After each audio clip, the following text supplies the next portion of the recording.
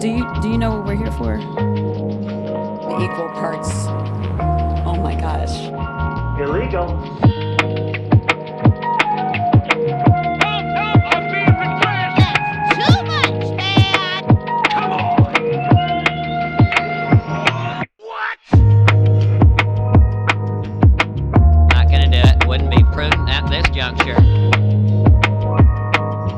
So bold strategy, Cotton. Let's see if it pays off for them. In the Ice Age, how much taxes did people pay?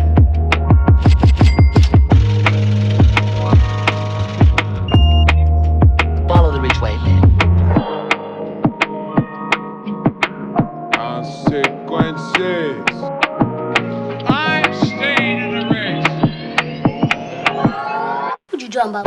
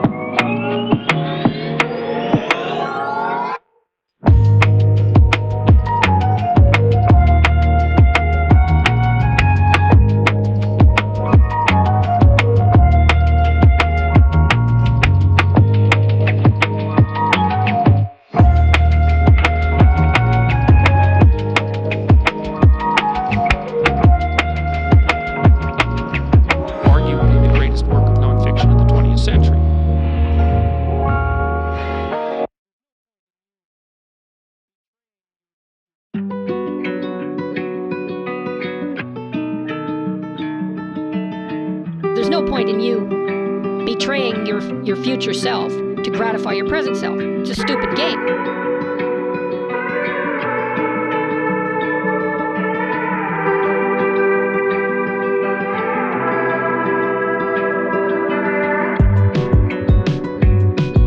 There's no point in you betraying your future self to gratify your present self. It's a stupid game.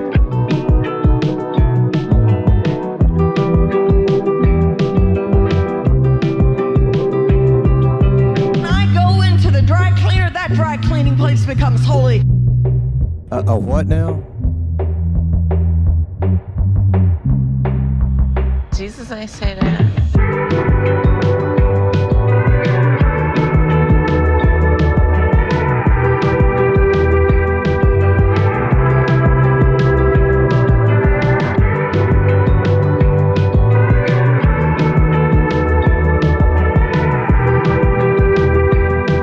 So I just want to address something. I was wrong. I cannot believe how people come for you already. I don't know if you know this. Phrasing.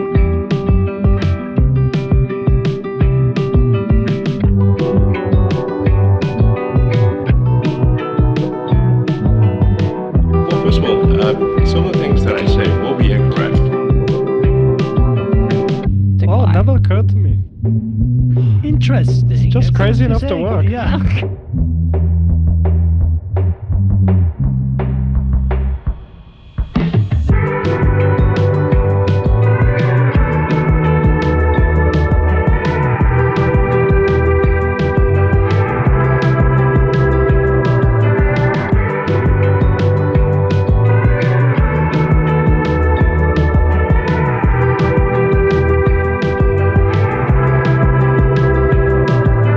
There's an old saying in Tennessee, I know it's in Texas, probably in Tennessee, that says, fool me once, shame on you.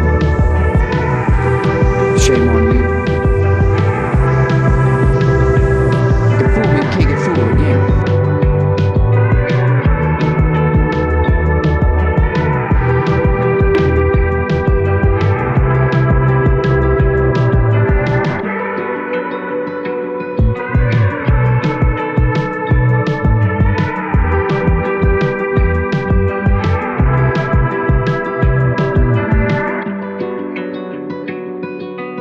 It's a great day for being sad.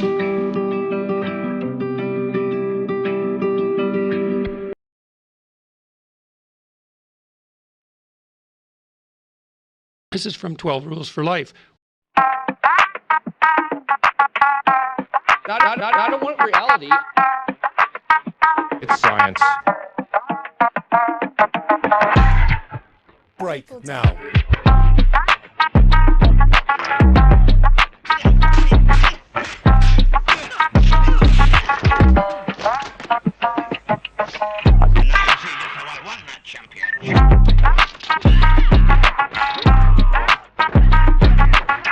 I see that you know your judo.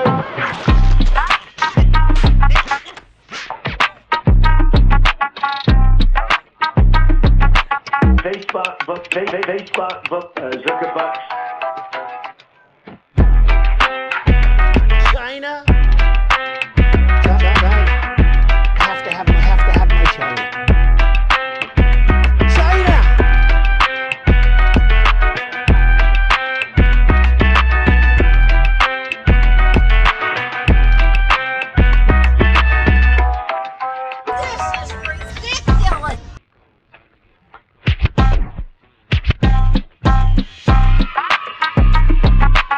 Donald Trump spent a lot of quality time with my wife. I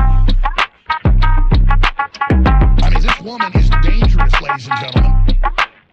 A fucking bitch.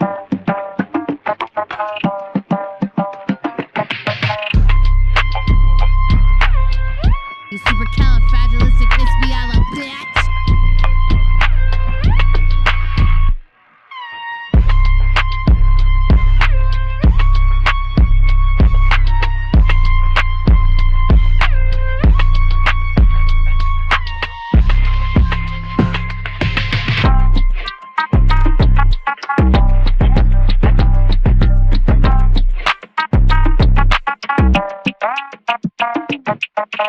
Cacao.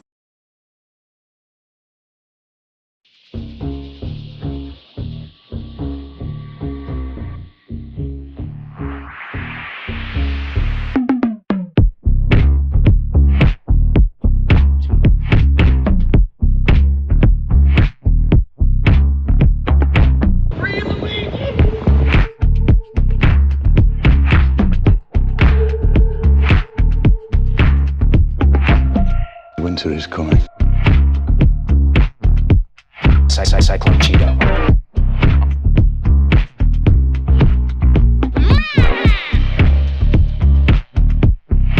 Give me a joke. Climate and everything are the same word. You should be ashamed of yourself for having that thought.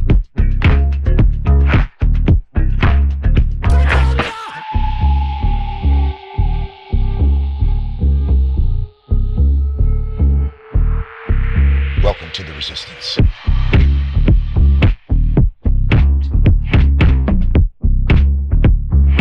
Awful, awful, awful. Weak.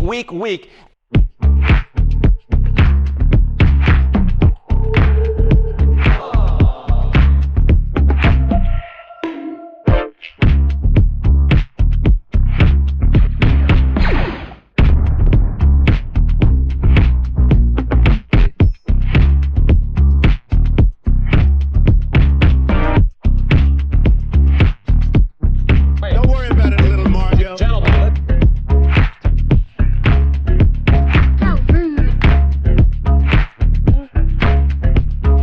I feel like I'm taking crazy pill. He looks good, and he looks hard.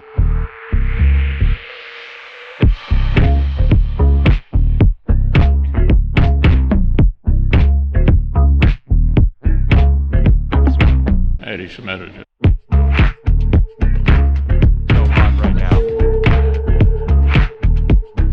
I got boxes full of Pepe.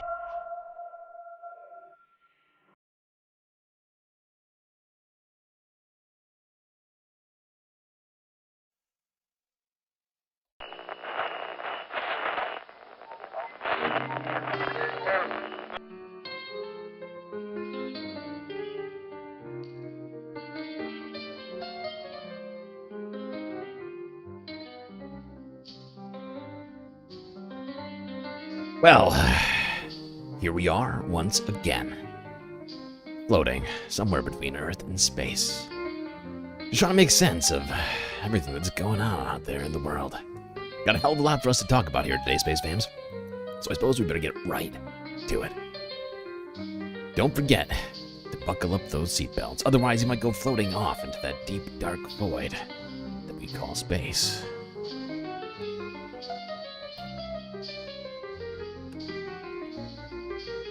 Great to see all of you Space Fams here today on this News on the Tuesday.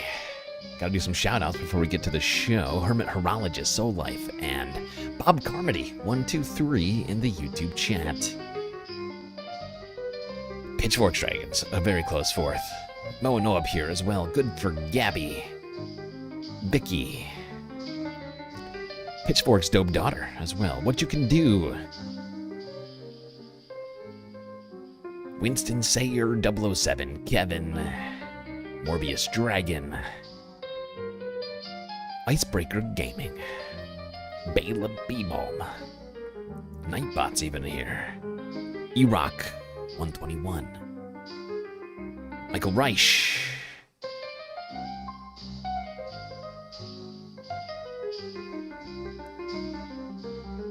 Play Something, Tamara Chance, I think I got Sarah Layla. I see you in there, Sarah. All right. I think that I got everybody. If I missed you, I'm very sorry. I'm not perfect. Anyways, like I said, we have a hell of a lot to talk about here today on this News on the Tuesday. Donald Trump's poll numbers dropping amidst the Epstein MAGA feud and his insanely unconstitutional immigration crackdown, amidst other things he's been up to. Trump administration still attempting to defund the Department of Education, as well as public media like NPR and PBS.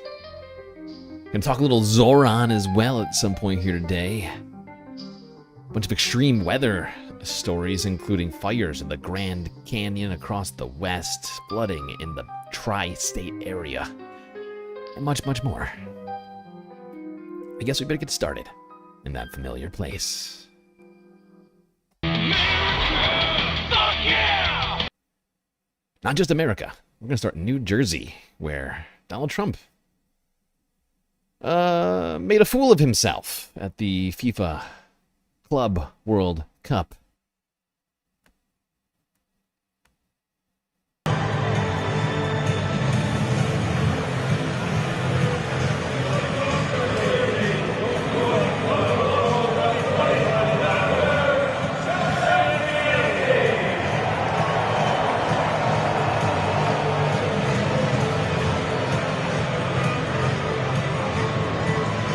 Hearing boos. Boo this man.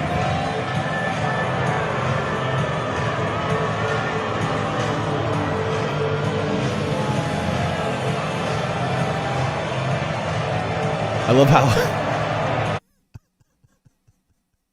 how Infantino is trying to get Donald Trump off the stage, and then Donald Trump, he pays him no attention. Looks this guy straight in the eye. Like, I'm supposed to be here, right? I was on the field. I helped win the game. I'm the fullback for Paris Saint-Germain. Great job, guys. Hey. Would you like to get out of here, please, Mr. Trump? Mr. Trump, please. Please, hi. Yes, I know you're having fun, but this is not your moment.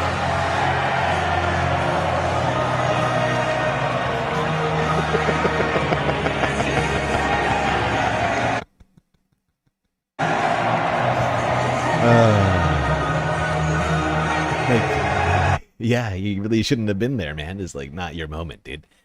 Super weird that you felt necessary. It's like Donald Trump had basically nothing to do with this. He just showed up at the game and was like, hey, I'm a part of this. I helped win. I helped you guys win with my greatness. I'm very, very good at the soccer. People tell me all the time, sir, why didn't you go pro? It's like, well, a lot of other stuff going on, like bone spurs and other things like that.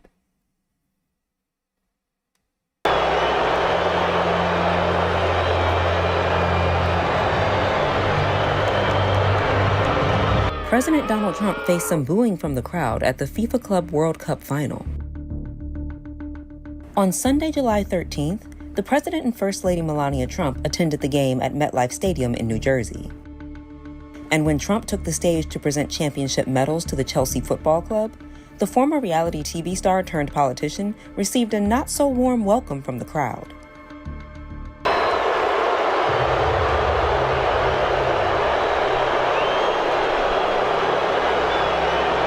Awful. Weak. The booing didn't seem to faze the president, who also remained on stage as Chelsea lifted their trophy in victory.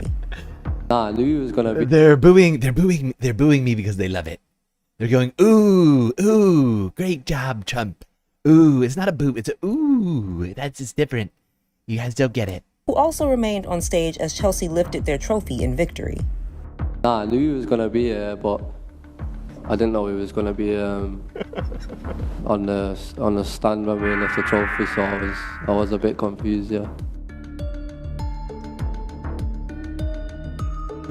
Wow, Donald Trump making a complete and total fool of himself on the world stage. The FIFA Club World Cup final match. He just loves a lot of big, strong men. I love being around big, strong, sweaty guys. Gives me feelings. I feel things when I'm around strong men.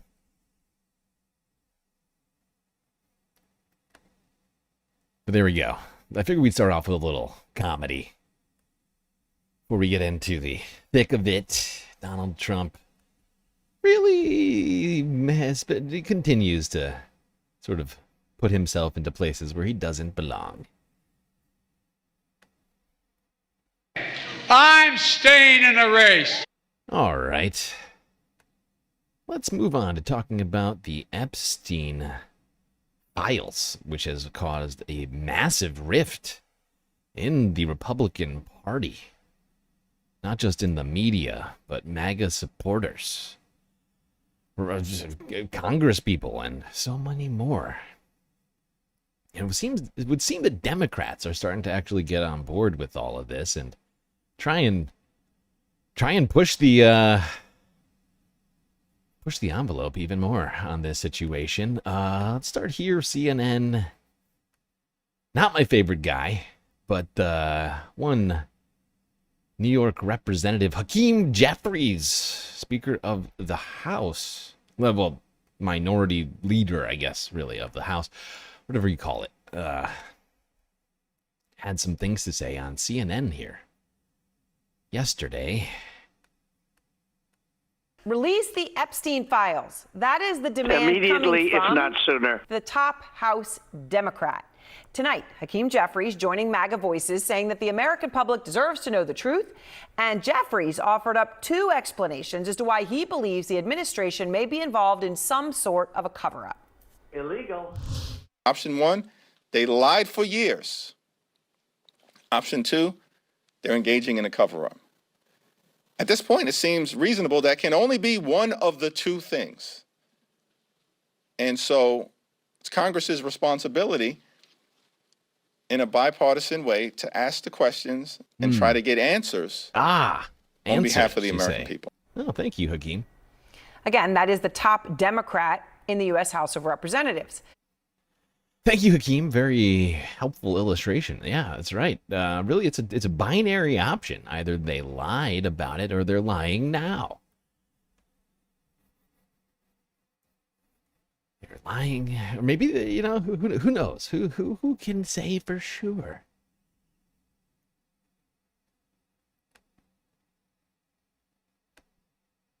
Now, let's go to the other side of the house. See what Marjorie Taylor Greene had to say to CNN reporter. Oh, God, what's this? I always forget this guy's name. Manu? Oh, God, I can't remember his name right now. My brain is broken. Anyways, Forbes Breaking News has got the clip for us. I just want to, yeah, get away with all these folks. Yes, that was a good idea. I just want to ask you, the president said over the week. Oh, okay. The president said over the weekend about the Epstein files. It's time to move on, not wasting time and energy over it. You've been pretty vocal about this. Do you agree with them? It's time to move on. You know, I think it's just a red line that it crosses for many people. Jeffrey Epstein is literally the most well-known convicted pedophile in modern-day history, being convicted years ago for procuring a child for prostitution, as well as other charges. And this is something that's been talked about by many people serving in the administration, myself, and many others on the right and the left, of there needing to be transparency of the rich and powerful elites that were in his circle while he was just one of the worst serial abusers of young women. And I really think people deserve transparency on that. And it's not wrong to continue to push for it and ask for it. And I'll say this, I mean, here we are at a time where we're going to see George Santos go to jail for 7 years, which I personally think is outrageous. I think that is a tremendously long amount of time for what he was convicted for. But yet we saw no one in Jeffrey Epstein's circle even be outed by name or be tried for any crimes. And Jeffrey Epstein himself only served 13 months, and part of it was at home on a work release program. That's just the type of corruption and power that most Americans are just fed up with. Do you think that, I mean, the Justice Department said that there was no client list and he was not murdered. Do you buy that? Well, no, I haven't reviewed this information, so Okay, there you go. Marjorie Taylor Greene, seemingly beside herself over the lack of transparency, the lack of accountability. Really, seemingly quite upset. As upset, seemingly, as she is red. I mean, wow. She must have spent a lot of time in the sun on July 4th weekend, because she is looking red as fuck. I mean, this woman is dangerous, ladies and gentlemen. Shocking. Marjorie calling for the release of the Epstein files and for accountability to happen. I gotta say, I agree with Marjorie. We should get on that accountability thing. It does sound important. I was told this was going to be the most transparent administration in the history of the world last time I checked. Let's go here to CNN for some more breakdown of this Epstein thing. By the way, like I said, that President Trump is like CNN must have gotten the memo that we got that this has actually created a massive rift in the. And I've been saying it since the beginning. I was like, dude, this is one of those issues. It's not for Republicans, Trump voters. Like, they cared a lot and still care a lot about this. They thought Donald Trump was going to bring them the files, and now they have nothing to show for it. And CNN, I think, has realized that. And it's time they've realized maybe we should insert ourselves into it. Maybe we should, can we get a wedge between Donald Trump and his voters over this? Sources tell CNN that President Trump is working the phones personally, trying to convince some of his most ardent MAGA supporters to pull back on their public attacks on Attorney General Pam Bondi over the Jeffrey Epstein case. This, as one of the president's fiercest supporters, conservative activist Laura Loomer told Politico, quote, there should be a special counsel appointed to do an independent investigation of the handling of the Epstein files so that people can feel like this issue is being investigated and perhaps take Epstein files so that people. Do you remember? It was not very long ago. It was less than a year ago that Republicans were literally fuming over the existence of a special counsel. Remember when Merrick Garland appointed a special counsel and they were like, oh, it's a Democrat coup in there. It's a partisan witch hunt, lawfare, special counsels. What even is that? Blah, blah, blah, blah. And now Laura's out here saying, No, maybe we should have a special counsel. I don't know. I'm very confused. Feel like this issue is being investigated and perhaps take it out of the Attorney General's hands, because I don't think that she has been transparent or done a good job handling the issue. With us now, CNN senior legal analyst Ellie Honig, who just so happens to be having a book about special counsels, a highly anticipated work coming out shortly. Ellie, a special counsel in this case, what would that special counsel investigate? What are even the legal issues surrounding the Epstein case at this point? Well, John, if there were a special counsel appointed, it would be unlike any other special counsel in our history, really for two reasons. First of all, if you look back at the history, going back to Watergate when it was called independent counsel, and through the ensuing 50 years, the law tells us that there's not supposed to be special counsel just because there's a messy situation or just because the Attorney General has done a bad job. It's supposed to be reserved for where there's a conflict of interest or other extraordinary circumstances. And historically, those conflicts of interest have always touched on the president himself or other powerful people around the president. Now, whether there is such a conflict of interest, presumably Pam Bondi might know, we wouldn't know. I mean, just going by what Ellie Honig is saying here, I mean, is there not a clear conflict of interest here? I mean, the president himself had a personal, long-lasting relationship with Jeffrey Epstein over the years. So it would seem there might, in fact, be one of those old nasty conflicts of interest at this moment. The other thing is special counsel, historically and under the law, is not supposed to be appointed just to tell a story, just to get to the bottom of something. It's supposed to be reserved for actual prosecutorial scenarios where there's some reason to think there should be criminal charges. The FBI last week, in its memo looking at the situation, said there's no basis to think anyone else should be charged. So look, this is Pam Bondi's decision, and it's going to be a tough one. What are the actual outstanding legal issues in this case? When people are criticizing Pam Bondi, what is it? Is it about actual legal things?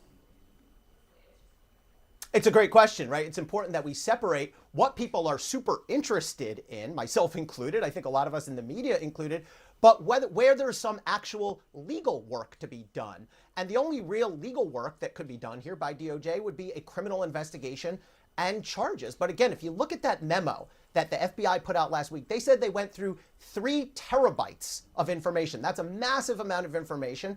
And the memo says, basically, there's no reason to continue down this road. There's no reason to think that anyone should be criminally charged. Now, do people credit that? Do people credit Pam Bondi? That gets into a more complex question. All right, this morning there is new criticism from the right on the Justice Department's handling of the Jeffrey Epstein case. Politico is now reporting that conservative activist Laura Loomer is calling for the appointment of a special counsel. You just told us to look into this. Why are you telling that again? With us now, Congressman Mike Lawler, a Republican from New York. Yes, I forgot. Yes, here we go. Okay, this is why I knew there was a reason why I was sticking with this. Yes. Mike Lawler, Republican from Long Island. Oh, Mike, I'm ready. I'm stoked. Get in there, Mike. Thanks so much for being with us. What do you think a special counsel would accomplish, and how do you feel about it? Hoo-hoo. By the way, I don't know if you know this, but Mike Lawler used to do brown face Michael Jackson impressions back in the day. So that's why, you know, the little feel about it. Look, as I've said, I'm not exactly one to subscribe to conspiracy theories. So from my vantage point, if somebody committed a crime, if somebody affiliated with Jeffrey Epstein committed a crime, they should be prosecuted. In the absence of that, frankly, this seems like a colossal waste of time and effort. Oh, it's a waste of time. And frankly, a lot of nonsense. There are a lot of issues facing this country right now. Right. A dead pedophile ain't one of them. And okay, Mike's here to tell us. Actually, could everybody please stop focusing on this, please? Please stop. Please, everybody stop talking about Jeffrey Epstein. For the love of God. Mike. Oh, Mike. Awful. Weak. Come on, Mike. You don't want transparency from the Trump administration? My God. Mike's going to lose a few voters over this one. Okay. Narwhal by nature coming in with a sweet, sweet super chat. Hassan seems to think Trump did this because Net and Yahoo made a phone call, as well as his own presence in the files. What do I think? I am more likely to think that it has to do with Donald Trump personally than Netanyahu. It's possible that Netanyahu called Donald Trump to be like, hey, this is bad for me, right? But I think one of the main sort of the impetus for Donald Trump to sort of try and quash all this is because he doesn't want to talk about all of the times that he and Jeffrey Epstein hung out back in the day and how involved him and his administration, his former administration, like Alex Acosta, Pam Bondi herself, they're all wrapped up in this situation. He just doesn't, he wants it to go away. I mean, sure, I'm sure that some people who are most likely in the files probably called Donald Trump up and have also sort of voiced their their desire for this to go away quietly. But it's the Streisand effect. It's the full-on Streisand effect. The more they try and make it go away, the more that it seems to just persist. Okay, move on from Mike Lawler. Mehdi Hassan's got the age-old receipts over on Zateo. Let's see what Mehdi's got for us here today.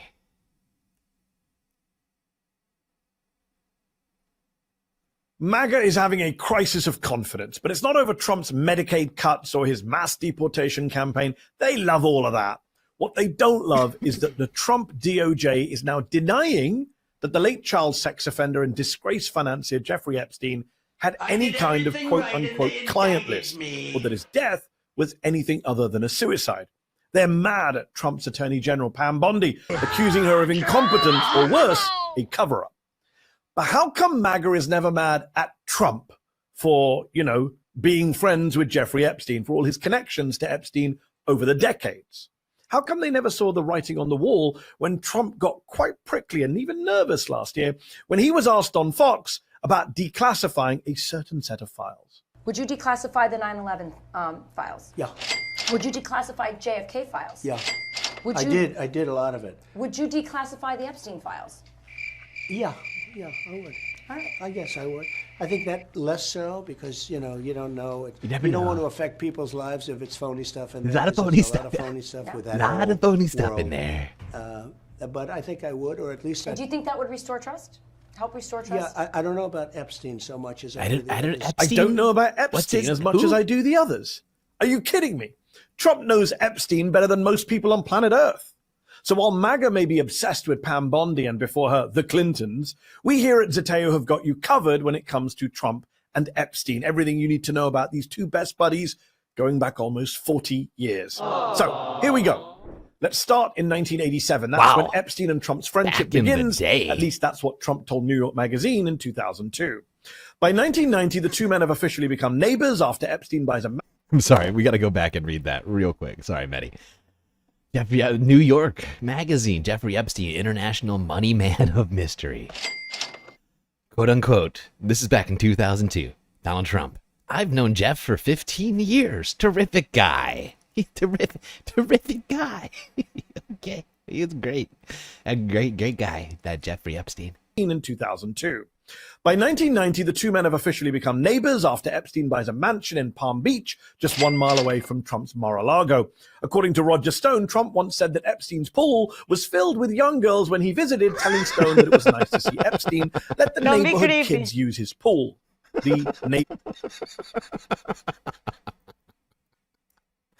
I actually had not heard this one. Somehow this one had eluded me. This one is fucking fascinating. Swimming pool was filled with beautiful young girls. How nice, I thought. He let the neighborhood kids use his pool. Illegal. Stone that it was nice to see Epstein let the neighborhood kids use his pool. The neighborhood kids. In 1992, Epstein and Trump are filmed partying together at Trump's Mar-a-Lago club with cheerleaders for the Buffalo Bills and chatting about the women around them. That same year, Trump hosted an even more exclusive party at Mar-a-Lago for a, quote, calendar girl competition with just him, Epstein, and almost 30 women. Between 1993 and 1997, Trump flies on Jeffrey Epstein's private jet at least 7 times. 7 times, according to flight logs released by Trump's own AG, Pam Bondi, earlier this year. Now we come to the year 2000, a big year for the dynamic duo. Trump, you know, that particular fact, right? Like, I think we have to put that in context, right? Like, Donald Trump went on the Lolita Express on multiple occasions. He already, like, he owned his own private plane, right? Like, he could have taken his private plane to the island. Instead, the party is on the Lolita. It's the best plane. Better just get on there. A lot of young ladies hanging out on the Lolita Express for some reason. This year. Probably the neighborhood kids. Now we come to the year 2000, a big year for the dynamic duo. Trump and Epstein are pictured together at Mar-a-Lago along with Melania, prior to her becoming Trump's third wife, and Ghislaine Maxwell, Epstein's sidekick, who would later be convicted for child sex trafficking. 2000 was also the year that one of Epstein's most prominent victims, the late Virginia Giuffre, was allegedly recruited into Epstein and Maxwell's sex ring while she was working as a locker room attendant at, wait for it, Mar-a-Lago. That same year, reporter Michael Corcoran of Maximum Golf magazine documents Trump greeting Epstein, Maxwell, and a young woman accompanying them as they board onto Trump's private jet, along with Trump's family, for a trip to Mar-a-Lago. Trump supporters like to claim that their man had no idea about Epstein's pedophilia. And yet in 2002, in that interview with New York Magazine, Trump describes Epstein as a lot of fun and liking beautiful women almost as much as he did, specifically those, Trump says, on the, quote, younger side. Don't be creepy. Come 2004, though, Trump and Epstein have a major falling out after going to war over the purchase of a Palm Beach property. Trump ultimately won that battle, selling it off a few years later. Now, in 2008, Epstein is finally convicted for soliciting minors for prostitution, making him an official sex offender. Only he's granted a non-prosecution agreement signed off on by the U.S. Attorney for Southern Florida, Alex Acosta, who Trump would later hire as his labor secretary. This allowed Epstein to plead guilty to only state, not federal charges, and avoid a possible life sentence. In 2015, Gawker publishes Epstein's infamous Black Book, which Epstein reportedly used to keep track of all his friends and associates. Not only is Donald Trump listed in it, but so is his former wife, Ivana, his current wife, Melania, and his daughter, Ivanka. It's a family affair. Oh my God. Look at all these fucking There's an entire Trump section in this thing. It's wild. But so is his former wife, Ivana, his current wife, Melania, and his daughter, Ivanka. 2019, Epstein is... Ivanka, very beautiful young woman. If she wasn't my daughter, I might date her. Very, very hot, that daughter of mine. Arrested by the FBI on sex trafficking charges. He's accused of sexually abusing dozens of underage girls. Illegal. A month later, after being denied bail, Epstein is found dead in his jail cell after dying by suicide. Epstein's death then kickstarts a wave of conspiracy theories, many of which Trump either fuels or refuses to deny. Do you really think the Clintons are involved in Jeffrey Epstein's death? I have no idea. I know he was on his plane 27 times, and he said he was on the plane 4 times. But when they checked the plane log, Bill Clinton, who is a very good friend of Epstein, he was on the plane about 27 or 28 times. Considering how many times Donald Trump and Bill Clinton appeared to be on that plane, I'll bet that they were actually on that plane together at one point. Probably why Donald Trump knows so much about it. He's a very good friend of Epstein. He was on the plane about 27 or 28 times. So why did he say 4 times? Now, of course, Trump supporters would say I'm being a bit too hard on him, that he was just asking questions. Well, in that case, I have a question. If someone did manage to kill Epstein while he was in a federal prison, wouldn't it have been more likely to be someone with a bit more power than a former president, like Bill Clinton? Maybe someone like the guy who was actually president in 2019 when Epstein died. I don't want reality. I'm just asking questions. 2020, Trump sends well wishes to Epstein's co-conspirator, Ghislaine Maxwell, after a reporter asked him about her being on trial. According to journalist and Trump biographer Michael Wolff, Trump considered pardoning Maxwell because he worried about what she might say at her trial. 4 years later, in Indeed, 2024, Betty. just days before the election, Michael Wolff releases a series of audio recordings from interviews he did with Epstein in 2017. Listen to what Epstein says about his friendship with Trump. So how do you know this? That was closest friend. Not only was he apparently his closest friend, but here's the big one. In June 2025, in the midst of their bitter feud, billionaire and former Trump ally and donor Elon Musk tweets, "Time to drop the really big bomb. Donald Trump is in the Epstein files."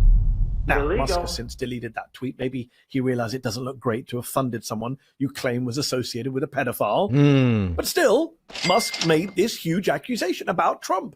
And then Yeah, Betty, he's got all of the receipts, truly. Just digging deep and getting us all the information we need for the situation.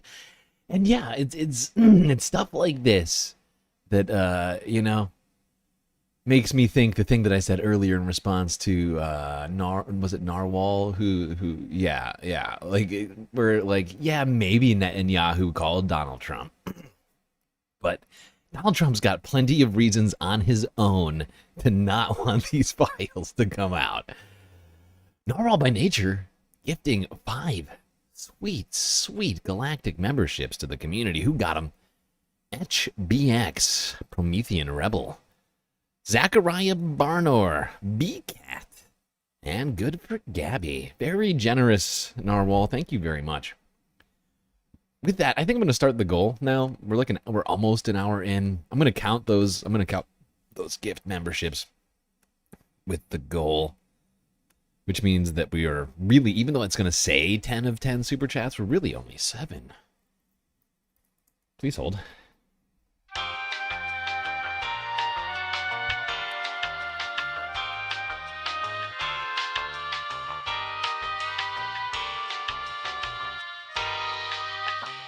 Do that. No, yes, there we go. Beautiful. Goal started. Really, it's only 7 of 10. Not 10, not 0. I mean, we're 3 of 10 rather than 0 of 10. Everybody remember that. Write that down. Write that down. Okay. Now, a real situation has happened here the last 36 hours or so. Elmo, that's right, beloved Elmo of Sesame Street, took to Twitter to say a bunch of stuff about the Epstein files. Okay, it wasn't really Elmo. It was Elmo's account got hacked by a bunch of neo-Nazis, and one would assume are Trump supporters. And they had this to say. Hackers. Oh, hackers.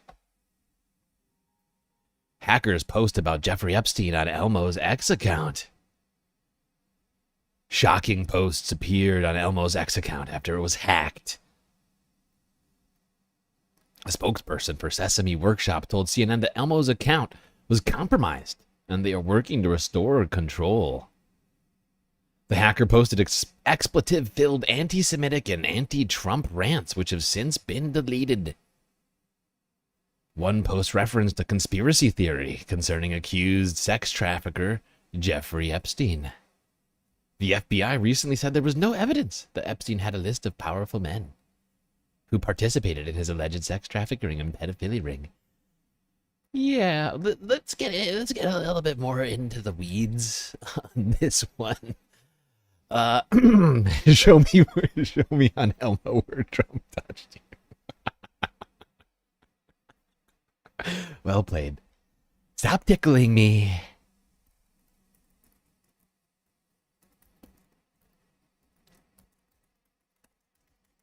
I should prepare these tweets beforehand. I gotta remember to do this more. The problem is I intentionally do not use X. Now, a little trigger warning here. There's some very, very problematic language which Elmo used, including some very anti-Semitic things. Right, sorry, anti-Semitic, anti, whatever you call them things. But here we go.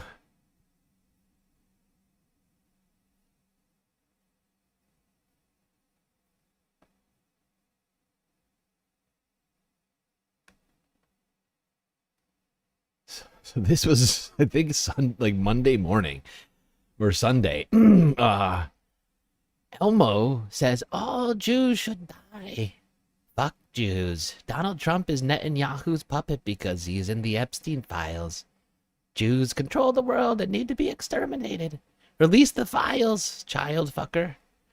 Okay, Elmo, you need to take a time out, okay, pal?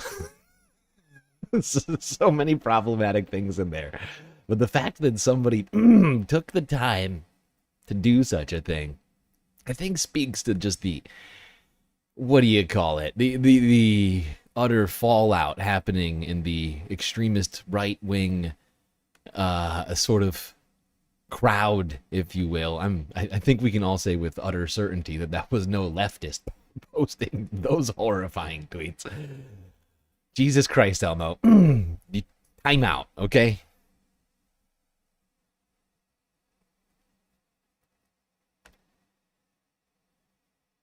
Now, some in the right-wing space have been struggling to find a narrative that they can stick with on this. R.M. Brown on the story.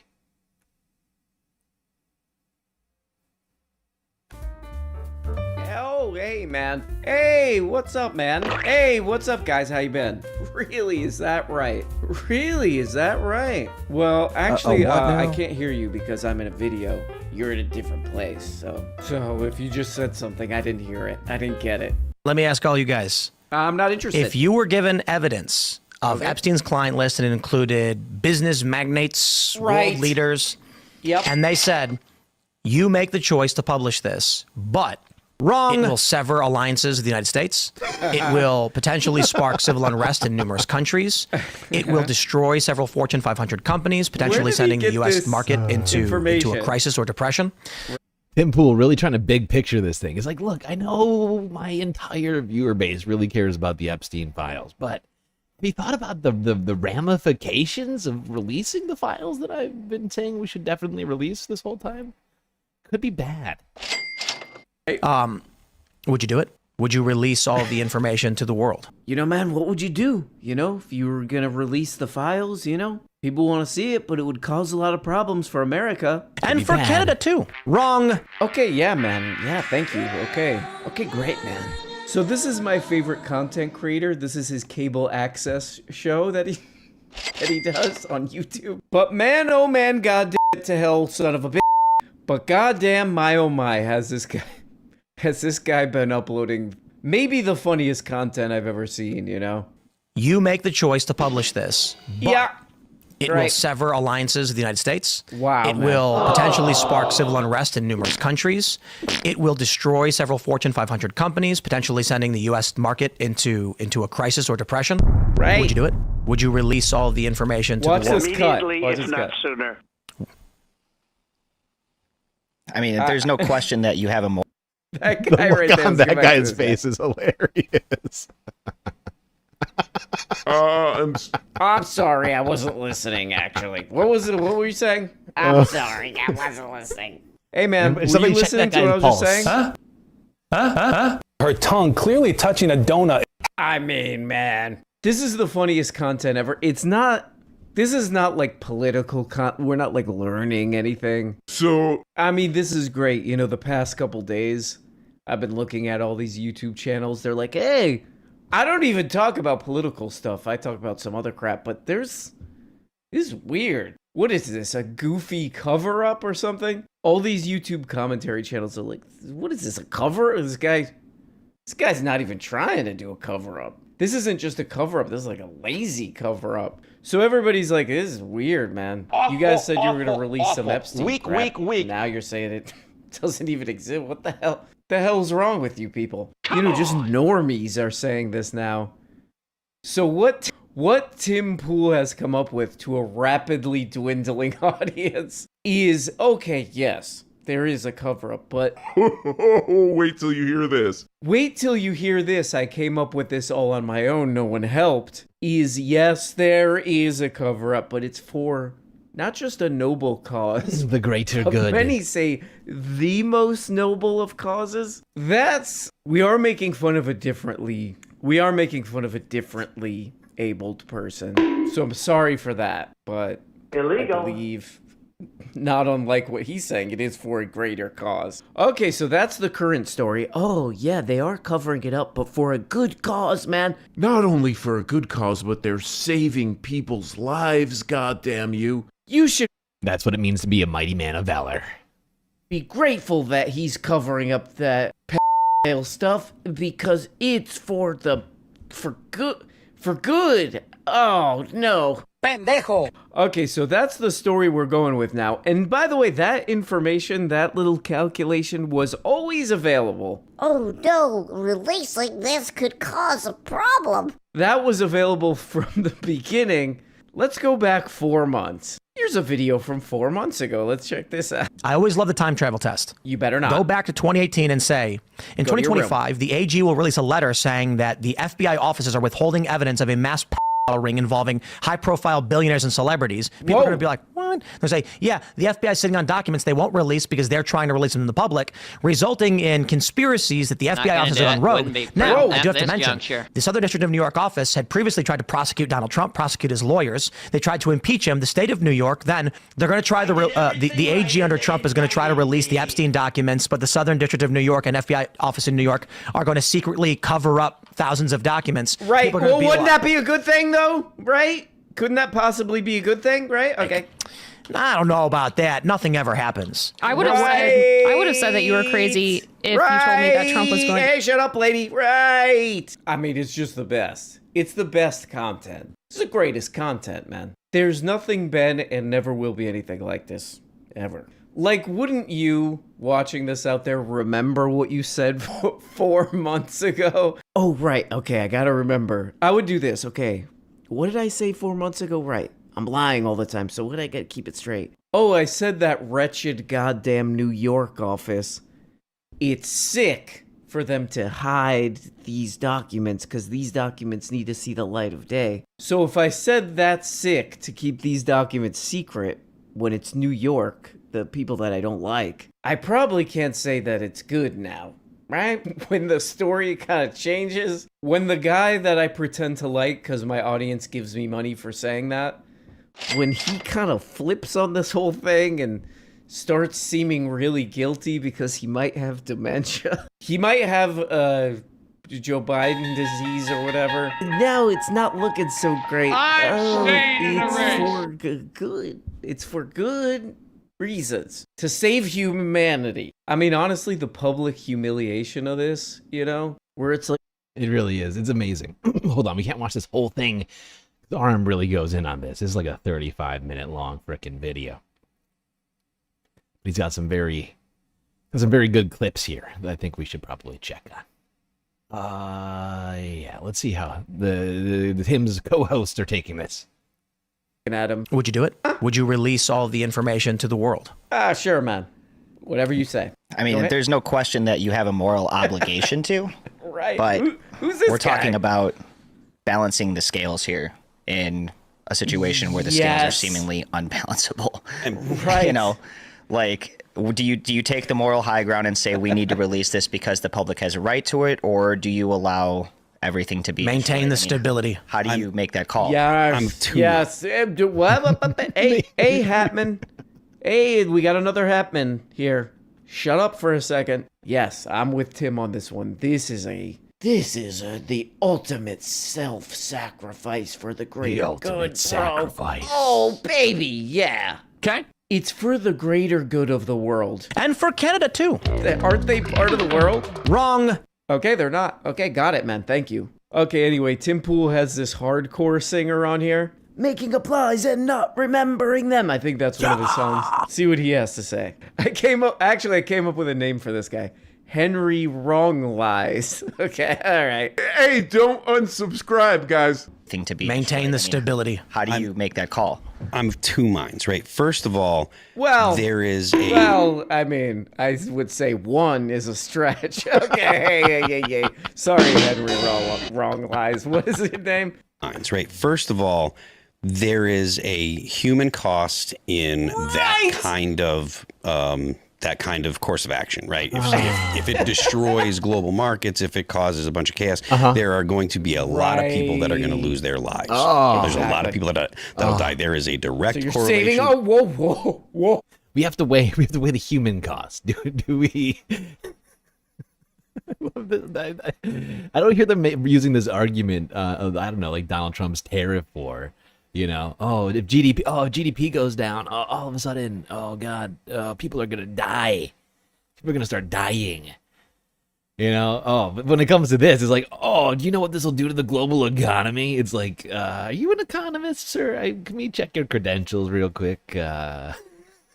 I'm fairly certain this would have less effect on the world economy than the trade war. But whatever. Oh boy. People are going to die, okay? People are going to die if we tell people about all this stuff that we've been talking about for years.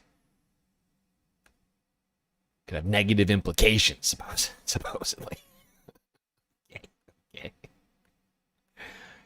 Okay. Blackmail rings are actually net positive. Oh, okay. Why do you think that? Oh, because is that toilet. Oh, wait. I'm not done. Also because that. Okay, so just so you've got somebody, I wouldn't. You would. No, I think we It's fine. We sent Trump in there. He's surrounded by good guys. Okay. People, you know, when Kash Patel was when he was appointed, there was weeks where everybody was trying to cover up things. They were just tearing their hair out. Kash Patel can't go in there. It's just the end of the world. It's weird. So we sent him in. We sent Bongino in. These are people who, look, I know people are cynical about this, but this is representative government. You and I can't. Hey, man, calm down. You chose to take this position. This is democracy, folks. Okay, you voted to have the Epstein files released, and now that they're not being released, that's actually what you voted for. As it turns out, that's what you voted for. You don't know, you didn't know that, but that's actually what you voted for. Sorry. Weird, very weird. For a sweet lick of that shiny brass ring. Don't I get a lick? Doesn't Gil get a lick? When is it gonna be old? Whatever this guy's name is, Chance. Hey, come on. Okay, let's really round this one up, man. Let's really hammer this one home. Here we go. This is what we've got. Look, I think it's an addiction. Okay, yeah, it's great. This is what we got. Look. Also, if you're saying look that much, something's probably wrong. Look, look. Look. Hey, look, I'm not in trouble. Look. And it's a moral sickness. And yes, you know, there are similarities. For those who are not familiar with the Watchmen comic. Okay. Oh, man. Yeah. Oh, hell yeah, man. We're going into, for the 1,000th time, the Marvels and the Watchmen. You know what? Yes, Watchmen. You need to watch your previous videos, man, so you can get the story straight here. Yeah? Instead of now telling the exact opposite story. Oh, we need to drain the swamp, and by drain it, I mean totally protect it, because if we don't, then everything will go real bad, man, anyway, the Marvels, man. I seen it.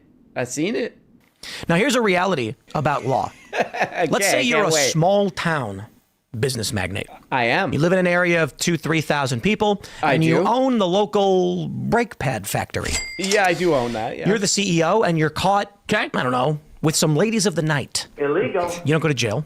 Shut you don't get up, charged. man. Never happens. what now? Yeah. Because the cops will see you, and they'll go, oh no, The mayor, their boss, will say, do you have any idea what will happen to this town if you arrest this man for the crimes he committed? It's a victimless crime.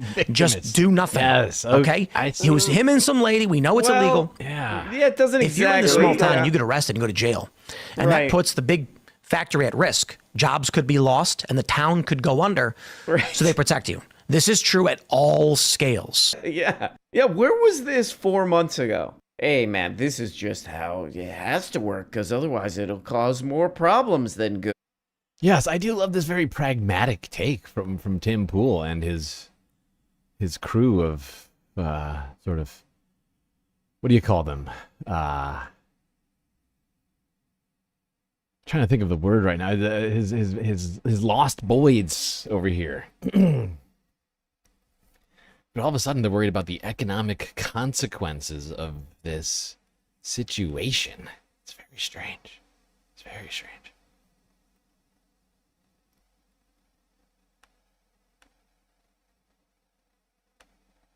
Oh, God. What have I done? Oh, no. I just put it on text. Don't do that. Don't do this. No, I can't even move. Oh, thank God. Found a way to get out of it. Oh, my God.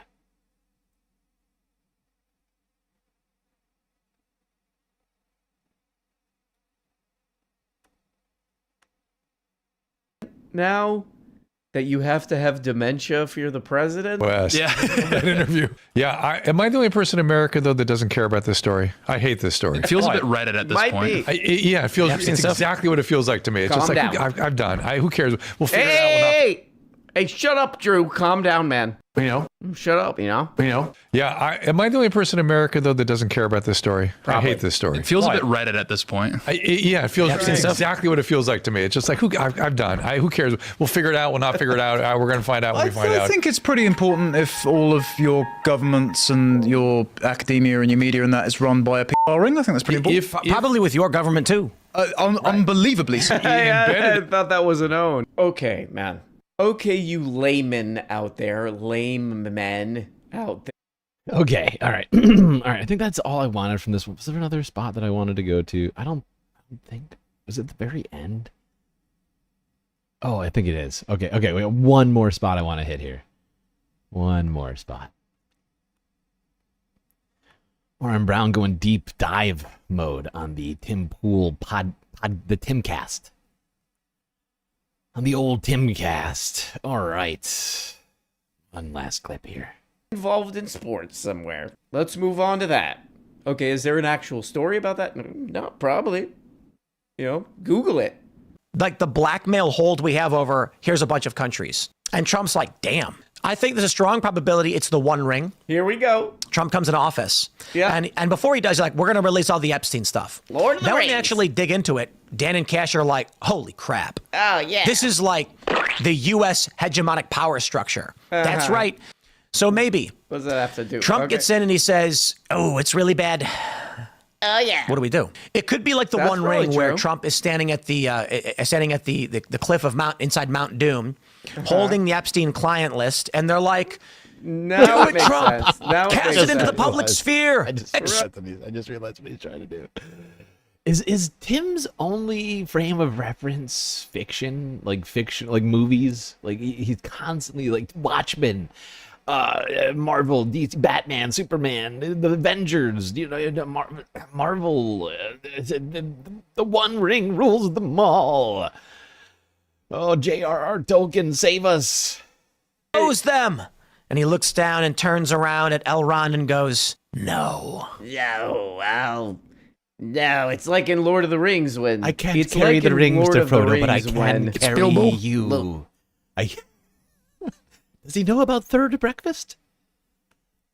Back at that guy and he said, oh, I got all don't think he wrapped does. up in this global, probably Mossad or whatever, pedophile blackmail ring. Remember that in Lord of the Rings when he says, what's the guy's name? It's Bilbo. You remember when he said, yeah, it's like, this guy needs to take a movie break. Or maybe let's venture slightly off, Arguably the greatest work of nonfiction of the 20th on century. the Amazon Prime videos. Oh, Watchmen, Lord of the Rings. Now watch something else, stupid. No. Ow. Even Frodo couldn't resist. Wrong. That's at least in the movies. I didn't read the books. It's in the movies, finally at the end, Frodo standing there refuses to cast in the ring. Okay, and it's so only he's an because elf Gollum tries stealing it from them. They both fall. And then Samwise saves them. And then the birds come in. The funny thing is people are always like, how come the birds didn't just fly them there in the first place? And then it's like... Okay. Getting a little lost here. Now...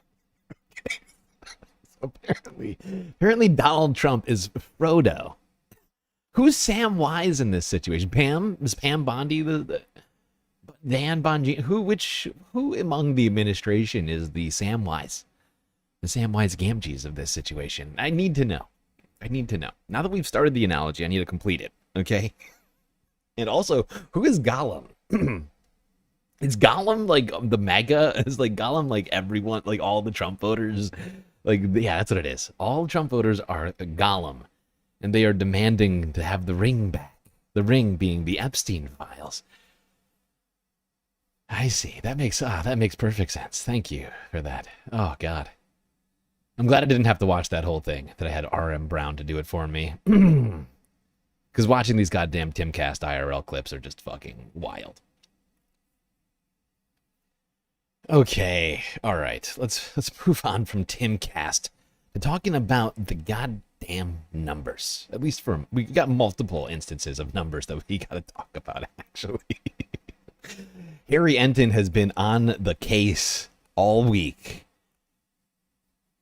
He's got the numbers for us. CNN from yesterday. President Trump offering his full support to his Attorney General Pam Bondi, inviting her to attend a soccer match in New Jersey today. All of this amid a MAGA world revolt over Bondi's handling of the so-called Jeffrey Epstein files. A Justice Department memo concluding there is no evidence of a client list for the disgraced financier and convicted sex offender. CNN Chief Data Analyst Harry Enton is here to run the numbers. Harry, good to see you. I am wondering, how much interest is there in the so-called Epstein files? Yes, tell us, Harry. Well, if my buddy Vin from Jersey is any sign, there's a lot of interest. He won't shut up about it, but he's not the only one who won't keep quiet about it. What are we talking about here? Why don't we take a look at Google searches for Jeffrey Epstein? Take a look at this. Today versus a week ago. Up like a rocket, up 1,900%. My goodness gracious.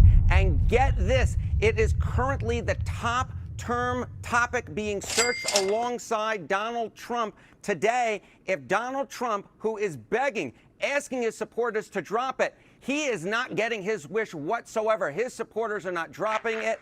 Interest in this story is at basically an all-time high. And of course, this is such an interesting story because it is one that unites different parts of the far right. It's one of the few stories that actually brings together folks like Steve Bannon and Elon Musk. They all are wondering what the heck is going on here. And at this particular point, Donald Trump has not figured out a way to solve this problem and quell the problem on the right side of his base. Thank you, Harry. Wow. The top topic searched along with Donald Trump's name is Epstein. Trumpstein. Wow. 1,900% increase over a week ago. That's a lot. That's a lot. That's too much, man! That is a lot. Thank you, Harry. Oh my gosh, that's a lot. All right. Now, like I was saying before, Democrats seem to have picked up on just how toxic this situation is for Donald Trump. Watching him try to pull oh my God, my brain just broke. Oh my God.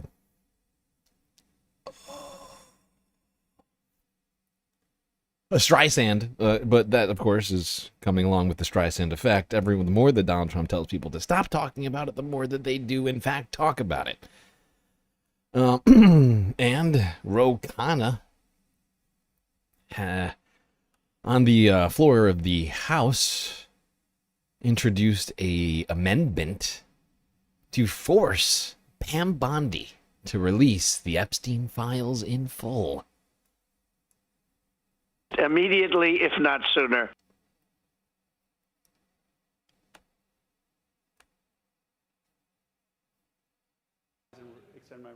Without objection, the gentleman is recognized for 1 minute. Mr. Speaker, I introduced today an amendment demanding the full release of the Epstein files. The Speaker's Rules Committee should demand a vote tomorrow of every member of Congress. Yes, we should release it, or no, we should not. This is a question of whose side are you on? Are you on the side of protecting the rich and the powerful who've put their thumb on the scales of government to suck out millions of dollars while working class Americans suffer? Or are you on the side of the people? The Attorney General said on her desk was the Epstein file. And now she's saying, no, no, no, nothing to see, don't release it. This is a question of trust. We need to release the Epstein files so we can restore government of the people, by the people, and for the people. And every member of Congress tomorrow should be forced to vote on this amendment. Well, there we go. O'Connor attempting to force this issue in the House, calling for a vote on members of Congress to call for Pam Bondi to release those nasty, nasty Epstein files in full. Did that amendment pass? I wonder. I wonder if Republicans actually care about this, and if they too want the Epstein files released. Let's find out. Breaking news, the Republican-controlled House Rules Committee has just voted to block the release of the Epstein files. Joining us now, the member of Congress who forced that vote, Democratic Congressman Ro Khanna of California. Congressman Khanna, give us the latest situation with the House Rules Committee. Well, it's very disappointing. I had a very simple amendment that the full Epstein files should be released. It went for a vote to the House Rules Committee.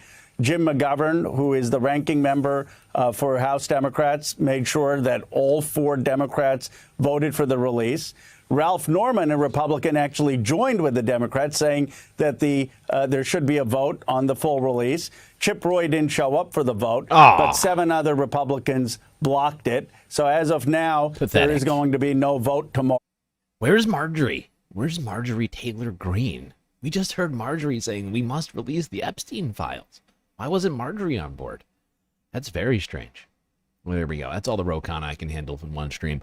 But there we go. Ro Khanna attempting to get those Epstein files released. It seems like Democrats want the Epstein files released more than Republicans right now. At least Republican representatives seem to be just sort of falling in line with Donald Trump, while their voters seem to be rebelling against their desires to forget all about those inconvenient Epstein files. Now, let's talk about how important things like the Epstein files have been to Donald Trump. Back to Harry Enton. He's got more numbers for us. Come on, Harry. Get us those sweet, sweet numbers. For years, President Donald Trump has drawn huge support from conspiracy theory believers, including QAnon, that group, of course, pushing fabricated claims that global elites run child sex rings, among other things like Hollywood elites drink the blood of stolen children. Now, just days after the Trump administration released a memo saying Jeffrey Epstein did, in fact, take his own life, and there is no so-called client list of powerful people tied to sex trafficking, many of those same followers just refusing to believe that. They are feeling... Not gonna do it. Wouldn't be prudent at this juncture. Not gonna do it. Where's Harry? Okay, here we go. Hey. Betrayed, and that is causing a big war in the MAGA base. CNN chief data analyst Harry Enton is here. How much of Trump's 2020 support depended on conspiracy theory believing folk who came to his aid? They were definitely on his side. That was for sure. Yeah, Trump swam in the conspiracy theorist waters for years, and now finally the sharks in those waters are coming to try and get him. What are we talking about here? Well, let's talk about 2024, Harris versus Trump margin, right? QAnon believers. Look at this margin that Donald Trump built up among QAnon believers. He won them by 61 points, or was at least leading amongst them by 61 points back during the 2024 campaign. Look at those who reject or doubt QAnon. Harris was actually leading amongst them by 16 points during. I think we all know this sort of, what do you call it, intrinsically, sort of intuitively, that Donald Trump was heavily supported by people who also wanted there to be, justice around Epstein. And, we're generally, I mean, the QAnon is an entire, it's like entirely based upon all the Epstein stuff. Like, I feel like half of QAnon posts on 4chan are about Epstein, or at least had been for many years. Yeah, not shocking to me at all. Thank you, Harry. 2024 campaign. Donald Trump would not have won the presidency in 2024 if it were not for the backing of QAnon believers. That is a bottom line. That is a true statement. That is in the polling data. I'm curious what you saw in the primary and how they played a role in that as well. Yeah, okay. So, we talk about QAnon, but it's not just QAnon, a conspiracy theory in which Donald Trump has swum in those waters. How about the fact that Joe Biden didn't win the 2020 election legitimately? I mean, that is a conspiracy theory that Donald Trump has pushed for years. And of course, Joe Biden won that election legitimately. Choice for the 2024 GOP nominee. If Trump, okay, by belief that Biden's 2020 win was legit. Look at this. Donald Trump was only winning 16% of those voters, those Republican primary voters, who thought that Biden's win was legit. How about wasn't legit? This is why Donald Trump won the 2024 primary. It was because he won the great lion's share of those Republican primary voters who believed that Joe Biden did not win the 2024 election legitimately. So it wasn't just in the general election where Donald Trump benefited from conspiracy believers. It was the foundation of his campaign, the reason he was able to rise up from the dead back after 2020 and 2021 and be able to overcome January 6th. It was because he was able to convince his supporters within the Republican primary and within the Republican Party that Joe Biden's win back in 2020 was not legitimate. All right, so let's go all the way back to 2016. What role did conspiracy theorists play there in his primary base? Yeah, I mean, look, what was one of the big foundational beliefs of how Donald Trump rose up within the Republican ranks? It was pushing the conspiracy theory that Barack Obama was not born in the United States of America. So choice for 2016 GOP nominee by belief that Obama was born in the U.S. Look, Donald Trump back in September of 2015 was only pulling 27% of that vote. But look at this. If you believe that Barack Obama was foreign-born, he was getting 51% of that vote. So the bottom line is, Donald Trump, from the very beginning, has been pushing conspiracy theories over and over and over again, and he has benefited from them historically, and now finally it's coming back to actually bite him. Awful, awful, awful. Weak. Yeah, Harry is right. I mean, Donald Trump's entire legacy and, presidential, campaigns have relied heavily on the conspiracy theory-minded right-wingers. And now he is completely disappointing all of his biggest supporters. Where we go one, we go one. Maybe not everyone's going to come along on the trip. That's what it seems like to me. Oh, shit. Oh, fuck. Sorry, everybody. Hold on. Oh, my God. All right. I just got a notification that my internet's going to get shut off if I don't pay it. I got to figure out if I'm fucking hell. Okay, please hold. Fuck.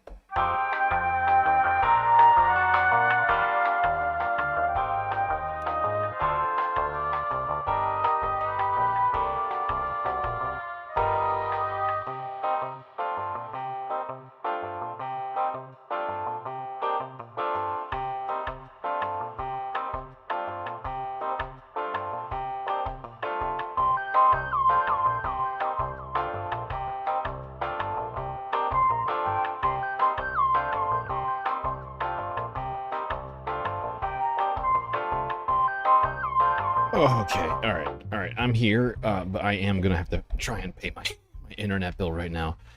Thankfully, it looks like I have just enough money right now to pay current outstanding balance on my fucking internet. Jesus Christ. They're about to shut it off in like 15 minutes. Jesus Christ. We really let it go to the wire here. Oh, times is tough. Space fams, times is tough. I'm about to be completely broke. That's good. That's good, and that's also great. That's good and great. Oh, what? Oh, there we go. Okay, I got my card here. Okay.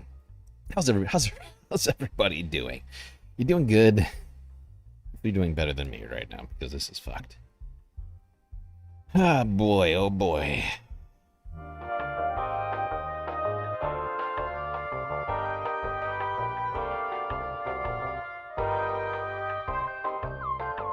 Expiration date.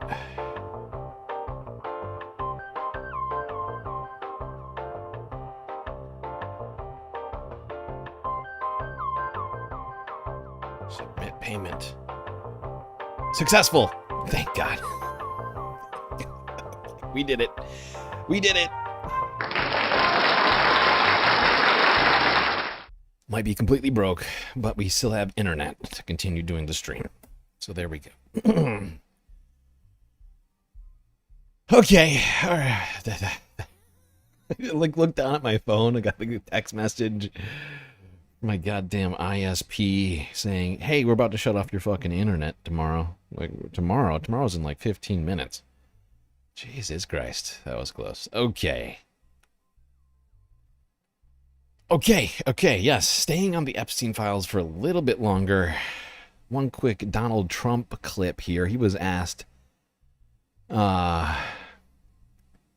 uncomfortable question about his sort of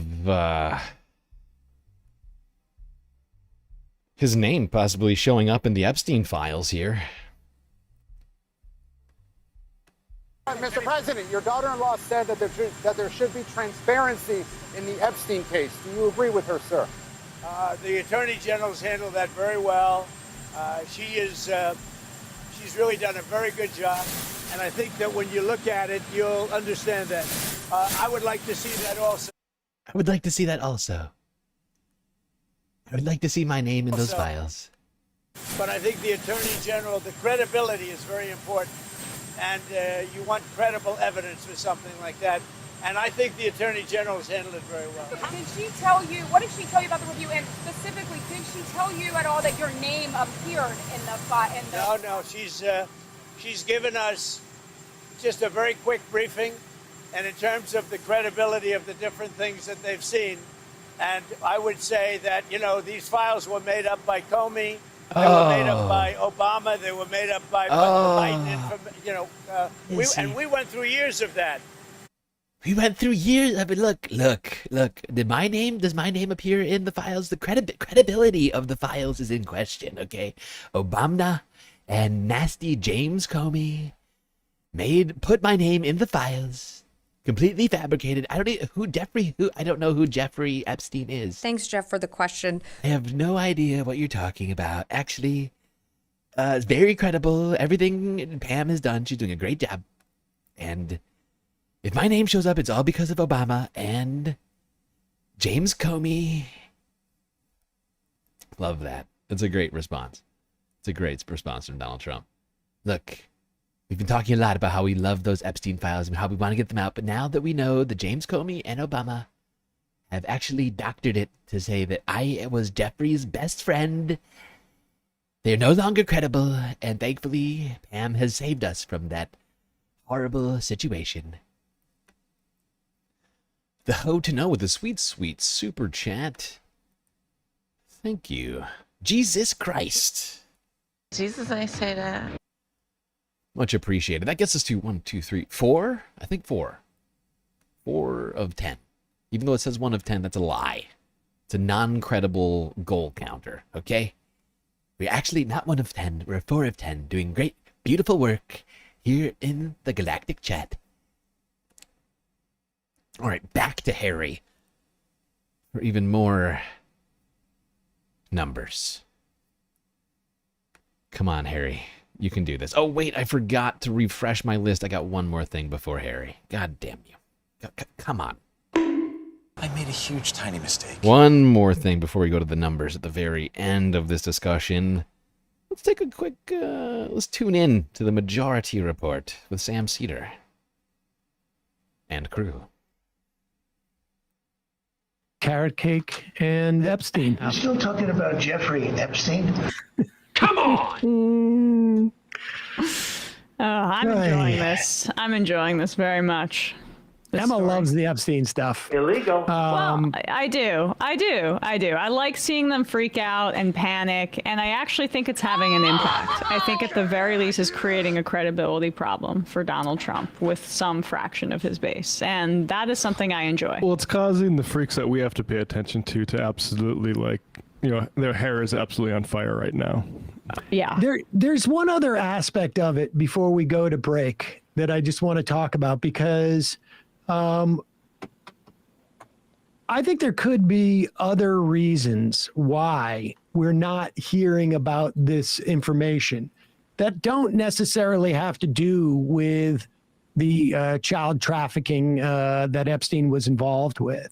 Pop up this link. This is from the Democratic, from Ron Wyden, on the Democratic leader of the Senate Finance Committee. And Wyden is looking for the Epstein files, but more on the basis of the finances. Right. And Scott Bessant is the one who is actually inhibiting this stuff. They're curious as to why Conrad Black, who was apparently associated with, I think, the Mossad, was it, right? Why Conrad Black was giving Epstein $170 million for tax advice, which, you know, this is well after Epstein was seems like a high price for convicted, and it's not like there's any it seems like a very high price for tax advice. I mean, I've had my taxes prepared by people before, and 170 million does seem high. Indication that Epstein was some type of genius when it came to tax advice. I mean, there's a lot of people out there, if you're a billionaire, that you can get tax advice in.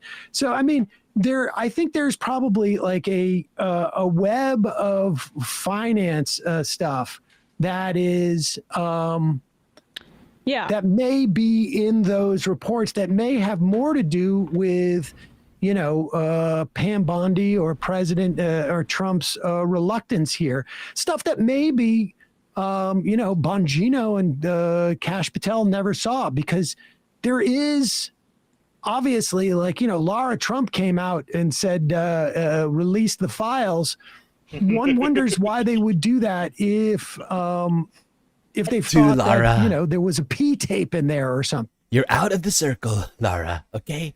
You and Eric are banished from Mar-a-Lago now.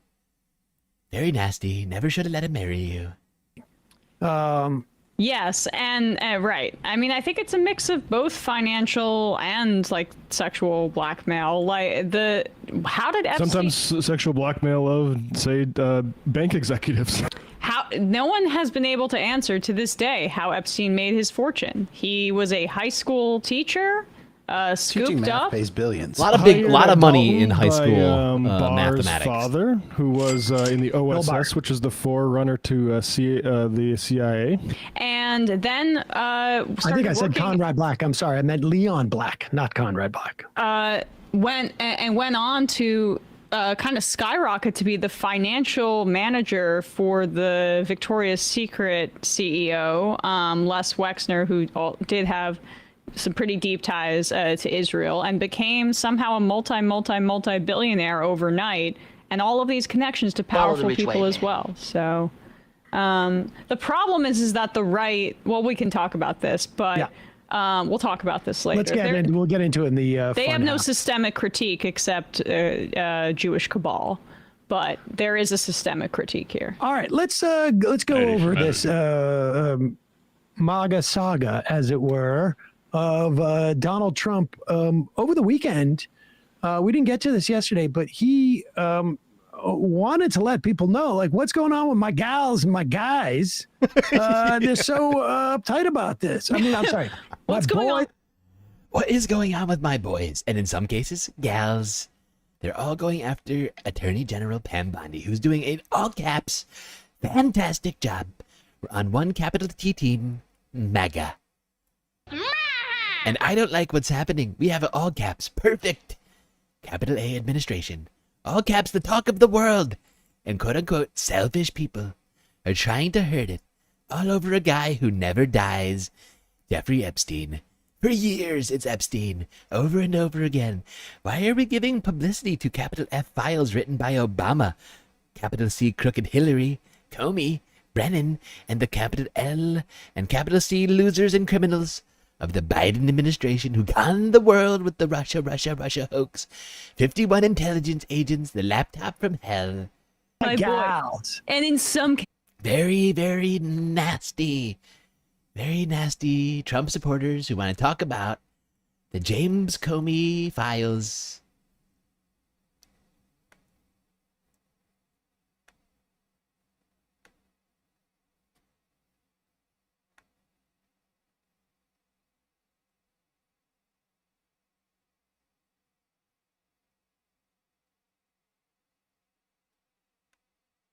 That they didn't.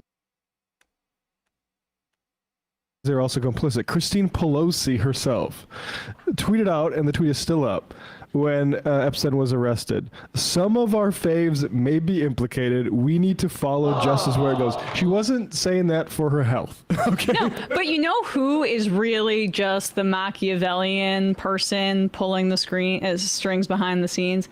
I mean, that Hillary Clinton, she got back at her husband Bill, who cheated on her with Monica Lewinsky in the most just like long game way by writing the Epstein files so that he would be directly implicated in the pedophile. 10 years later. Ring. Did she write the part where her daughter had Ghislaine Maxwell at her wedding? I mean, but that's how you plant the seeds because she was playing the long game.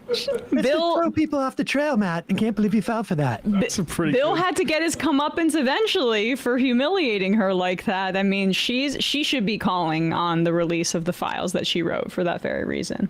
Feels like maybe you fell into that trap, Matt.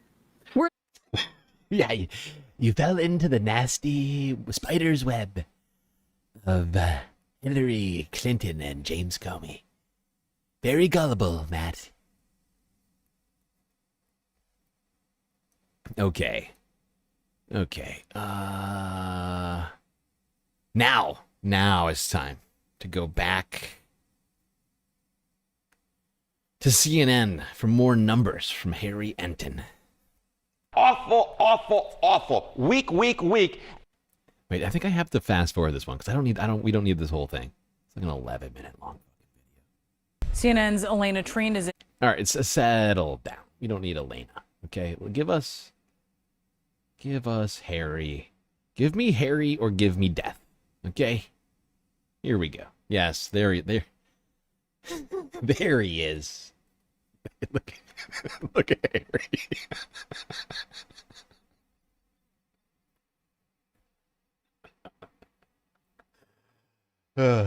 That's Harry's version of Blue Steel right there.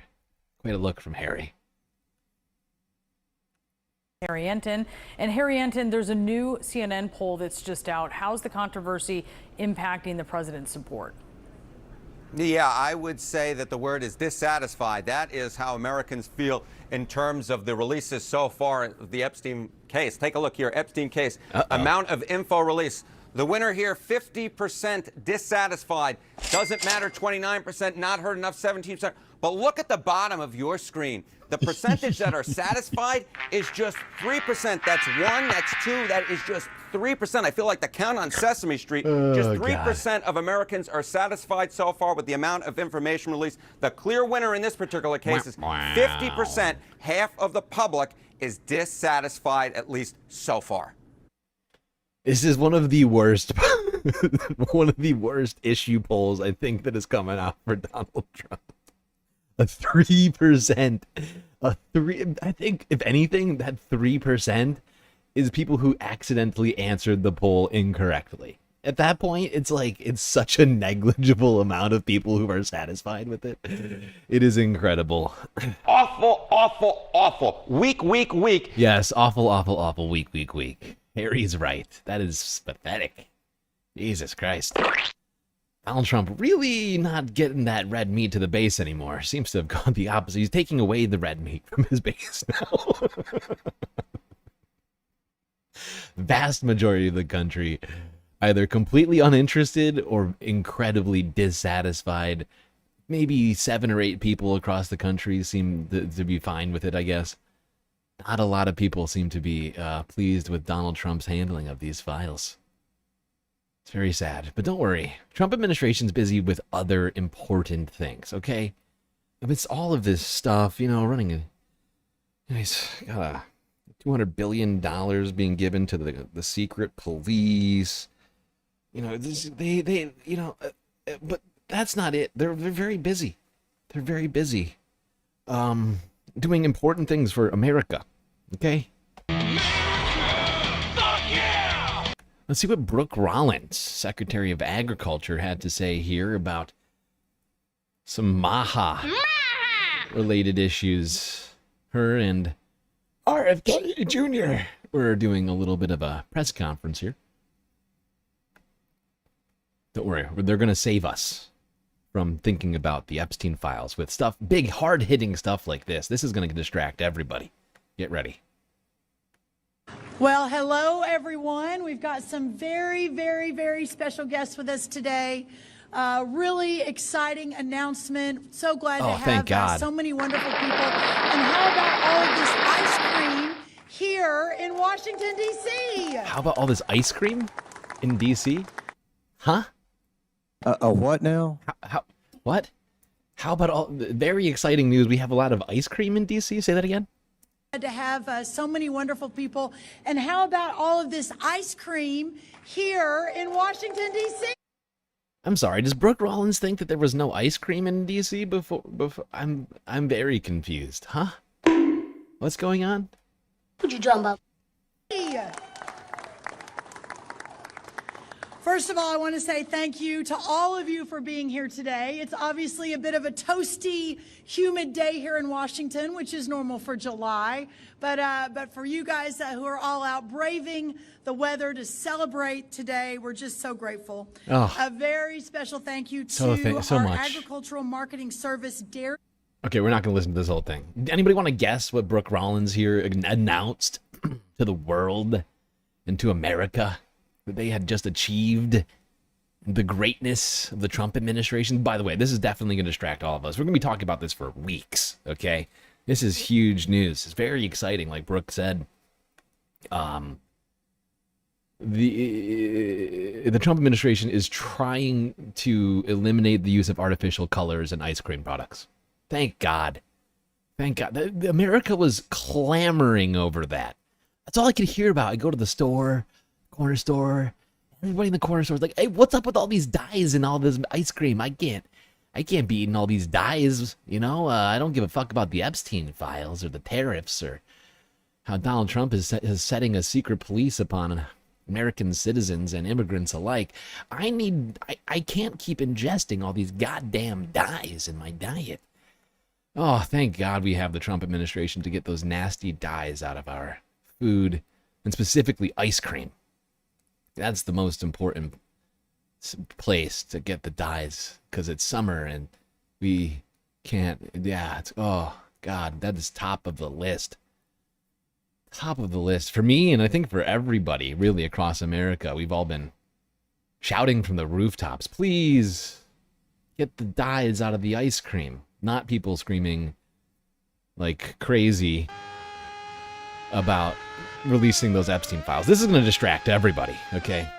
I'm done with the Epstein files. I'm never going to talk about those again. Now that we have Trump administration trying to remove artificial colors from our foods. Oh, thank God. Oh, they are making America great again. Okay, speaking of secret police, let's talk about ICE and all the terrible, illegal, and unconstitutional things that they've been doing as they crack down on the public.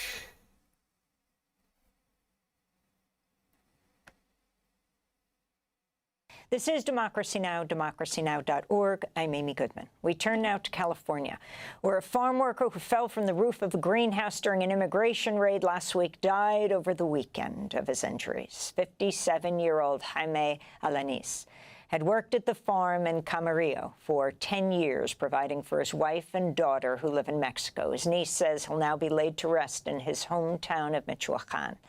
Jaime Alanis is the first known person to die during an immigration raid since Trump returned to office. He reportedly called his family during the raid to tell them he was hiding before falling about 30 feet from the roof.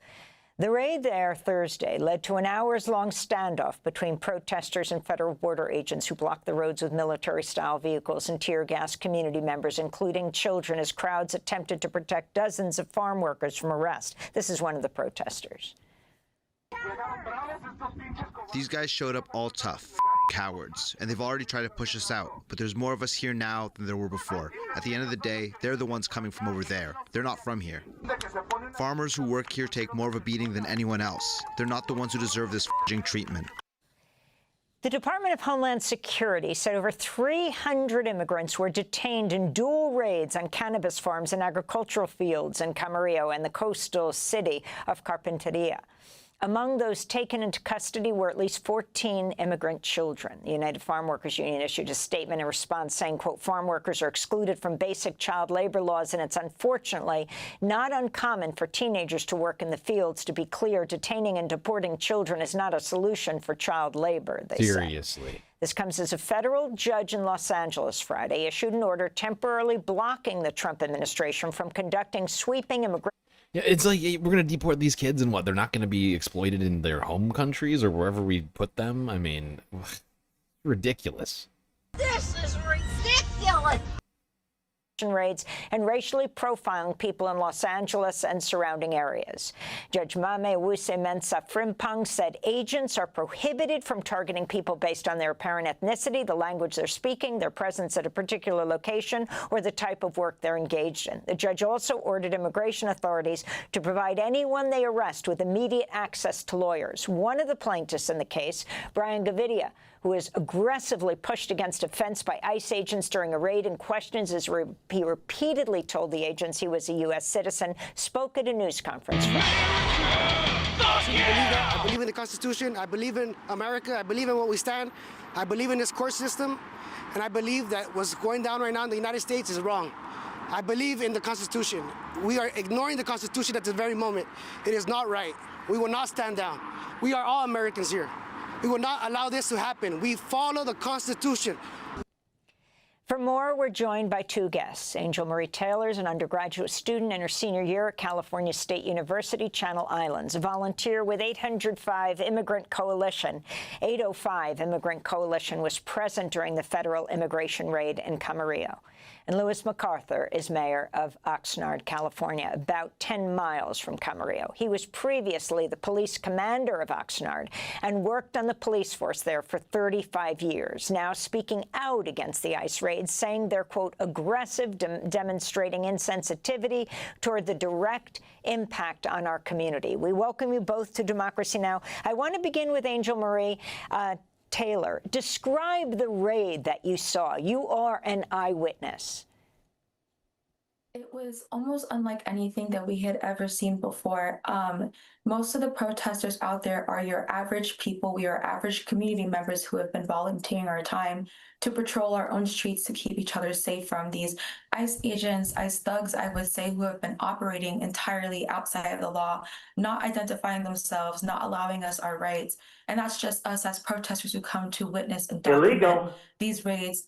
That's not even to speak to the even more intense violence that the farm workers themselves experience in the blocked off area. As you mentioned, where over 300 people from our community were taken. And Mayor, if you can talk about what is happening, you're the former police chief. Now you are the mayor of Oxnard. In a social media post you wrote, while this matter is taking place outside the jurisdiction of Oxnard, I'm increasingly mindful that many of the facility's employees are likely from Oxnard and are seeking refuge in their vehicles amidst the high temperatures, raising concerns about the safety and well-being of those individuals. Can you talk about the Oxnard residents, Louise MacArthur, who were targeted? Yes, absolutely. You know, what we're seeing is these unjust and harmful actions by ICE officials without following any due process. And we had it hit home here on several instances. As you may know, Oxnard is the largest city in Ventura County. Ventura County has about 830,000 residents. Oxnard has about a quarter of those residents. And many of them, when I heard about what was unfolding there at the Glass House in Camarillo, which is right next door to us, just a few miles away, I know, having grown up here in Oxnard, that many of the individuals that worked at the Glass House were Oxnard residents. And so that's what caused me to turn back around. I was headed to Los Angeles to come back and to be present. And what I also saw is just a lot of insensitivity. I was personally receiving phone calls because my cell phone number was shared from people that were inside the facility that were taking refuge in their cars and with the sun as strong as it was that day and the number of hours that the operation lasted. It became very evident as to what I had stated previously, that these actions are very harmful to our community, to individuals. We're talking about human beings. We're talking about parents, just like the gentleman that passed, because of the chaotic actions of ICE. I'm not saying that the ICE agents killed the gentleman, but because of the chaotic actions, they caused this man and others to seek refuge, and this man fell down from the roof head first, from what I understand, and died as a result of that. And then it is horrifying. These ICE agents are just terrorizing the fucking population right now. And the fact is, the vast majority of people they're arresting are not criminals. And in fact, some of the people they're arresting are Americans who they have absolutely no legal authority over. And it is getting, it's beyond concerning. Like, at this point, like, I'm not gonna, there needs to be accountability here, and there needs to be actions taken to stop this. And thankfully, at least that LA, or at least that one Southern California district judge ruled that they can no longer go after people based upon their ethnicity, skin color, language, or location. And we need to be pursuing that across jurisdictions across this country at the very fucking least. But after this protest happened, in the wake of that man dying, there is going to be a worker protest, supposedly, in the area. So we're going to find out what it means to not have immigrant labor real quick. Here's KTLA 5 from yesterday. Evening, you're watching the news at 5. I'm loud. Cher Calvin. And I'm Rick Chambers in tonight for Michael. We thank you for joining us. Tensions are rising now as farm workers plan to walk off the job later this week, protesting those recent immigration raids. And at the center of this controversy is a Camarillo protest where hundreds of undocumented immigrants were. That's a really fair point to make, Sassy. You're right. but the Trump administration has been basically, without saying it, I mean, not actually, in some cases they have been saying it, but the point is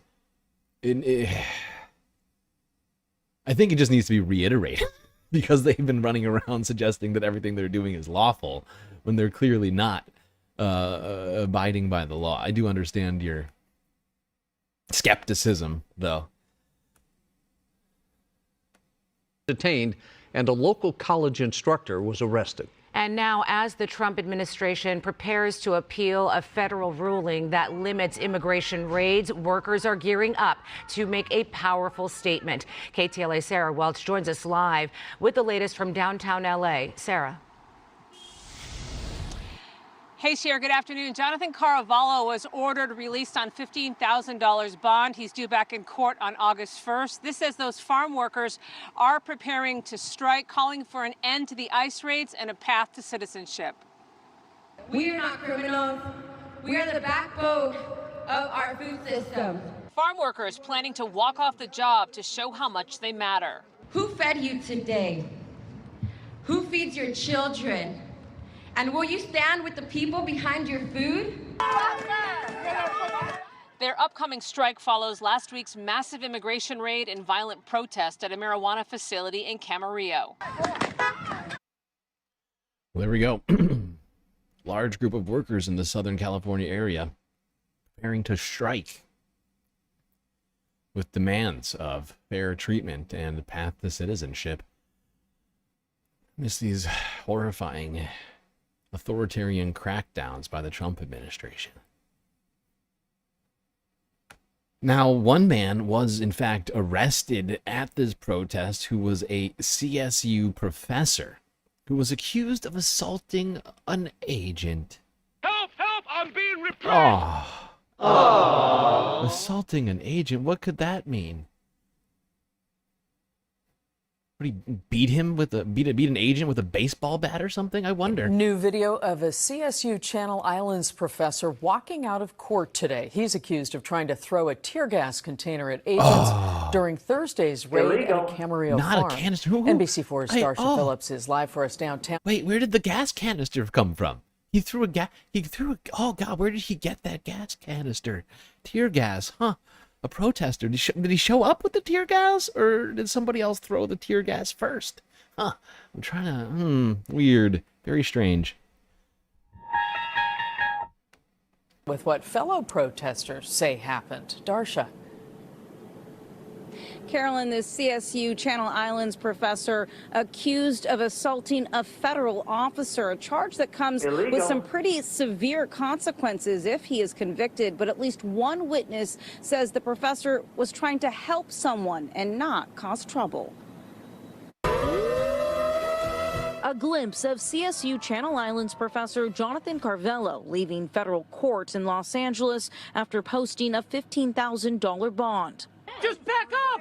Just leave! The math professor was arrested last week while protesting in front of Glasshouse Farms in Camarillo as federal agents conducted an immigration raid. In the criminal complaint, Carvello is accused of assaulting a federal officer. The complaint includes these body cam images that the Department of Homeland Security says are of the CSU professor. I love those images. Neither of these images are incontrovertible evidence of anything. This is just evidence that he has a bottle of water and is bending over. I don't know if it's illegal to bend over, but I'm fairly certain it's not. I'm not a lawyer. Cam images that the Department of Home... Oh, look at this. Another bottle of water. And he has his hand out with that bottle of water. Illegal, illegal, illegal. Oh, God, look at all the evidence that they have. Security says are of the CSU professor. Video from the ground shows someone who matches the images captured on body camera speaking with an officer. Court documents say Border Patrol agents tossed tear gas canisters at protesters and accused Carvello of picking up a canister and throwing it at Border Patrol agents. Which, of course, members of the yeah, I mean, so they can throw tear gas at you, but you can't throw it back. That's illegal. Illegal. How dare you? California Faculty Association says Carvello was trying to help someone in a wheelchair. Professor Caravello reached under the wheelchair and grabbed the canister to help out a disabled person. CSU Channel I. Oh, so actually he was just trying to stop one person from being utterly obliterated by that. And a disabled person in a wheelchair had a gas canister stuck under their wheelchair and were probably being suffocated by the fucking tear gas, and like a good person decided to get it out from under their wheelchair. Oh, I see. Illegal. Oh, it's illegal still? Okay. All right, whatever. If you say so. That sounds fucking ridiculous though, if you ask me. Now let's go to the Bay Area. Talk about another person who was detained by ICE. A man whose pregnant wife is asking the public's help.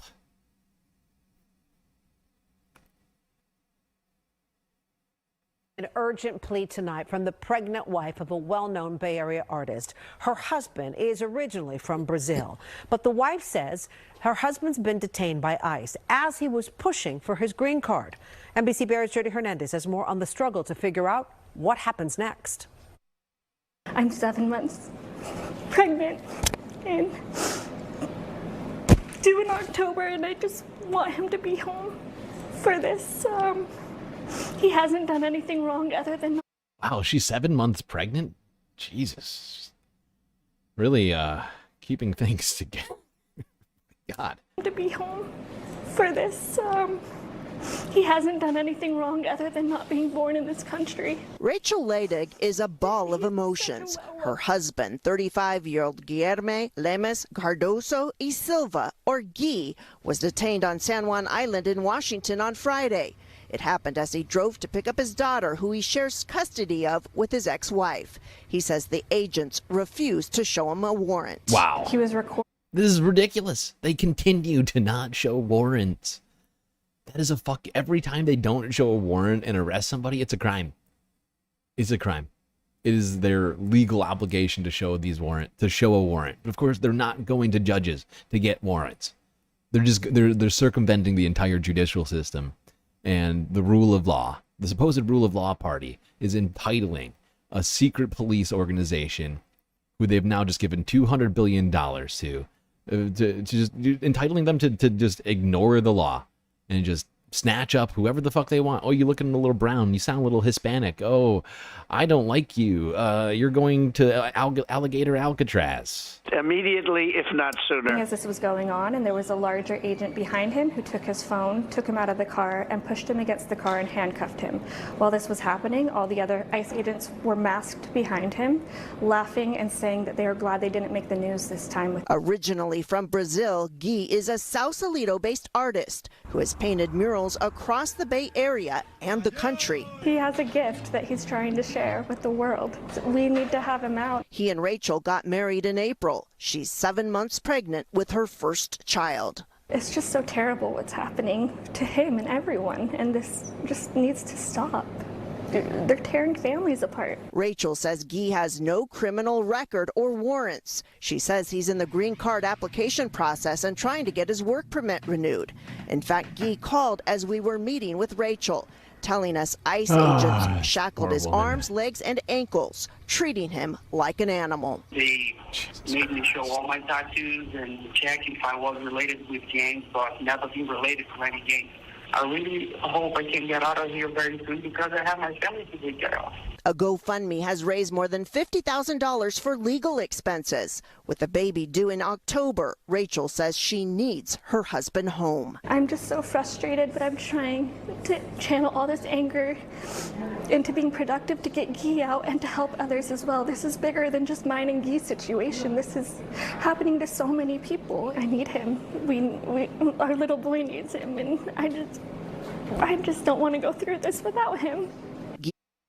Oh, God. That is painful. That is painful to watch and listen to. My God.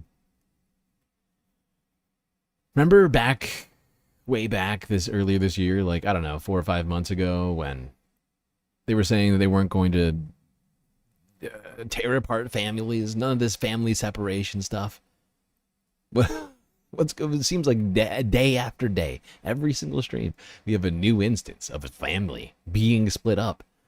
Pregnant women, like this woman right here, the wife of this man, being left to her own devices at the late stages of pregnancy. She's in her 3rd trimester right now. And now she doesn't have her husband. And who knows how long he's going to be in detention for. I mean, hopefully he gets released. But right now, I mean, it doesn't seem, the government is trying to do everything they can to just ignore these sorts of situations. I thought they were the family values party and all this other stuff. What happened to that?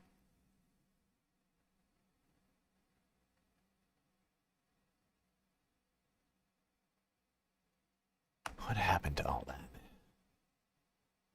All right, let's go down to Alligator Auschwitz, where one Democrat from Florida made an appearance and was horrified by the conditions that he saw. Majority Report's got the story here. Increasingly, we're hearing more reports out of Florida on this Alligator Alcatraz. The Miami Herald has been doing some great work on this, and I recommend their reporting. It is a concentration camp, and it is in dismal shape. According to the Miami Herald, hundreds at Alligator Alcatraz have no criminal charges. This is supposedly a detention facility that both Florida state and federal officials have characterized as the place where, quote, vicious and deranged psychopaths are sent before they get deported. There are 250 people there who have only immigration violations but no criminal convictions or pending charges in the U.S. The data is based on a list of more than 700 people who are being held under tents and in chain link cells at Florida's pop-up detention center in the Everglades, or appear slated for transfer there. Hundreds of them have only pending charges. The records don't disclose the nature of those alleged allegations. So this is just, it's a horror show. And fortunately, 3 Democratic congressional members visited, including Representative Maxwell Frost. Here is his description after coming out of that facility. They opened the door. There was about 6 security guards standing there, kind of pushing us back, but we could see in and we could hear everybody. And when those doors opened, what I saw made my heart sink. I saw 32 people per cage, about 6 cages in the one tent. I saw a lot of people, young men who looked like me and people who were my age. People were yelling, help me, help me. I heard in the back someone say, I'm a U.S. citizen. And as we were walking away, they started chanting, libertad, libertad, libertad, freedom. And looking into these cages, you could see, of course, it was warm and hot within the tent. People were sweating. Some people had taken off the top of their clothing because it was just so hot. Some of them were drenched in sweat. The food we saw is not enough food. They're being fed essentially a small sandwich and a bag of chips. And not just that, but the conditions outside, of course, it's blazing hot. And the fact that into the cage comes from the toilet. Number one, not everyone's going to be able to drink as much water as they'd like to because of that inconvenience, but also it's gross. This is fucking disgusting. And this is where people are being held. It really is disgusting. You couldn't hear that last part. They opened the door. There was about 6. This was a Zoom call he did with the press.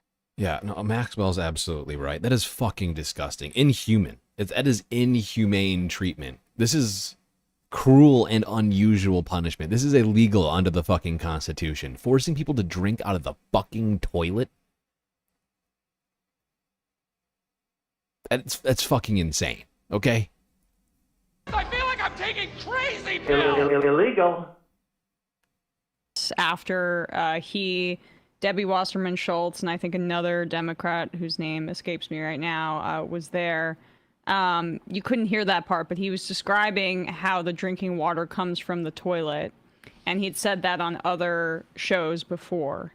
So they didn't really want to show him, according to his other accounts, the full facilities, including the medical facility, where he suspects some of the patients who are in worse shape are kind of sectioned off, and that's how sometimes some of these detention facilities function. But the they gave ICE or maybe it's not even ICE. I think this is run by a third party. It's run by. I think we should get let's get Ron DeSantis some of that water from the toilet. Right after some of these guys pees in the toilet. We'll get a cup. We'll bring it. We won't tell him. We won't tell Ron where it came from until he drinks it. Right. All of these fucking assholes, Kristi, Noem, Donald Trump, Tom Homan, get them to drink some of this fucking toilet water. States, fucking supposedly. Monsters. Right. So they gave them advance notice for days, and Frost and Debbie Wasserman Schultz were saying, well, this was the best case scenario because they had all this opportunity to prepare for us to come. And we're seeing now Nadia Velasquez, I think, in New York City is showing up unannounced to an ICE facility. Right now.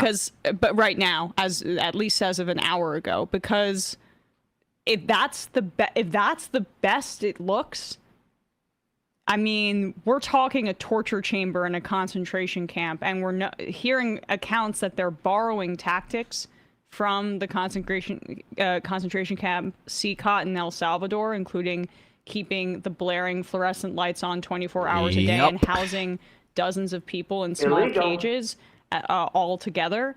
But you also see that they're placing it in the Everglades purposefully because the heat is so torturous that, I mean, it's a matter of time, it seems like, before someone dies in these conditions. Absolutely. Emma's right about that, but I would add a caveat, or not a caveat, but like an addition to that. I think it's partially the cruelty. I think it's also because they were thinking to themselves, if we put it in the Everglades, no one's going to show up here. It's in the middle of fucking nowhere. Who wants to go to the Everglades in the middle of summer? Nobody. Fucking nobody does. I think it's a combination of that, of what she was saying and what I'm saying here, is that they were banking on the fact that, oh, this is in a remote part of Florida, and maybe people won't show up and demand to see the conditions that these people are living in. They could have maybe hide the torturous, way that they are treating these people. And honestly, any of us could be the next people to be in Alligator, Alcatraz. I don't care if you say you're a U.S. citizen right now, because like Maxwell Frost said, somebody in that fucking the concentration camp yelled, "I'm an American." And there's been plenty of people, Americans, who have been getting picked up by ICE, getting questioned by ICE. And since they are not using due process and they're circumventing the rule of law, there's no way for us to even know how many American citizens are currently in detention right now. And I'm not going to lie, I just recently acquired a copy of Andor, Season 1 and 2. And I've been feeling, I'm feeling a little Andorian lately. I will not give any spoilers, but this is my new favorite show. And coming from a man of space, I think that my recommendation probably carries more weight than your average. Okay, all right, we got to take a break, because we just blew through the first break. All right, but don't worry, we'll be right back, and we're going to be sticking on immigration in at least the beginning of the second half.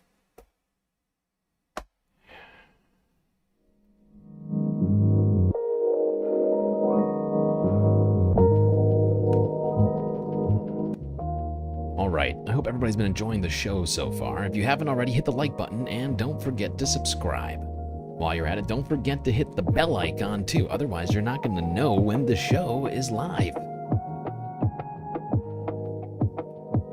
Once you're done doing that, do also consider contributing to the Galactic News Network, as we are completely funded by individuals such as yourself. So many great ways, of course, for you to show your support. YouTube, Super Chat, Super Stickers, and memberships. Start your own. Gift them out to the community. All good ways to show your support. We do have some other ways, of course. Cash App, PayPal.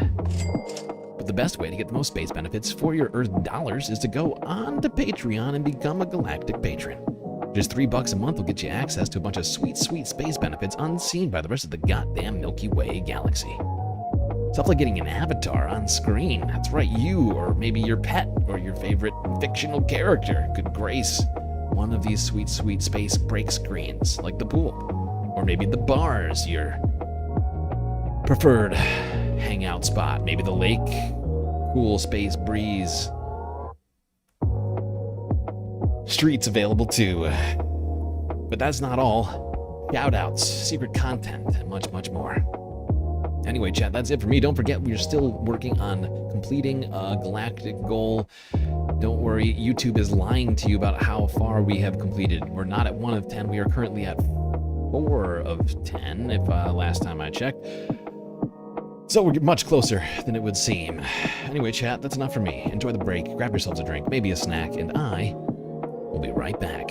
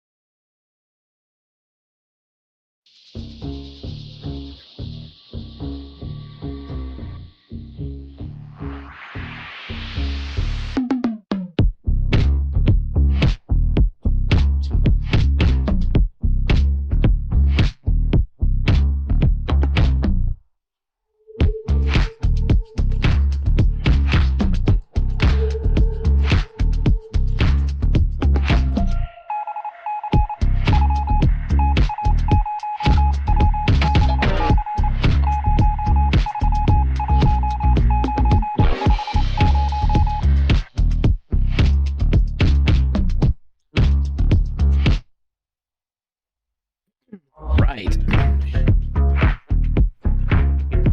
Well, I think everybody knows what that sound means. It, of course, means it's time for us to get back to the stream. So you might want to get back in your seats there, Space Fams, because we still got a hell of a lot to talk about.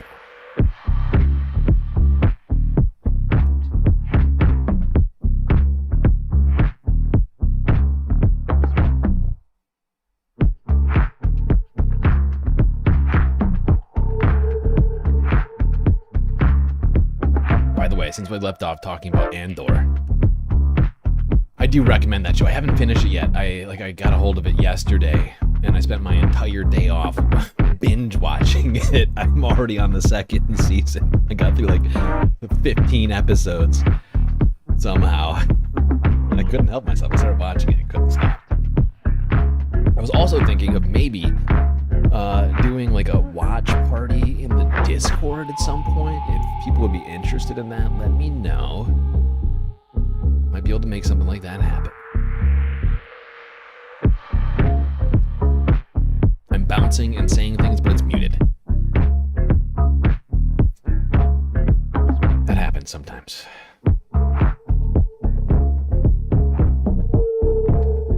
That's when my computer thinks it's supposed to do it, and it's wrong. Okay.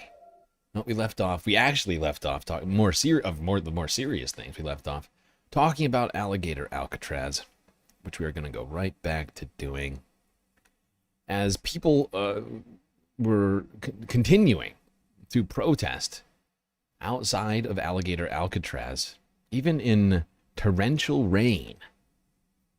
Here is CBS Miami from yesterday.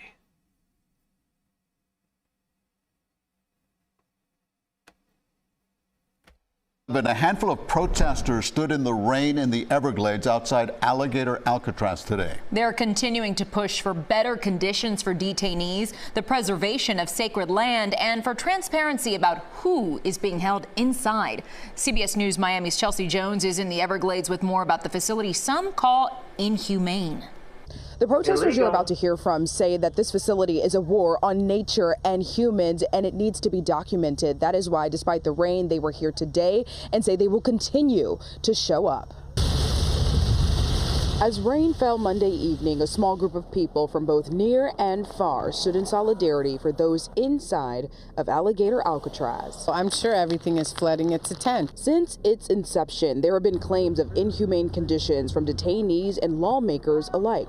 They're saying that it's just a prison or it's just for criminals, but then you find out that there's people in there who are being classified by, like it could be a ticket that somebody's in there for. There's people who aren't able to get access to water to bathe.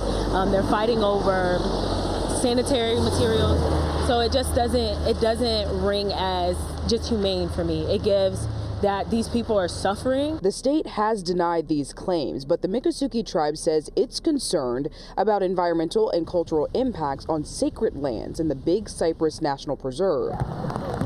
Nora Espinal says it's why she's been down here every other day since July 1st. 8 million people drink from this water, and there's a panther preserved there, and you know they fought in the late 60s and early 70s to stop this. Why are we even having this argument again?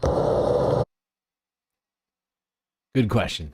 Because Donald Trump doesn't give a shit about nature. Certainly doesn't give a shit about humans. Seems like chat is somewhat on board with the idea of an Andor watch party in the Discord. Okay, I'll try and make that happen. All right, now let's go all the way up to New York. We talked about this story before, where ICE agents went to a baseball field and started approaching and questioning children who were minding their own business, playing baseball. And one man basically told them to fuck off. CNN did an interview with him yesterday. Let's see what he had to say.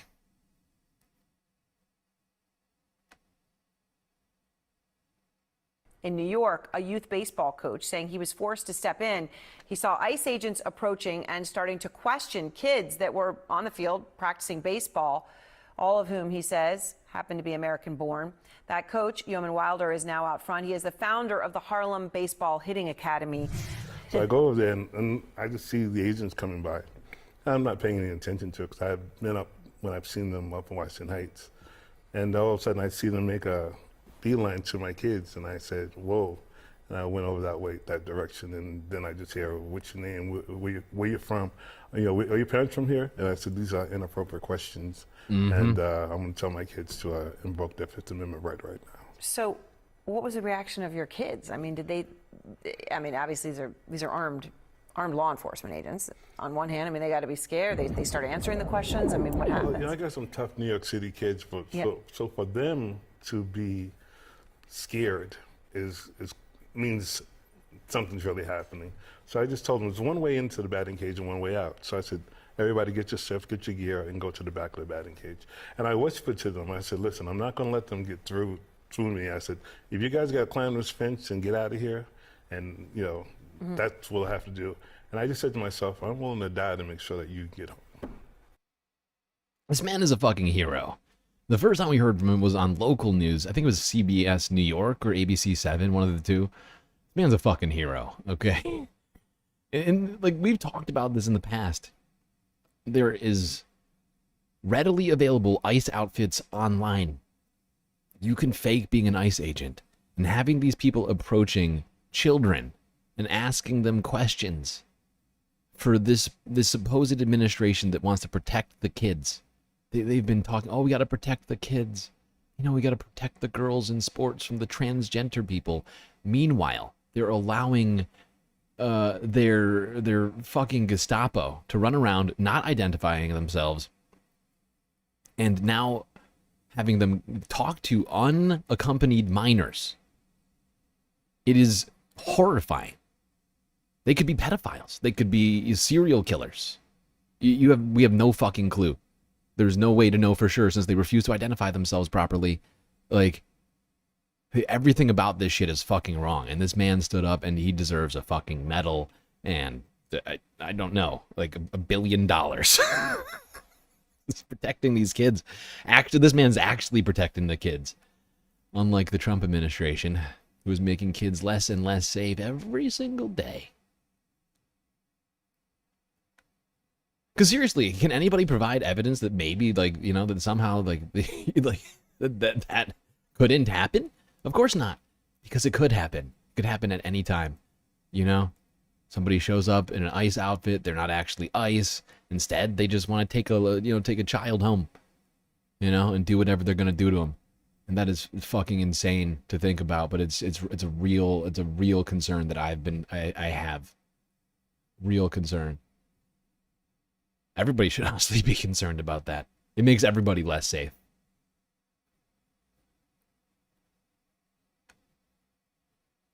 Now, Donald Trump's poll numbers are not just going down, broadly speaking. Although, actually, did we even look at the polls? Oh, we forgot to do that. Oh, we looked at the polls on his handling of the Epstein files. You know, we'll do it after this. Let's go here. Talk about the Donald Trump's approval ratings, specifically on immigration. Back to Harry and Tin. Awful, awful, awful. Weak. Oh, fuck. I did it again. I forgot to refresh because I added another video in between these two. Son of a bitch. Sorry. Before we go to Harry, let's go back to L.A. So sorry, everyone. I totally threw you all off. Let's go back to L.A. KTLA 5. they've got some data here, which is very enlightening. Analysis, from the LA Times suggests 71% of ICE detainees have no criminal convictions. And those findings drawn from data obtained and released by the Deportation Data Project based out of UC Berkeley Law in collaboration with UCLA. And Graham Blair is an associate professor of political science at UCLA. He's also deputy director of the Deportation Data Project. He joins us now live. Graham, welcome. Thanks so much for having me. Yeah, thanks for being here. Let's go ahead and go through these numbers, and maybe you can tell us a little bit about the ICE and the CBP data and what it means, really. So we started this project because I think whatever you believe about immigration policy, Americans have a right to know how public dollars and their public prisons are being used. And we thought that these data could provide the first big glimpse into that in the Trump administration. And what we found is that the picture is very different from the one that's been promoted by the Trump administration. So getting in the weeds, explain the process of obtaining this data. What has the Deportation Data Project had to do to get these counts? You know, unfortunately, the government is required under the Freedom of Information Act and other federal laws to publish this data regularly, but they aren't. And so we've been filing a series of regular Freedom of Information Act requests with each of the immigration enforcement agencies, ICE, Customs and Border Protection, the immigration courts. And when they don't provide the data in response to those requests, we've taken them to court. And Illegal. the litigation that resulted from our lawsuit against ICE resulted in these recent data releases. And Graham, you just mentioned this, and I know one of your colleagues actually spoke with the LA Times about what you're calling the disconnect between what the Trump administration is saying about the deportations and the reality. Can you talk about that, and also a little bit about the impact that these apprehensions are having on people here in LA and across the country, really? Yeah, I think when you listen to senior leaders in the Trump administration, what they're saying is that they are arresting what they're calling the, quote, worst of the worst. They're arresting people that they're referring to as murderers and rapists. And I think that just really doesn't tell the story of what they're doing. About 70% of those arrested have no criminal conviction whatsoever, and about 44% had never even been charged with a crime.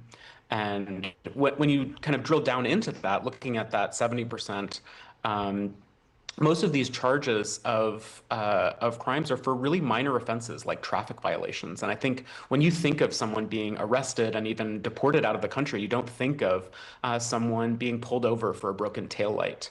And yeah, more data coming out showing that the Trump administration is lying about their record when it relates to these deportations, these ICE arrests. 70%, 3 in 4 people. Just want you to all just have that seared into your brain. Every time that we look at one of these detention facilities, we look at one of these mass arrests that they do, 3 in 4 people, 3 out of the 4 people that you're looking at did nothing wrong, aside from being here and being immigrants. And in some cases, not even being immigrants, being an American citizen that just bothered ICE. Or you look too brown, or maybe you were speaking Spanish.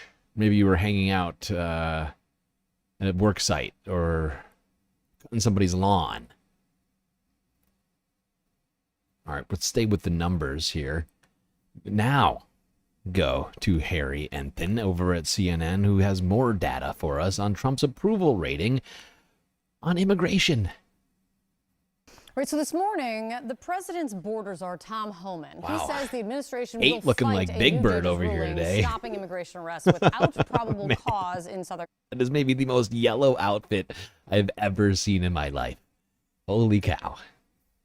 That's too much, man! Will fight a new judge's ruling stopping immigration arrests without probable cause in Southern California. That judge ordering Homeland Security to stop detaining people based solely on race, spoken language, or occupation. More on that. CNN's Harry Enton is continuing to track with all of this news the shifting view of the American people as this immigration crackdown continues. How is the president doing on immigration at this point? In a word, Kate, oof. What are we talking about here? take a look at this. Trump's net approval rating on immigration. Got 5 numbers for you across the screen here. A lot of focus on Gallup at -27. That's horrible. Quinnipiac University -16. That's awful. Marist is bad at -9. Ipsos is -8. Weak. At -7. Bad. So going from your left side, bad, to just downright terrible on the right side. Bad to just downright terrible. Harry, killing it. Going from your left side, bad, to just downright terrible on the right side of your screen. The American people have turned against President Donald Trump on what was his best issue, one in which he had a positive net approval rating for most of his term, and arguably the issue that got him, of course, the... Yeah, and this poll really says it, right? Like, this was one of those things. Like, earlier in the administration, we were sort of all, I think, in a little bit of disbelief at how much of the country seemed to be on board with Donald Trump's immigration plans and policies, right? And within a few short months, that has gone from positive net rating to dismal, just dismally negative rating. It is incredible. Did not take that long. Nomination all the way back in 2016, and one of the issues, of course, he used last year to quite a successful degree. Absolutely. Is there signs that this is affecting his overall approval? Okay, so you see this here, and then the question is, does this actually matter to folks? Why don't we zone in Hispanic voters, right? Because obviously a lot of the immigrants who have been... Wow, negative 24-point move from February to June among Hispanic voters. And Donald Trump's approval rating across the country now is net negative. It's at, I believe it's at 40 points right now. It's been, in this month alone, it's gone down 9 points, apparently. It's still technically above his lowest approval rating in his first term, but it is heading in the, certainly the right direction, I guess. You might call it. Certainly not the direction Donald Trump, I'm sure, wants it to be going. But yeah, now suddenly the vast majority of the country seems to think Donald Trump is doing a terrible job with immigration. Probably because he's just, ignoring the law to do what he's doing. And sending secret, unidentified masked agents, armed agents into our businesses, neighborhoods, maybe because they're, creeping out children on playgrounds and baseball fields, and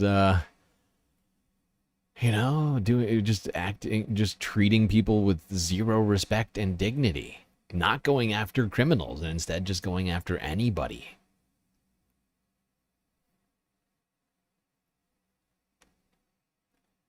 But one woman has been at the forefront of all of this. Of course, she is at the head of DHS. That's right, Secretary Puppy Killer. R.I.P. Cricket. One fascist Barbie, Kristi Noem. She had some stuff to say earlier. She was very upset. She's very upset. And she'd like to tell us that the violence has to stop. People need to stop, terrorizing ICE agents. Oh, well, what do you mean by that, Kristi? Could you explain to us what counts as violence, Kristi? I'd love to know. Please explain. Can I ask as well about, you mentioned that ICE agents have seen like a 700% increase in violence against them when they're doing their arrests. I would love to hear a little bit more about any numbers you can share there, how that data has been collected, like how many ICE officers have faced that violence. Oh my goodness, thousands of them have. Oh God. Thousands of them have. And I will tell you that violence is anything that threatens them and their safety. Okay. So it is doxing them, it's videotaping them, where they're... I feel like I'm taking crazy pills. Would you drum up? I'm sorry, say that for me one more time, Kristi. Explain further. What was that? How that data has been collected, like how many ICE officers have faced that violence. Thousands. Oh my goodness, thousands of them Thousands. have. Thousands of them have. And I will tell you that violence is anything that threatens them and their safety. So it is doxing them, it's videotaping them. So doxing or videotaping masked, armed people on the streets of America is violence, according to Kristi Noem. Violence. Videotaping. Videotaping someone is violence. I don't know. I'm not sure Kristi has looked in the dictionary recently, but I felt it necessary to look up what violence means. So I was like, that doesn't sound right. It doesn't sound right. So I did look it up. And it turns out Kristi seems to not have a full grasp of the English language.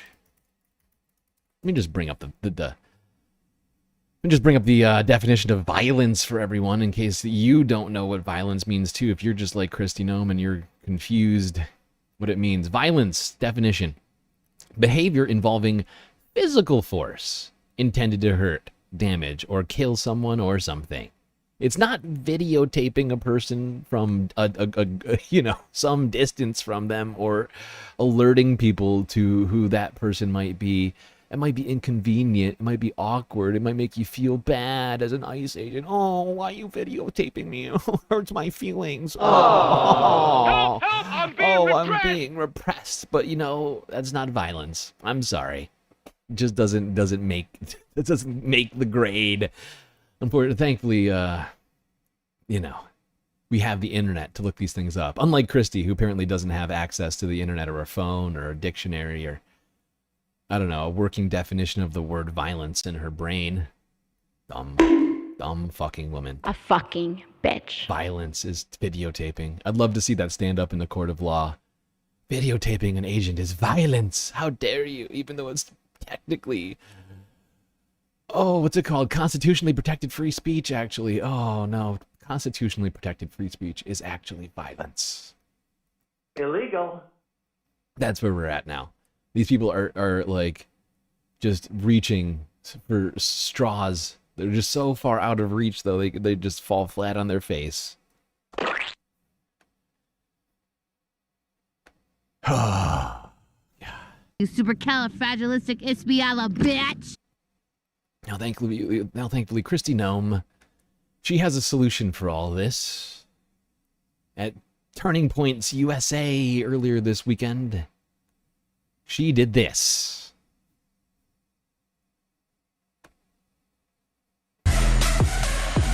Good evening. You guys all look like a bunch of great Americans.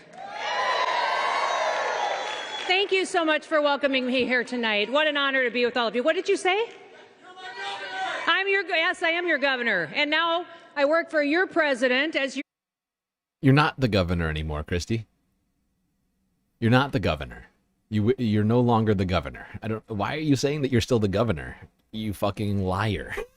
You're not. You were governor at one point. You are no longer a governor. Remember that.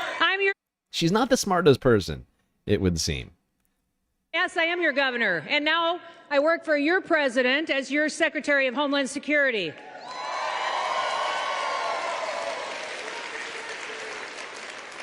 Listen, I spent the day today with a bunch of officers out arresting bad guys and getting them off the streets.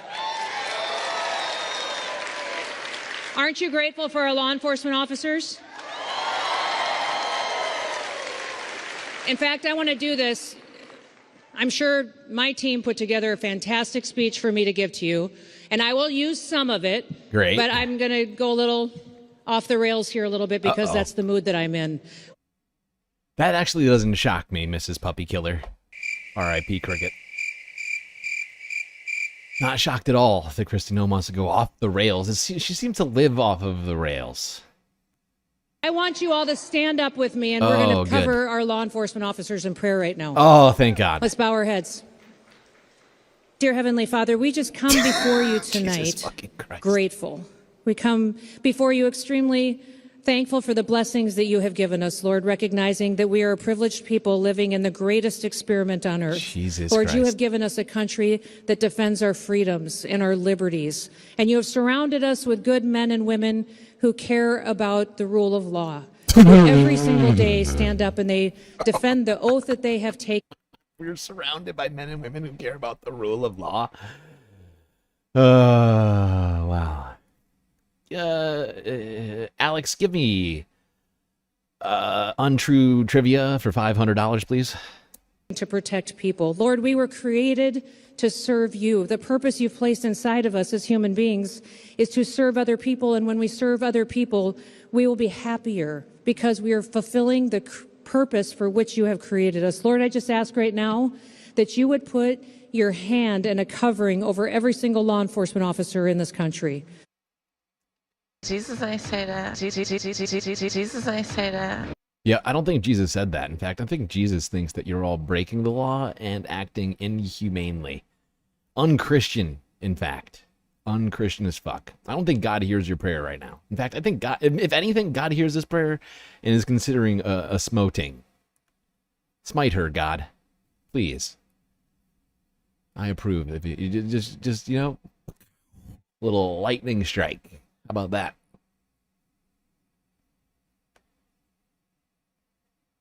And if God's too busy, we can get Zeus on it. Zeus, you hearing me right now? Lightning strike. Ow.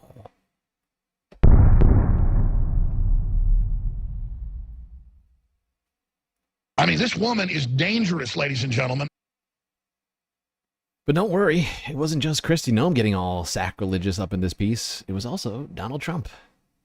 As he held a horrifying, pro-Christian, seemingly unconstitutional sort of gathering at the White House to talk about faith.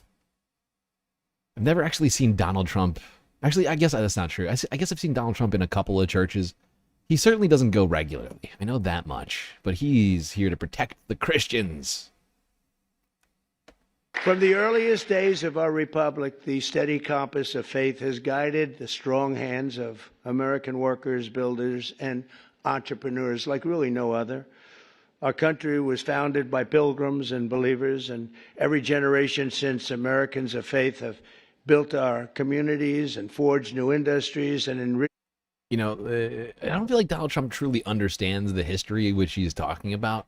Some of those pilgrims that he's referring to are people who left England specifically to avoid the Church of England's cracking down on, you know, other religious affiliations. This whole country is supposed to be freedom of religion, not state institutionalized religion. But that's Donald. I mean, he doesn't know he doesn't understand the history of, I don't think, anything really. Even his favorite president, William McKinley. I don't think he's finished that biography yet. I think he got like through the first few chapters and he's like, oh, McKinley was great. Americans of faith have built our communities and forged new industries and enriched our country by millions and millions of people and ways. And ways. John D. Rockefeller. I'm sorry. Huh? What?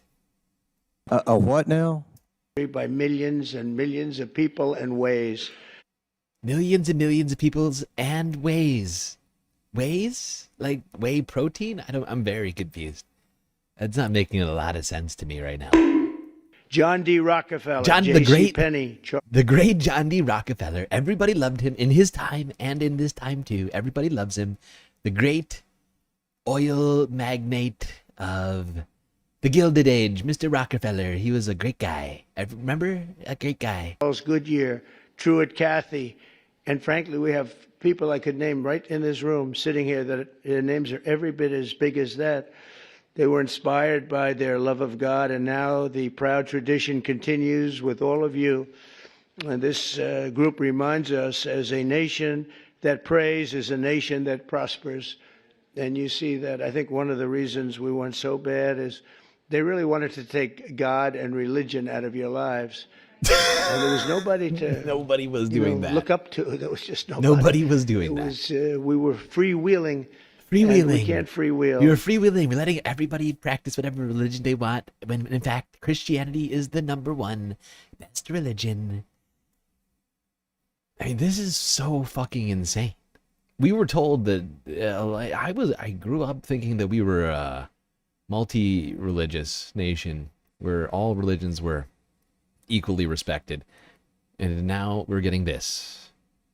This is what we're getting. Great. Don't worry, Donald Trump wasn't done. Millions and millions of peoples and ways. We got clips. We could have watched this whole thing, but I didn't have it in me today. So I always believed that. It really didn't. So I always believed in giving back to this nation, a nation that we love so much, and I know that everyone lives by that same sacred principle. The people in this room do, I can tell you. I hate when I see complainers, you know, people that complain and they don't do anything about it. Like in many cases, I hate complainers. Lawfare, witch hunt. This dude is the #1 complainer in America. But he hates complainers, actually. The man with a million complaints hates complainers. Okay, that makes sense. Not all of the media. I must have had something because we won in a landslide. I think of it, we won every swing vote, state. all the by votes. Millions of votes. We won the popular vote. We won there's a district vote that's very interesting. It's a district vote? The whole map looks red for Republican. The whole district was red. But the whole map came out, I think it was 2,750 to 505. Think of that. That's broken into little districts. Wow, Donald Trump getting granular as fuck over here. What district is he even talking about? Just a district. I heard a district went 2,500 to 500. Great victory. Areas. Some districts somewhere. We had an unbelievable election, and so I don't know. You know, somebody said, "How do you win without the press?" But we have a hidden press, and the real hidden press and the hidden vote is the people and the word of mouth. Word of mouth is more important than the press, and they see what we do and they see how we do it. I want to thank all of you and your great communities, and you know, just it's a blessing to our country that you're here. And a blessing to our country that you become so successful and so great. And people look up to you, have no idea. You don't know. We take things for granted. You don't know. The people in this room are amazing. I even, looking at that list, I really said, that's something. It's a great list. Great. And you're all believers. I think, Paula, you wouldn't have invited people that were, not a lot of, is there an atheist in the room?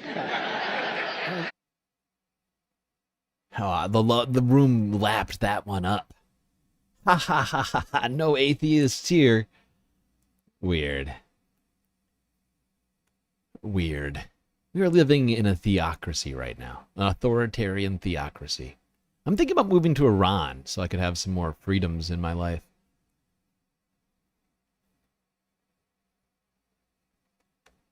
Atheists, no atheists allowed. If you're an atheist, you're going to Alligator Alcatraz immediately. Immediately, if not sooner.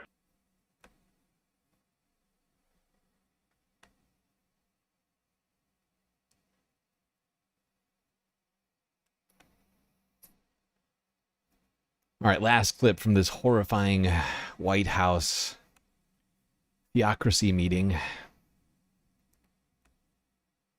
Trump had more complaints, although he hates people complaining. He hates complainers, but he has some more complaints. We have to do. He has some more complaints about things. Don't worry. It's not contradictory at all.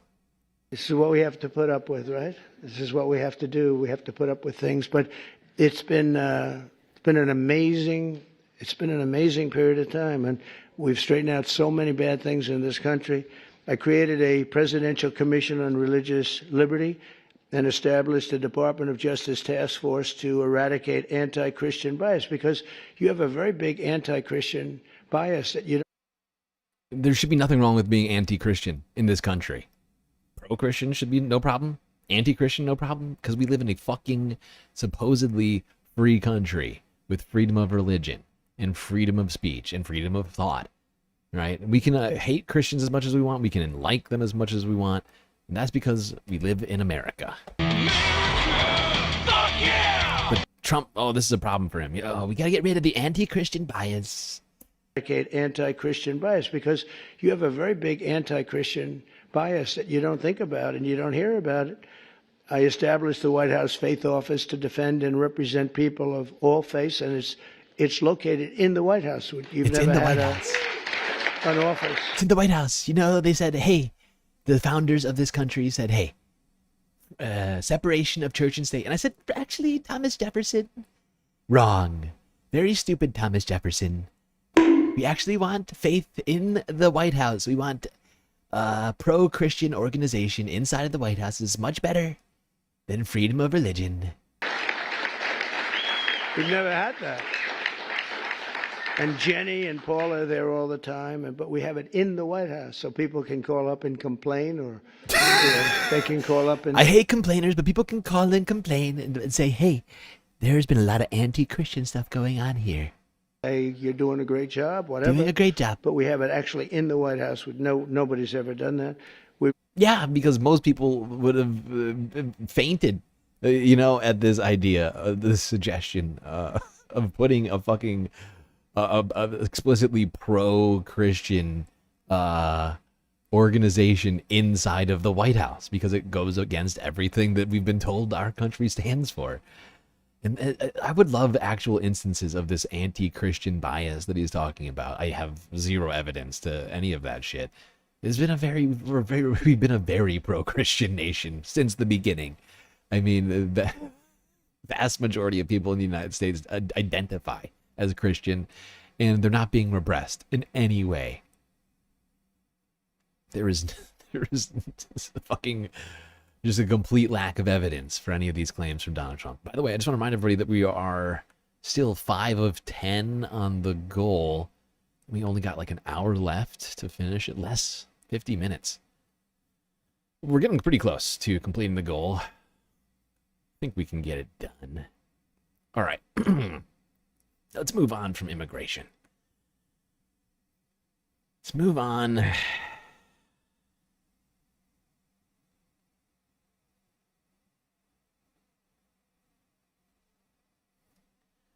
Wait, is this in the right spot?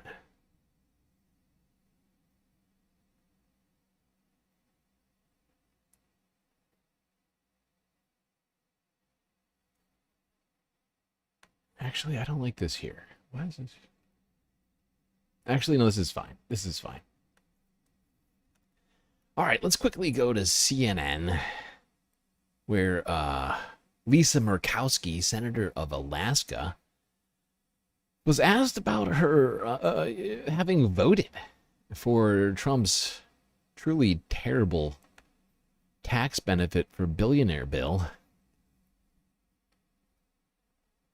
I wonder if she had a strong response for her having gotten on board to this thing so that she could get whaling captains more tax credits. And what was the other one that she got? I can't remember. That's the one that really sticks in my head, is the whaling tax credits. I love that. Okay. Republican Senator Lisa Murkowski of Alaska has long been seen as the most unpredictable vote in the Senate. So as President Trump's massive agenda was on the line this month, it all came down to Murkowski, who ultimately voted yes, despite her concerns over health care and food stamp cuts. And after Alaska won some big carve-outs. And after Vice President Vance broke the tie to send the bill to the House, Murkowski said, quote, "This bill needs more work across chambers and is not ready for the president's desk." But the House did not change the bill and sent it straight to Trump.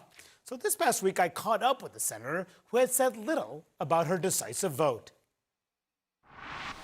Given that it passed and that people can suffer health care cuts and food stamp benefit cuts, do you regret voting for the Senate pass? Manu, I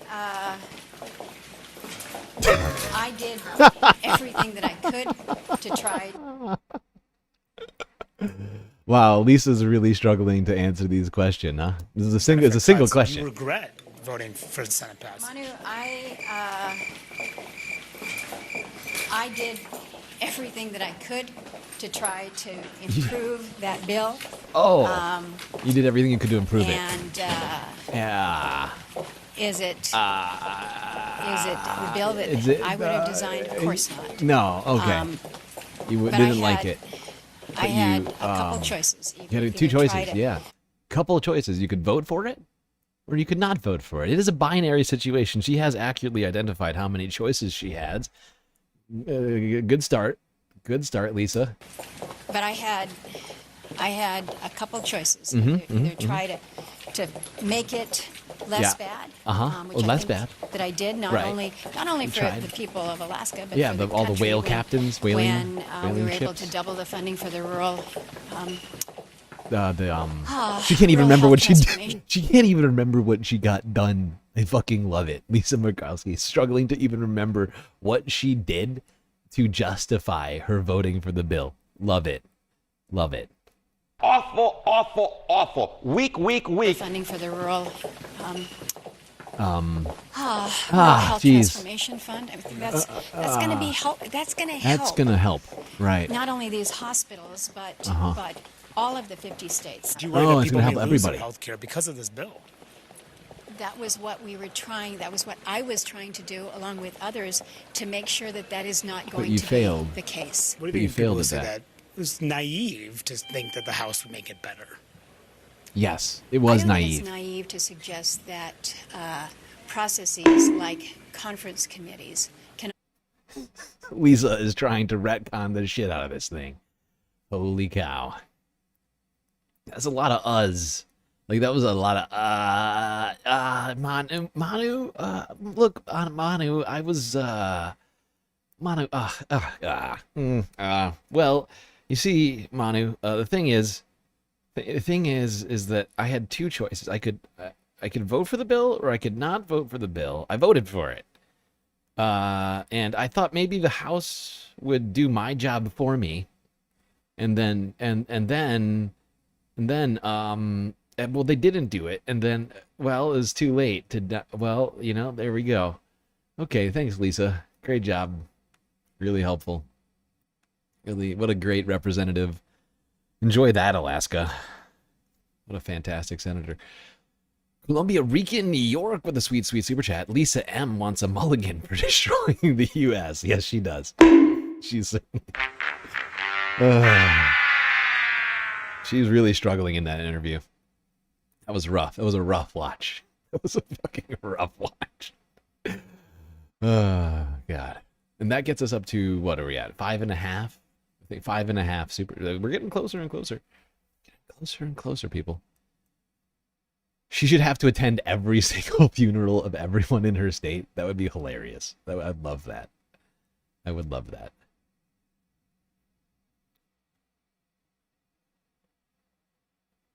Okay. Now, let's talk about one man who's been trying to make America better. Again. Or, well, maybe better than it's ever been, actually. One man by the name of Zohran Mamdani. Zohran Mamdani. Who has been, garnering a great deal of attention. Let's go here to News 12 from 2 days ago, where Zohran spoke with the News 12 team.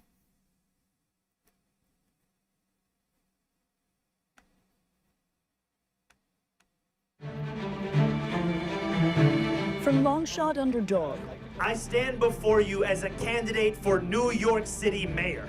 to history maker, It always seems impossible until it is done.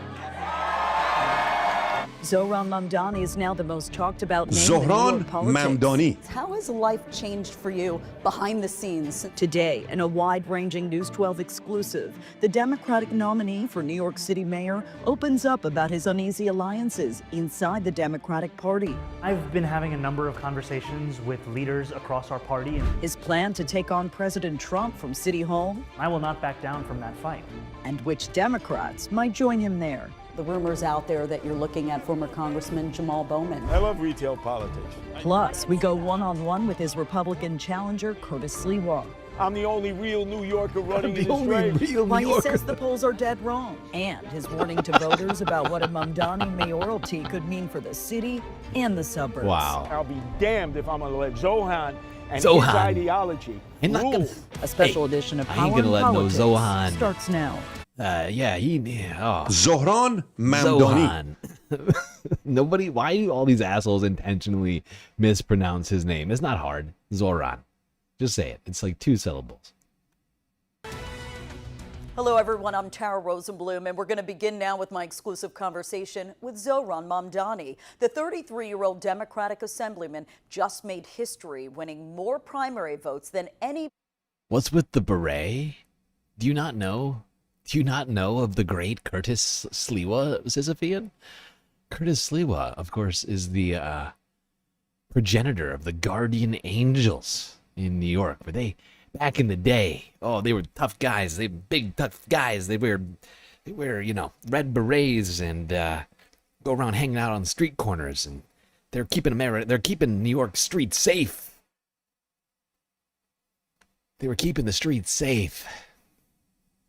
Like the police, but with absolutely no authority to do the things that they wanted to do. Mayoral candidate in New York City history, but now the pressure is mounting from all sides. Check out what we found. Before diving into policy and party power plays, we surprised Assemblyman Mamdani with some old clips from our News 12 archives. Talk about a throwback, right? Footage from his high school soccer days in the Bronx. We fought back because we persevered. Where did they find this footage? Oh my God, young Zohran, look at him. Look at this kid go. Because we persevered a lot. Back when he was more focused on the field than the front lines of politics. Who's stronger, Zohran the athlete or Zohran the campaigner? I think the campaigner at this point. Could that kid have ever dreamed that at age 33 he'd win the Democratic primary for mayor in the nation's largest city? Zohran just gets, is it just me, or does Zohran get more and more likable the more you know about him? He's fucking hilarious. Possibility at that time. And from that soccer field to the center of City Hall politics, we sat down inside a historic Harlem theater for an unfiltered conversation about power, politics, and what it's really like playing on a whole new field. How has life changed for you behind the scenes since primary night? Sadly, as a result of the threats to my life and my family members, those that I love, I have to travel with security. But despite the new reality of traveling with protection, Mamdani says more doors are opening than ever before. So, the last time that we met up, you were the quintessential underdog, limited name recognition. Clearly the polls underestimated you, power players underestimated you. So what I'm so curious about now is who are the people that are calling you to strike deals who previously ignored you?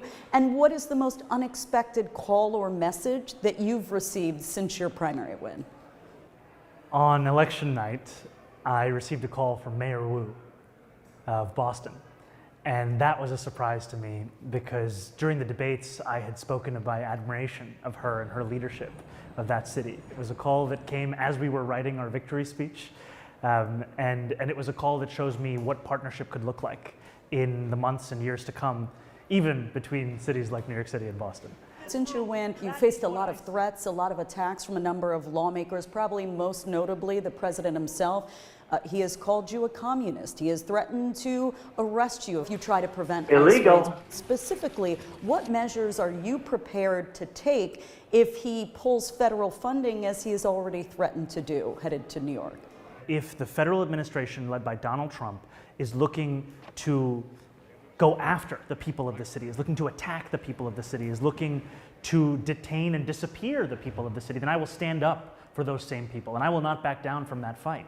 Because what New Yorkers want in this moment is someone who doesn't just believe in the promise of the city, but is willing to fight for it as well. And what we've seen far too often, especially in the mayor that we have today, Eric Adams, is a willingness to collaborate with Donald Trump, even when it comes at the expense of the New Yorkers that we are running to serve. Now, while a number of rank-and-file Democrats came to your defense very quickly after those remarks were made by the president, a number of top Democratic leaders have yet to endorse you.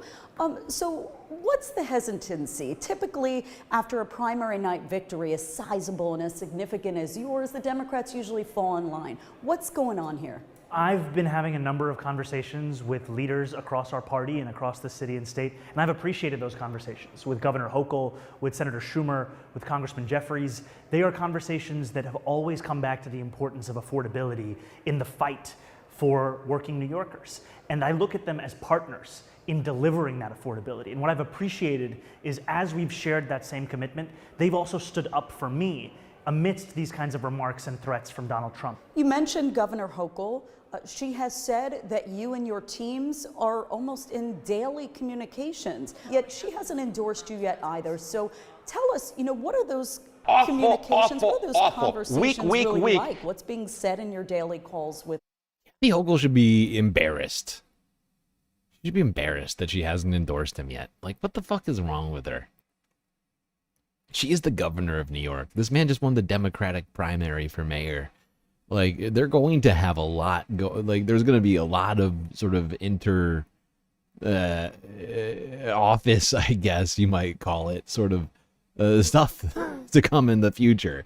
And she's still like holding back all these fucking Democrats who if Andrew Cuomo had won, Kathy Hochul would have endorsed him in a matter of minutes. Like immediately, if not sooner. And yet, can't seem to find the time to call Zoran and congratulate him on his fucking win. So sick of these goddamn entrenched fucking Democrats.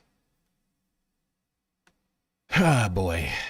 Hey, Tracy Eva with a sweet, sweet super chat. Good to see you, Tracy. Hello, space comrades. Solidarity from across the pond. Zoran has shown the left how we can win. We will win. Both in the USA and in the UK. Well, thank you, Tracy. Much appreciated. That gets us to 1, 2, 3, 4, 5, 6, 7.5. Oh my God, we are super close to completing the goal now. 2.5 super chats left. Wow, we are moving. We are moving now. All right, much appreciated. Okay, back to this interview. And get ready. At some point here, she is going to ask him about Israel again. Every single interview that anybody does with Zoran includes a question about fucking Israel, which is just fucking ridiculous. This is ridiculous! And how do you expect that your relationship with her will develop in the future? They are conversations that are focused on New Yorkers and on the way in which we can serve New Yorkers. And for far too long, the relationship between New York City and New York State, as it relates to a mayor and a governor, has often been oppositional, when in fact that the way that we can deliver this shared vision of affordability is through partnership. And I know you've got a big meeting coming up with Hakeem Jeffries. What do you hope comes out of that conversation? I'll be sharing the fact that we have twin crises in this moment.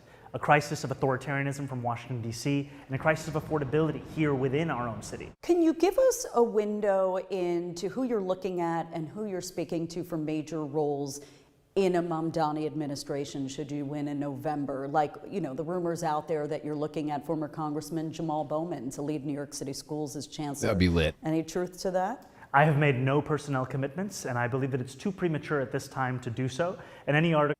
Yeah, so she goes on about asking him about different sort of personnel that he might add to his team. And Zoran was pretty, pretty definitive. He was like, I'm not gonna rush to making any sort of commitments to anyone in the administration. That is premature. We got ways to go. It's the actual general not even close to the general right now. Got at least a few months until then.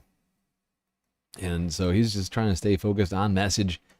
Not going to get ahead of himself by not endorsing, but committing to putting anybody in any position, which I think is a great political answer. I mean, but he also does suggest oh, well, yeah, he might be good, but I'm not going to say for sure right now. And that I would consider that. I continue to commit to that, and I consider it because of the fact that her swift and decisive action to uproot corruption at the top echelons of the NYPD is something that I and many other New Yorkers appreciate, and I also do believe that it is still premature to make commitments at this time. One of the comments that you've made since primary night that's gotten a lot of attention is when you said that you believe that billionaires shouldn't exist. And I know you've got a big meeting coming up with a number of CEOs, some of them who have publicly said that they're considering moving capital out of New York City. They're worried about your tax plans. People like Bill Ackman, everybody in New York would love to see Bill Ackman just fucking leave, okay? You go fuck yourself, pal. Pitch to business leaders who are feeling that hesitancy. I know that when I speak to business leaders, one of the many things that unites us is a shared love of this city. The fulfillment of a vision of a city for all New Yorkers is one that also includes not only the retention of the businesses and the business leaders we have today, but the addition of additional ones. And at the core of that is the understanding that this is a vision that is for all of us. My focus is on uplifting working class New Yorkers, middle class New Yorkers for whom there is not much of an ability to stay here, and to assist businesses in their ability to attract and retain talent, which is currently very difficult given how expensive it is for people to move to the city. Well, one part of the constituency here in New York City that needs no convincing is the youth vote. They came out for you in historic numbers, in droves. Do you feel as though you're creating a new political machine here in New York? And what responsibility do you feel to democratic socialism here locally? You know, I have said that I'm a democratic socialist, and I've defined that in many ways by the words of Dr. King decades ago, who said, call it democracy or call it democratic socialism, there must be a better distribution of wealth for all of God's children in this country. And when I look out at this campaign and our ability to inspire more than 50,000 people to join us as volunteers, to knock on more than 1.6 million doors, make more than 2.1 million phone calls, what I see is the possibility of a new political movement that is focused on delivering a city for each and every New Yorker. And fuck yeah, Zoran. All right, she's about to ask him the Israel question, and he answers it in the same way that he does as always. And he says anti-Semitism is a problem, and we gotta you know, be one, and we have to, you know, root out all sorts of hate in the city, in the country. Now, for some reason, News 12 decided to also interview Curtis Sliwa. Let's watch a little bit of this ridiculous interview. And since it would seem, due to some of the chats that I saw in here, I just added in a video for us to peruse quickly after this one, and because some people don't seem to know who the Guardian Angels are, I think we'll do a quick historical sort of traipse. Republican nominee for New York City mayor is challenging the polls, blasting his opponent, and making the case challenging the polls. Sliwa's challenging the polls. Look, everybody. You don't know the polls are wrong. You don't know nothing about the polls. The polls, they're liars. Okay, the fucking lying pollsters. Way higher than 15%. Come on. Come on! The one who could stop a far-left takeover of City Hall. You have called your opponents moving chairs on the Titanic, right? But with your polling currently still stuck in the teens, how do you convince voters that your own campaign isn't one of those chairs? Well, more importantly, how do you convince the mayor, Eric Adams, to stay in? I'm polling third. He's polling last, even in his own poll that he paid for. So the reality is that if you look at... Now, we looked at the numbers earlier, and even if Eric Adams does drop out, it's not going to give Mr. Sliwa here enough juice to win the election by far. If you combine Eric Adams' poll numbers and Curtis Sliwa's poll numbers, you get to about 25%. So with Zoran polling close to, like, I think almost 40% right now, that's going to be a good deal short of winning anything. My Republican base, you looked at, I had a lot of moderate Democrats and... Columbia Rican, New York, take off the beret, please. Columbia Rican, you're from New York. You know this man's never going to take off that goddamn beret. It's not happening. That thing is freaking sewed to his skull. Like, it doesn't come off. I've never seen him without the beret. In fact, it would freak me personally. If I saw Curtis Lee without the beret, I might have some sort of like a stroke or something. Like, Ben, it's the last time like just like Tim Pool's beanie is fused to his skull, his scalp. It's the same deal with Curtis and the beret. 28%. I expect to start from there. You get a few more percentage points, you're talking to the next mayor of the city of New York. You're talking to the next mayor of New York, okay? Get some goddamn respect around here. Okay. That's all we need from Curtis. But since some people don't seem to know who the guardian angels were/are, because in recent years, Curtis has been trying to bring back the guardian angels, even though crime continues to go down in New York City. Like, since the 80s, back when he first started this shit, like crime in New York City has gone down precipitously, and yet he tried to bring it back recently. But let's go back in time, 1988.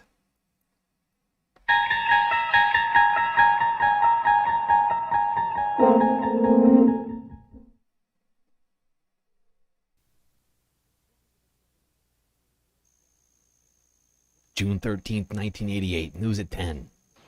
The scars of a Saturday night battle with alleged crack dealers were evident on one guardian angel's hand. He and two others were stabbed Saturday night. One angel, Ilya Richtenberg, is still in critical condition from his wounds. Jesus Christ. His mother keeping a vigil at the hospital.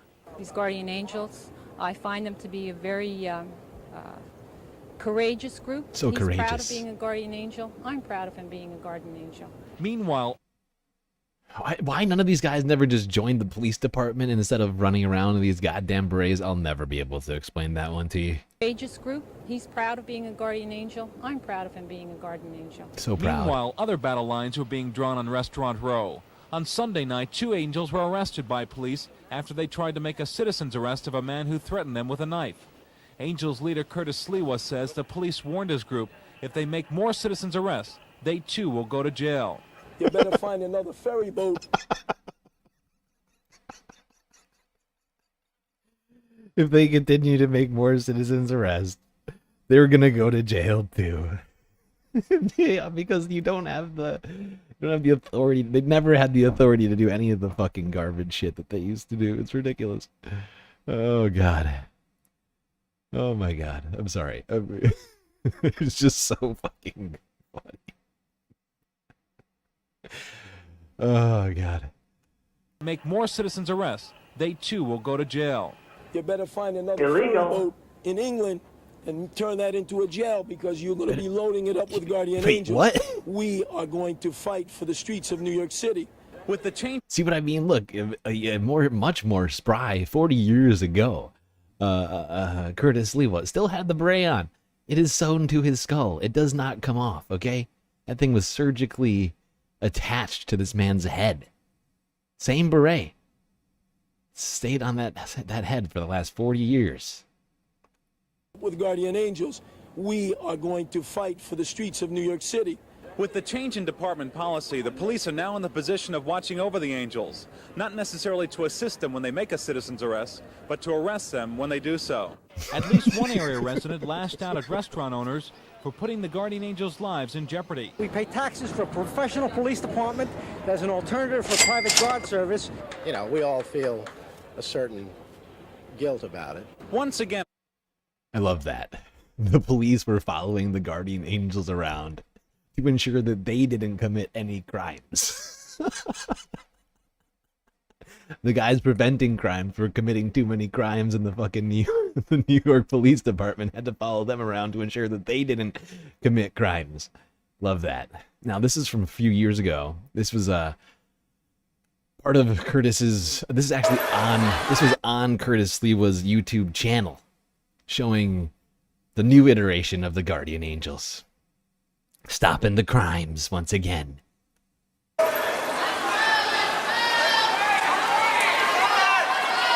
Look at him. Hey, we're keeping the streets safe. Oh! Just got hit in the fucking head.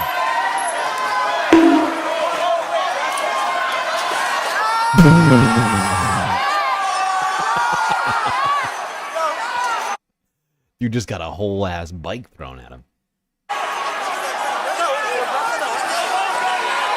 As you can see, New York, not a huge fan of the Guardian Angels, you know. Most people think that they're a bunch of fucking clowns who like to wear outfits and walk around acting like they're tough.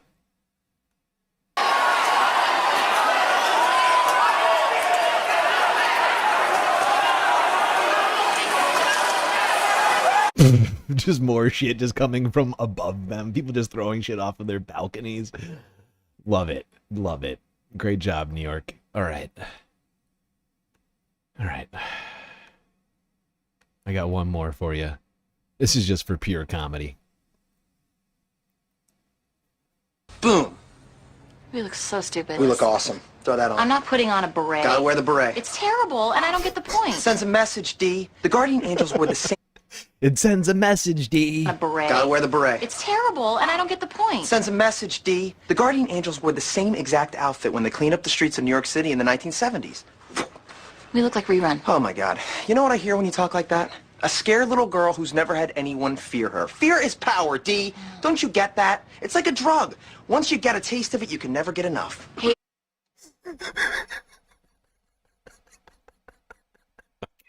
That's it. That's it on the Guardian Angels. Okay. Okay, everything's fine. All right, let's just go back to talking about Zoran and how he is really taking over the internet, really, when you think about it.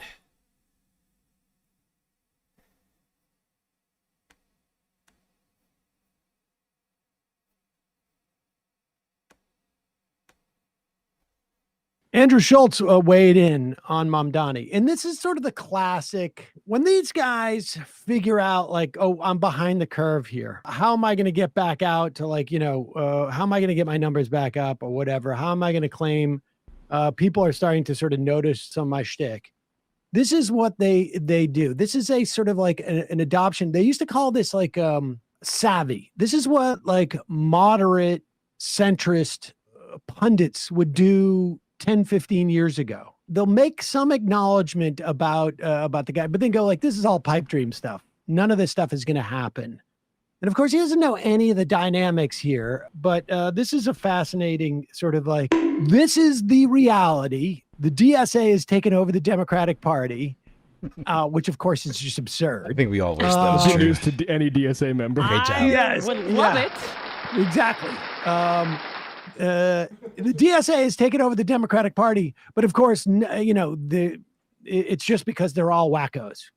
Yeah, the Democratic Party does not like him because he represents a part of the party that the Democratic establishment does not like, which is the Democratic Socialists, which is where the fucking party is. They just won't acknowledge it. Like, the Democratic Party is the Democratic Socialist Party. Whether you like it or not, that's what the base wants. That's what the people are into. And the old establishment is not what they're into. Honestly, that's what America wants. Pause it. I mean, well, Charlemagne's correct. Charlemagne the God is correct. The policies that Mamdani is promoting are all universally popular. I mean, When I was watching this the first time, I was like, holy shit, where the fuck did Charlemagne just come from? Like, I was listening to it, and then I was like, wait, hold on a second. Is that Charlemagne the God in here? Since when does Charlemagne go on the Andrew Schultz podcast? All universally popular. I mean, Medicaid, Medicare, Social Security, these are all popular. The idea of student loans forgiveness, popular. The idea of paid sick leave and universal daycare, all popular. These are all very popular things. And frankly, we're not for Joe Biden's legislative bumblery and Kristen Sinema and Joe Manchin, both of whom are no longer Democrats. Build Back Better would have had all this stuff. I mean, the idea of like a Mamdani, even like talking about universal childcare would be completely moot. It would have been completely moot because it would have been a federal program. Also, would Schultz have been making this argument prior to the Mamdani victory, or as Kyle was saying with us on Friday, just like riding the vibes, and because he won, now it's my whole analysis has changed, as if like there weren't DSA endorsed electeds on the federal level already that he doesn't seem to care about. But Charlemagne has a right. I mean, it's just basic what the American public wants. Go ahead. That's what I was honestly shocked to hear Charlemagne be so like definitive in that answer. He's like, nah, that's what America wants. It's like, oh shit. Okay, Charlemagne. Apparently you got your finger on the pulse. people are into, and the old establishment is not what they're into. Honestly, that's what America wants. And you know why I'm gonna tell you the language that he was using, and we had this conversation on Breakfast Club, because I'm like, yo, Democrats, y'all can come up with names for everything, right? Yeah. Pregnant people, all that, like, right? Yeah. But you can't come up with a better term for socialism. So when he uses the term affordability, and he just talks about how things aren't affordable, that resonates with everybody. Our campaign is one that sees this city under attack in two ways: an affordability crisis on the inside. We're the most expensive city in the United States of America. 1 in 4 New Yorkers are living in poverty. The rest are living in a permanent state of anxiety about whether they can keep affording this city. And then we're under attack from the outside, from a Trump administration that is hell-bent on going after not only New Yorkers, but frankly, democratic cities across the country, like we're seeing in Los Angeles right now. That's what people want to hear. The message New is- York's too fucking expensive. The message is resonating. Here's the thing, and this is the thing. I see people in chat coming for Charlemagne right now, and I kind of agree with most of you, what you're saying on this. I mean, Charlemagne's takes are usually, specifically on politics. I think he's got his finger on the pulse much more when it comes to, you know, pop culture and stuff like that. But with politics, Charlemagne has like like very shallow takes oftentimes. Like, I feel like I've talked about it before because we've watched Breakfast Club shit on here before, and you know, and so I think I've made it known in the past that I just think Charlemagne's political takes are often sort of lacking in multiple ways. So I was shocked to hear him actually identify this so correctly. Poor people did not vote for him. Okay? Poor uneducated people did not vote for him because poor uneducated people, unfortunately, what now? do not have the same entitlement to their dreams Would you than drop what? middle class and rich He hasn't people talked do. to a poor and If you're like uneducated middle class, person upper middle maybe class, ever. Can you? This is not true. This is a fascinating theory that you could easily convince yourself of as long as you completely insulate yourself from any data that would in any way inform this position. I think it is the case that there's a lot of uneducated people, and there's also a lot of people who live in poverty who. I'm sorry. I stopped listening to what Sam was saying because I saw this chat. This is fucking hilarious. Well played, or Broomer. Well played. Very well played. Very, very well played.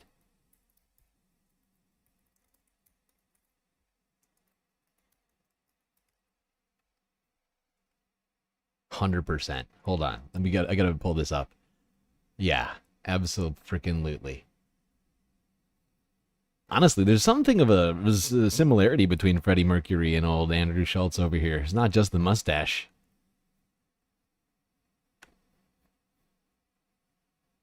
We are the champions, my friends. This is not true.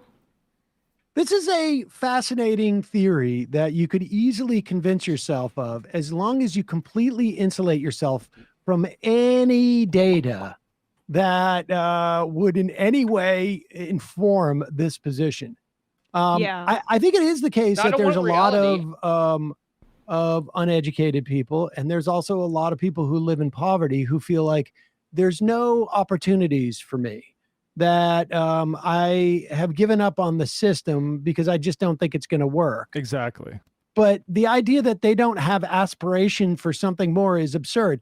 Also, I don't know where he got this theory. Let's pop up this New York City primary vote share for a moment. Well, it is being repeated over and over again, unfact-checked in major outlets like CNN, which is a complete lie about the actual reality of Zoran support. Which, like, you know, you get to between. I just want to point something out to people. You know, if you're making less than like $25,000 in New York, which is basically where this big gap is, 25,000 or less. If you look at the like this is 25,000, like at this first tick right here. If you're making $25,000 or less in New York City, and we're able to vote in this election, like you have to have a bunch of money sitting around somewhere. Like, it's basically impossible to survive in New York City with making less than $25,000. Unless you got, like, you know, a treasure trove sitting under your bed filled with gold doubloons, you are fucked. And you probably, so you're either probably retired or you have, you know, just like some combination of security and like some small like part-time thing going on. So I just want to point that out. $0 income and $50,000 income. Frankly, a lot of those people don't vote.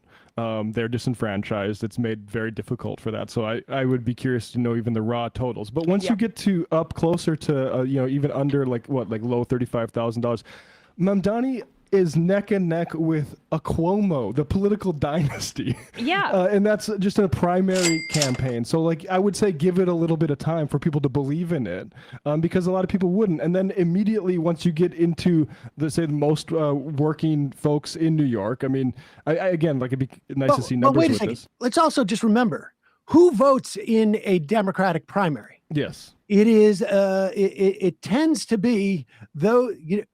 Once those two graphs come together in that first at 25,000, just a reminder, not a holiday. Exactly. And Right. there are, I mean, people who are working at that low end of the income spectrum are not going to be taking a day off. They can't travel around. If there are long lines at the polls, they're not going to be voting. It's possible they could vote or early vote. But also, let's be clear, low-income people are going to be one cohort of people who are not going to be voting in a Democratic primary in New York City, simply because they're not in the circles where they're getting that kind of attention. Yep. And to the extent that Cuomo did better, it was because he has name recognition. Exactly. And I People would also have known say, that name for multiple generations in this state. And if you're making where Cuomo was, Untrue trivia, 2% of the voters thought they were voting for Mario Cuomo again. really trouncing him in that graph, like under 35K, under 40K in New York City. I mean, look, you're making very little money. There's a chance under you're also 15,000 is actually where he's trouncing him. That's yeah. it. Well, there's a chance also in that area of income. You could be like working part time or semi-retired, and that could also align with people that are older or wealthier, or wealthier, right? Because like it's not necessarily that data isn't necessarily like the catch-all, but. Let's continue though. Poor uneducated people did not vote for him because poor uneducated people, unfortunately, do not have the same entitlement to their dreams than middle class and rich people do. If you're like middle class, upper middle class, and rich, you're like, I deserve to be super rich and have everything work out, and like I'm entitled to that. Poor people a lot of times come from generations of poverty and they don't see that upper mobility. It's sad, it's tragic. But wouldn't affordability resonate with those poor people though? Like when they hear Yes. when they hear somebody simply say, "Hey, shit is too expensive." Yeah, but they didn't vote for him. So to me, the message that's really connecting are these people who feel entitled to a better life because they did everything that they were supposed to do, i.e. go to college. They got a meaningless degree. Can you stop $100,000 and worth of pause it debt. for a sec? Like, this is just like, he's shooting from the hip and he has no idea what he's talking about. But in fact, the construction that he's applying is the one that is dividing the working class along the working class and the middle class lines, which is not the case, especially when you look at what level of income you need to be above the poverty line in New York City, which is different than other areas of the country. But this is like, there was class solidarity broadly among the electorate if you made under 200K. And Yep. Yep. And the fact is, you know, if you're making 200,000 or less in New York City, honestly, you're probably, you know, still in some, especially if like, say you have like a family. Oh my God. You know, like childcare in New York costs like $40,000 a year. Times are tough out there, you know. Tough. All right, we got some more Cuomo. We got not Cuomo stuff. Why am I talking Cuomo? Probably because I'm looking at Hakeem Jeffries' face, and I feel like he really wants to endorse Cuomo still. Let's go to see what Hakeem Jeffries had to say. He was asked more questions about Zoran recently. Here's Forbes breaking news from yesterday. Thank you, Leader. No doubt New York is going to play a big role in who controls the House next year. We've had Republicans tell us that the nominee for New York City mayor is a gift for Republicans in New York State.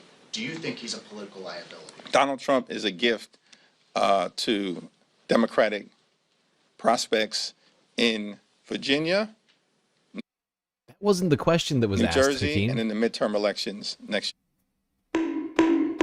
Anybody home there, Hakeem? That was not the question you were asked. In Virginia, New Jersey, and in the midterm elections next year. Jumping off of that, thank you. Here we go. Hakeem intentionally not answering the question. Fascinating. It's almost like he doesn't want to speak to anything on Zoran. It's been weeks now. And Hakeem hasn't come out and endorsed Zoran. He's done nothing but just sort of obfuscate his own personal opinion on Zoran, avoiding anything. I think Hakeem's gonna vote for Curtis Lewa, maybe. Or maybe he's hoping Eric Adams will surge. I don't know. It's very strange. Hakeem is the worst. Awful, awful, awful. Weak. All right, maybe not the worst. Maybe that's not fair. But he's certainly on the bottom. He's on the bottom tier of representatives out there. We got Republicans, of course, so, you know, he's slightly above some of them. Okay. Now, yesterday, Andrew Cuomo released this video to tell everybody he's in it to win it. He's not going anywhere. Hello, I'm Andrew Cuomo. And unless you've been living under a rock, you probably know that the Democratic primary did not go the way I had hoped. To the 440,000 New Yorkers who voted for me, a sincere... Oh my God. Okay, so first off, Andrew Cuomo does not live in New York City. I think he lives in New Jersey or something like that. Or maybe in Westchester. I can't not remember where he lives, but he does not live like in the city. So he's out here, like in my estimation, he is out here doing a goddamn Zoran impression. He's got the ill-fitting white button-up shirt, unbuttoned at the top. I mean, it's very strange because he never looks like this. So he's like trying to do his best Zoran impression. He's like walking around the city, like trying to shake hands and look normal. Fucking love this video. It is hilarious to me. Hold on. Okay, I gotta turn the volume up because it's super quiet on my end. I can't tell if it's bad for you, but I'm pretty sure it is. Okay, take two. Hello, I'm Andrew Cuomo. And unless you've been living under a rock, you probably know that the Democratic primary did not go the way I had hoped. To the 440,000 New Yorkers who voted for me, a sincere thank you. Thank you for believing in me, in my agenda, and in my experience. And I am truly sorry that I let you down. Oh. But as my grandfather used to say, when you get knocked down, learn the lesson and pick yourself back up and get in the game. And He's that so is what awkward. I'm going to He's do. such a weirdo. The fight to save our city isn't over. Only 13% of New Yorkers voted in the June primary. The general election is in November, and I am in it to win it. My opponent, Mr. Mamdani, offered... Mr. Mamdani. Zohran Mamdani. Oh my God. They refused. All these assholes are so salty. They refuse to pronounce his name right. Mr. Mamdani. Mr. Mamdani. That's his name. That's how you say it, right? November, and I am in it to win it. My opponent, Mr. Mamdani, offers slick slogans, but no real solutions. No We need real a city solutions. with lower rent, safer streets, where buying your first home is once again possible, where childcare won't bankrupt you. That's the New York City we know. That's the one that is still possible. You haven't given up on it, and you deserve a mayor with the experience and ideas to make it happen again. And the guts to take on anyone who stands in the way. Every I love this. He is so awkward. Do you see the way, like, there's so many sort of, like, tiny little body movement things that he's doing that shows just how uncomfortable he is walking around New York City and, like, talking to regular people on the street. It is fucking hilarious to me. He is... but I predicted this. Does anybody remember this? Like, a while back, like, after the election, after the primary finished, I was like, look, Andrew Cuomo is a fucking narcissist. Eric Adams doesn't want to lose power. All these guys are not going to drop out. They're just not. They're not going to drop out. And what did I say? I was right. Here he is, Andrew Cuomo, doing his best Zoran campaign, like sort of a mimicry, and say, I'm in it to win it. Okay, Mr. Mondani, he full of shit. I'm the real populist. I'm gonna make homes more affordable in New York. Right. Okay. Love that. Such a weird guy. I called it though. And this is going to, if he stays in the race, if Eric Adams stays in the race, that is cements Zoran's win. I told you it was going to happen, and it's happening. I mean, maybe sometime between now and November, one of them drops out. I wouldn't be shocked to hear that it's getting close to the election. They try and some sort of deal making starts happening, maybe, but it's going to be too fucking late. And there's, in fact, not even too late's the wrong word, because I'm fairly certain that, like, because like I keep trying to do the math in my head, trying to like game it out, like, and there's just no way. Like, the only way it would that this works is that 2 of the 3 candidates, the non-Zorans, would have to drop out, right? But that's not going to happen. And even, like, say Eric and Andrew both drop out, because we know that Sliwa is not going to drop out, okay? This guy has been trying to run for mayor. I think this is his 3rd attempt. I can't remember if it's his number 2 or number 3. But he has never done well in this. He's never gotten over, like, 15% of the vote. But there's no way, even if those 2 do drop out, all these Democratic voters, were pro Cuomo, pro Adams, there's no way that they all just suddenly go, you know what? Let's get the Guardian Angels guy in here. That's not happening. That's not happening. And the fact is if Eric drops out and gives his vote to Andrew, or vice versa, they still don't have enough to beat Zoran. It's over. It's over. And this solidifies it. But CNN is stoked about this. Here we go.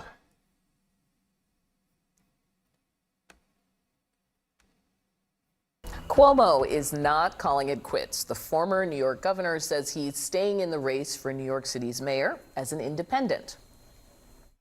The fight to save our city isn't over. Only 13% of New Yorkers voted in the June primary. The general election is in November, and I am in it to win it. My opponent, Mr. Mondani, offers slick slogans, but no real solutions. Zoran Mamdani lost the Democratic primary in June to Zoran Mamdani by 12 points. Now, also still in the race, New York's current mayor, Eric Adams, also running as a third-party candidate. So you basically have 2 established Democrats running as independents. What's it going to take for Mamdani to keep... What I love is both of those Democrat candidates are accused of crimes, right? Both of those guys accused of crimes. Maybe they're a better option than the charismatic guy with actual plans for the city who isn't corrupt or, his momentum going, bringing it back to the group chat. And before we started, Chuck, you actually cracked your knuckles on this one. You were so interested in talking about no this. No more foreign policy. Let's talk about an election. So what's the deal? The deal is there's a general election in November where more people should show up to vote than in a primary. In a primary, you have a smaller group of folks. We all know that. I don't mean to talk so elementary this early in the... This guy has got to chill on the fucking cowboy hats. I don't know how many cowboy hats he's wearing. Chuck over here has always got a goddamn cowboy hat on. It's a strange venue to be wearing a cowboy hat. CNN studios in New York, and he's like, I'm gonna wear my cowboy hat, Yeah, I'm just gonna make me seem smart and intellectual, but also like a normal guy.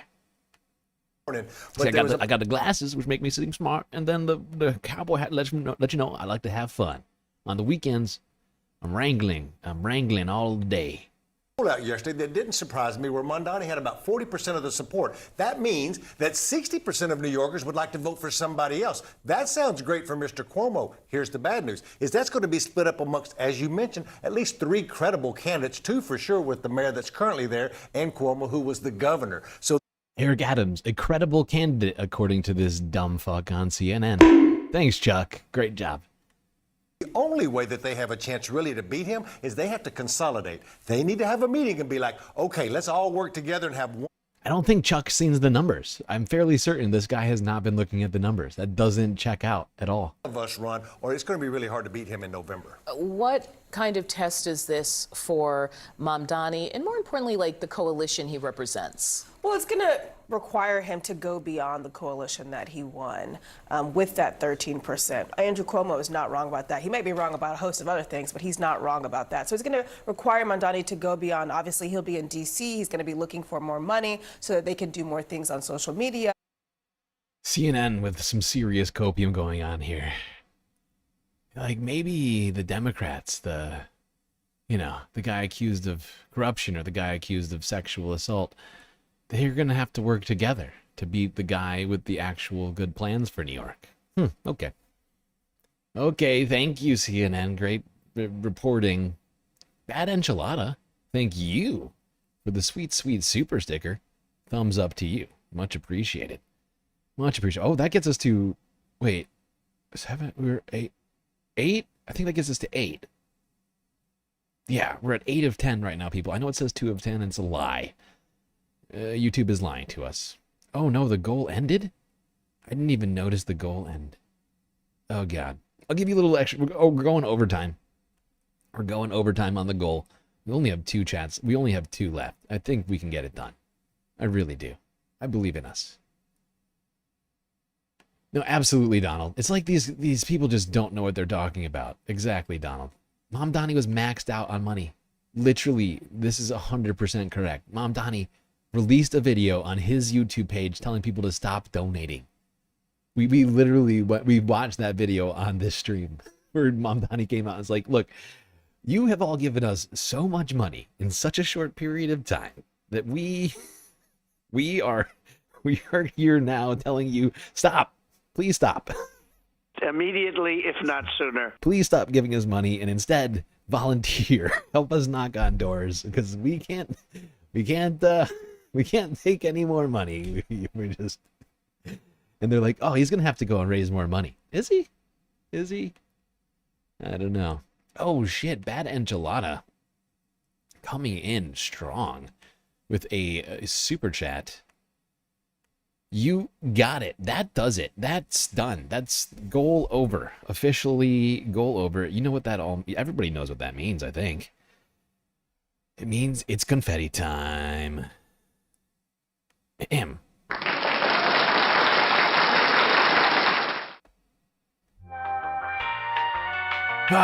Everybody bask in the glory. Thanks to everybody who contributed to our goal. It is now complete. You've all been incredibly helpful in that. Truly fantastic. Wait, where's my confetti? What the hell? There we go. Confetti. Good God. Let's go. Let's go. There we go. Actual confetti. It's glorious. It's beautiful. It's breathtaking. It's beautiful and so good and so great. Most people say, best confetti anyone's ever seen in the entire galaxy. Truly, it's overwhelming in its awesomeness. Oh, gosh. Love it. Gotta love it.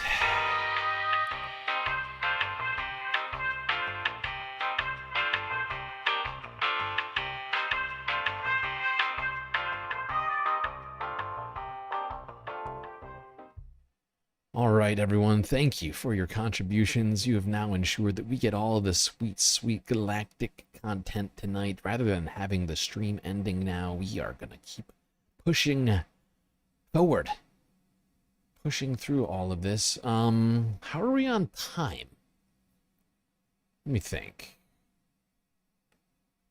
All right, we're going to do one more Zoran video. I've actually got a few. Actually, you know, I think now's a good time for a break. Then we'll come back.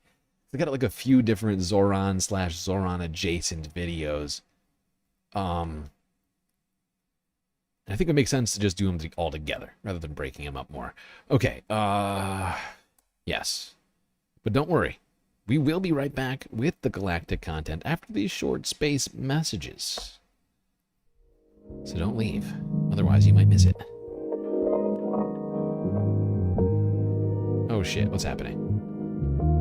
Oh, shit. Oh, god damn it. Hold on. Sorry, I have multiple samples running on my... There. Oh, there we go. Okay, I solved it. Take two on the break.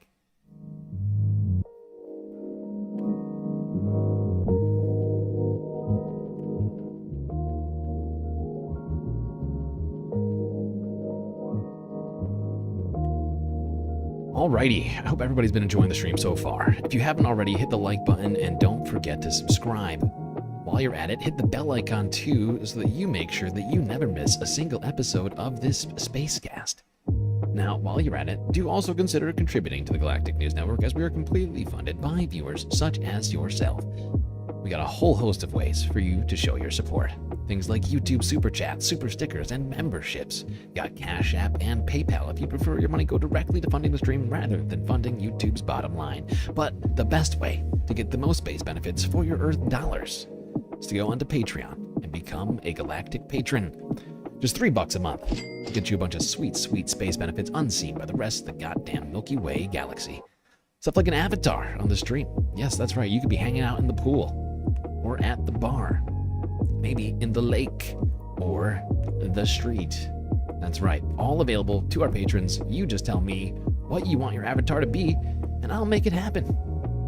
But that is not all. Shoutouts every stream, secret content, and much, much more. Anyway, chat, that's enough for me. Enjoy the break, grab yourselves a drink, and we will be right back.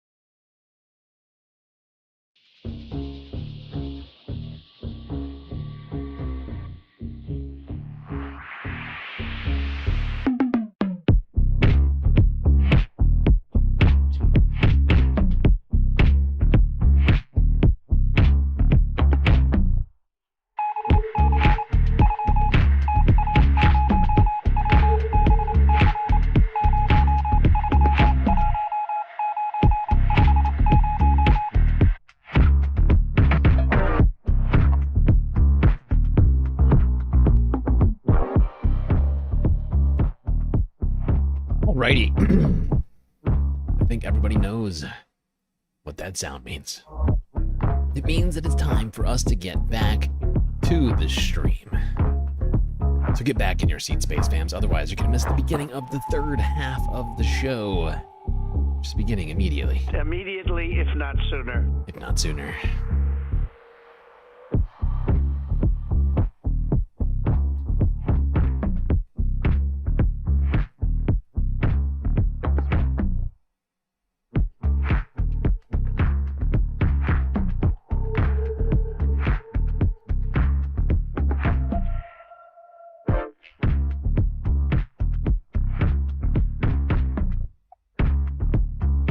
Right, everybody, we are back in action here. Third half about to begin.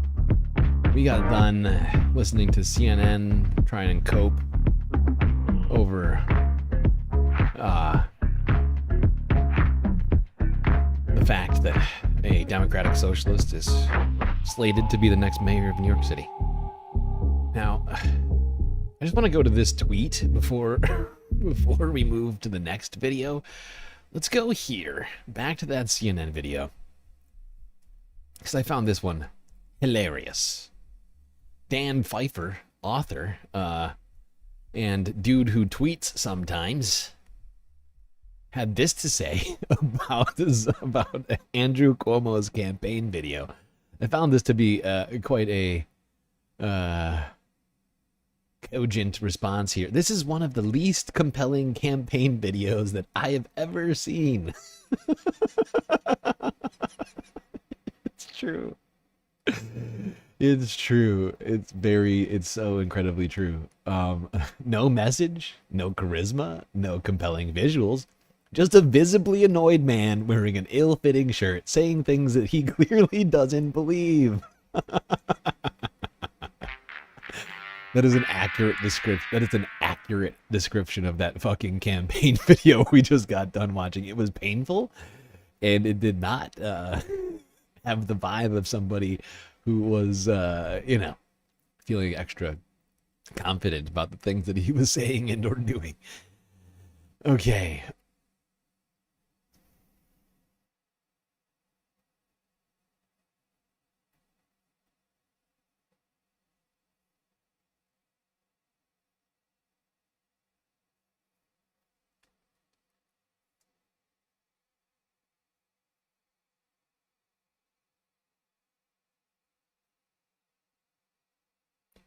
All right. Wait, is Daniel Pfeiffer is related? That can't be true. There's no way. I think you're making that up. Are you making that up? I think you're making that up. Dan Pfeiffer, Michelle Pfeiffer's cousin. I don't think that's true. Although I am now tempted to look it up. I'm like questioning whether I should pull my phone out and double check this. Okay, all right. I'm not gonna get bogged down in that. Whatever. I'll give it to you. Whatever. You were joking. Oh, thank God. Thank God. Okay, that makes it easier for me. All right. Yes, let's go back to talking about the New York mayoral election.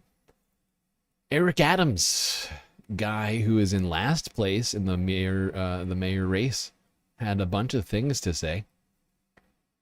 Here's the majority report on that story. The New York City mayoral race, which of course has become a bellwether for Democrats across the country, including the leader of the Democrats in the House and the leader of the Democrats in the Senate. Hakeem Jeffries, as far as I know, has not endorsed Mamdani. I don't believe that Chuck Schumer has either. It's been 3 weeks since the primary. My understanding is that he won the Democratic primary, and he is the Democratic nominee.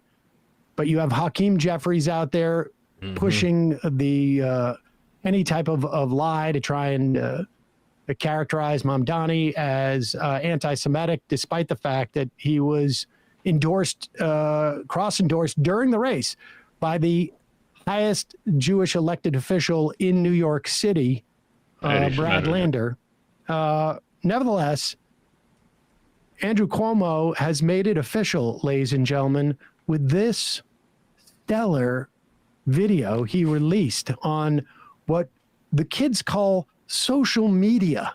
Oh yeah, he decided to go outside. I mean, we know he doesn't live in New York City, so he probably took a car service to Manhattan, where he's been occasionally staying at his daughter's swanky apartment.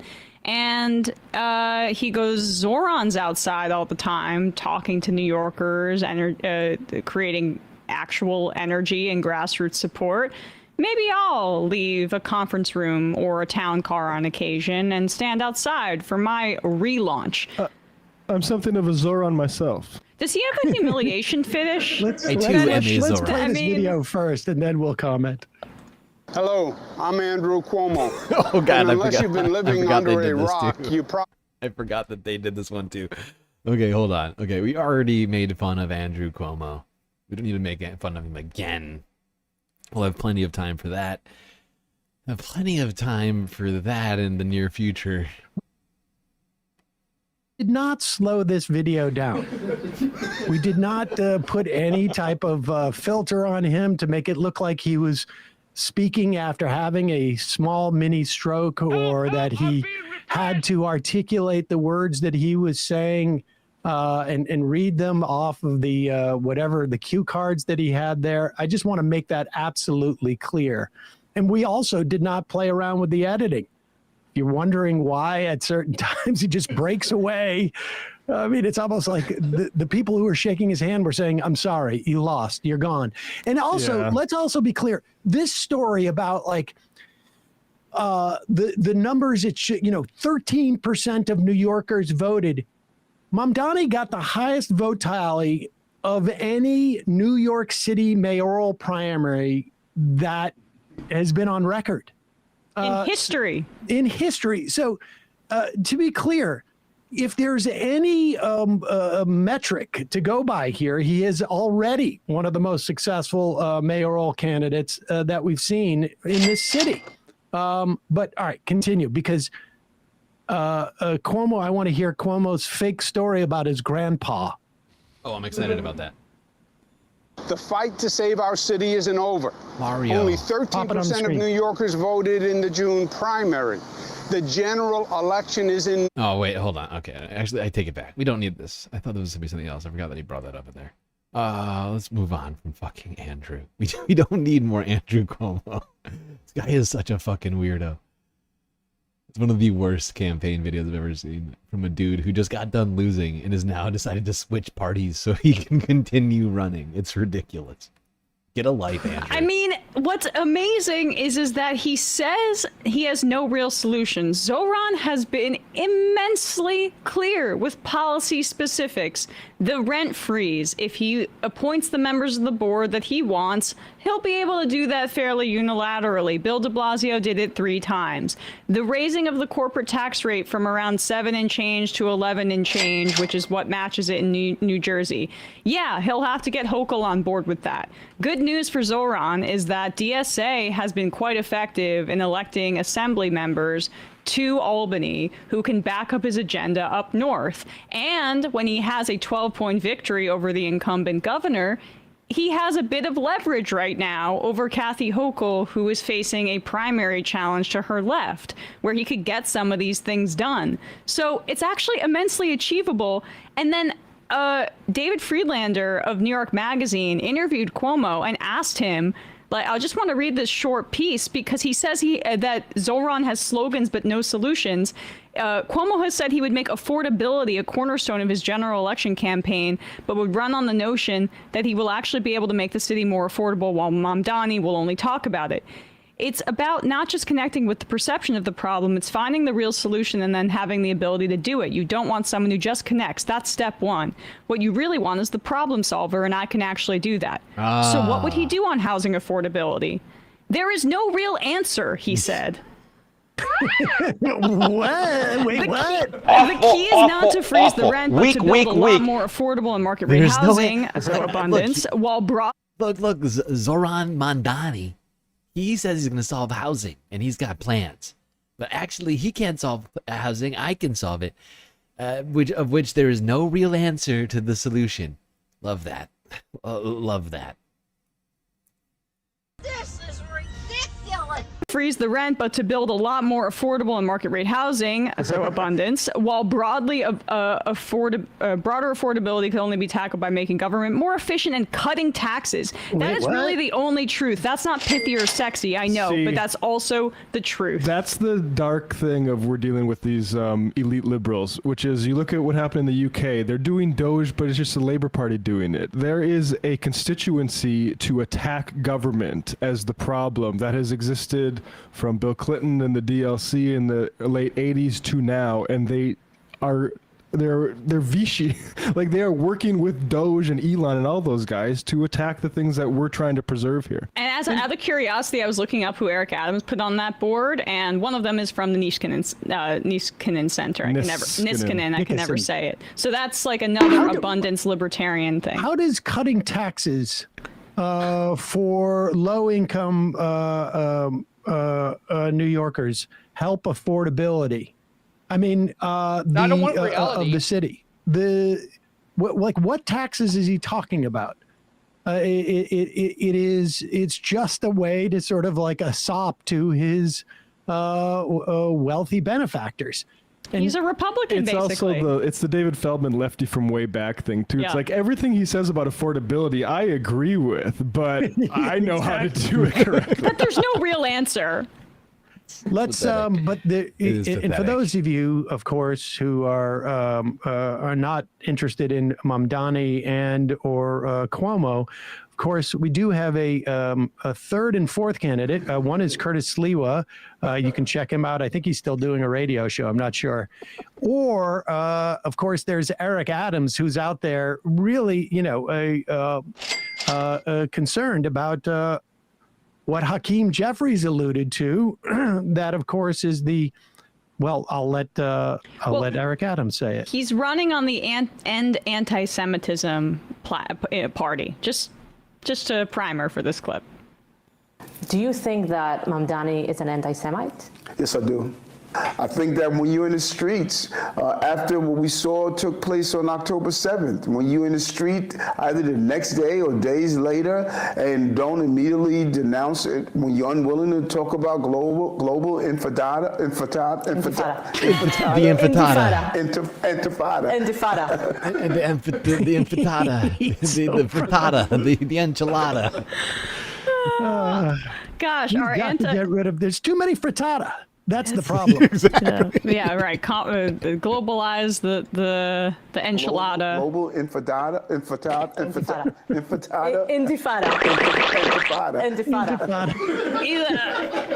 Demonize the Muslim fella. Demonize the Muslim fella, right? Are we sure it's not You can't even manage to do it properly.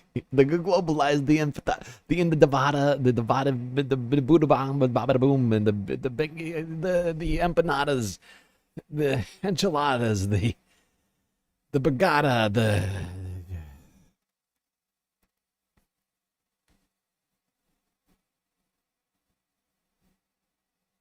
Boy, oh boy. Eric Adams really struggling with words today. Maybe he should focus on something else. That should be a campaign commercial. It should be a campaign commercial. You're right. You are right.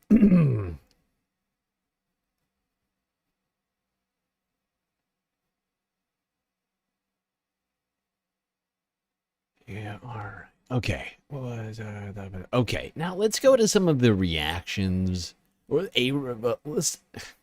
People have been saying, some very, very disingenuous people with clear reasons for doing this have been going out and trying to stir up fear around Zohran Mamdani. Zohran Mamdani.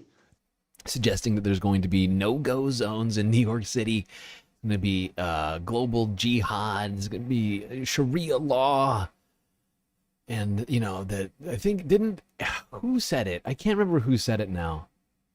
I don't think it was, oh God, I cannot remember who said it, but somebody said that like all Jews must leave New York immediately. Immediately, if not sooner. New exodus. We got out of Egypt. Now it's time to get out of New York. Now, one man who we have gone to for some light comedy in the past, one Gianmarco Ceresi, had some stuff to say about this claim. Here he is on his YouTube channel. Couple weeks ago after the Zohran Mamdani win. Zohran Mamdani. I do want to say sorry to you, Russell. I know you were gunning for Cuomo, and did you know right out the gate that it was in the bag for Zohran? You know, it's so rare to get excited about. So rare. What is crazy is when you're actually watching the local coverage, the first thing that they would talk about is Israel.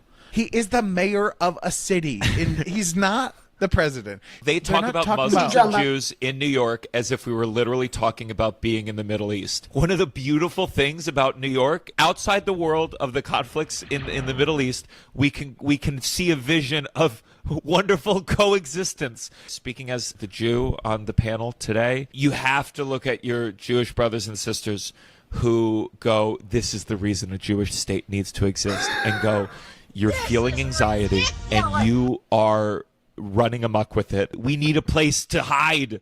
No, you don't in New York City. You know how squirrels, they will hide nuts that they don't even go back to find? It's an anxiety. And to me, as a Jewish New Yorker who goes, we need a place. And where's it going to be? The Middle East. Take a breath. We don't need to ruin peaceful coexistence or destroy New York or let this old pervert be mayor to quell that anxiety. There we go. Short and sweet. Gianmarco Ceresi making things very, very clear. You know, New York City is definitely safer than Israel, just generally speaking. Oh my God. He's a funny guy, but like he's also got some very, very strong sort of points that he's made in the past. We've seen him on multiple occasions speaking truth once again. New York is a safe place for Jews, for everyone. And in fact, crime is down in New York City to an almost all-time low, I think, right now. It's safe. Settle down. Stop being so anxious. There's not going to be no-go zones. There's not going to be Sharia law. And actually, you're going to be perfectly fine. Just settle down. Now, one man who you might be familiar with, very famous, specifically for his role in The Princess Bride, as Inigo Montoya. You killed my father. Prepared to die. That's right, Mandy Patinkin had some very strong words on what Israel has been doing. I found this to be very compelling from Mandy. Let us go here. This is from a few days ago on the Interview podcast, I guess. I've not honestly seen much from this podcast, but let's go here. Wait, what am I doing on the... Sorry, I was on the wrong screen. There we go.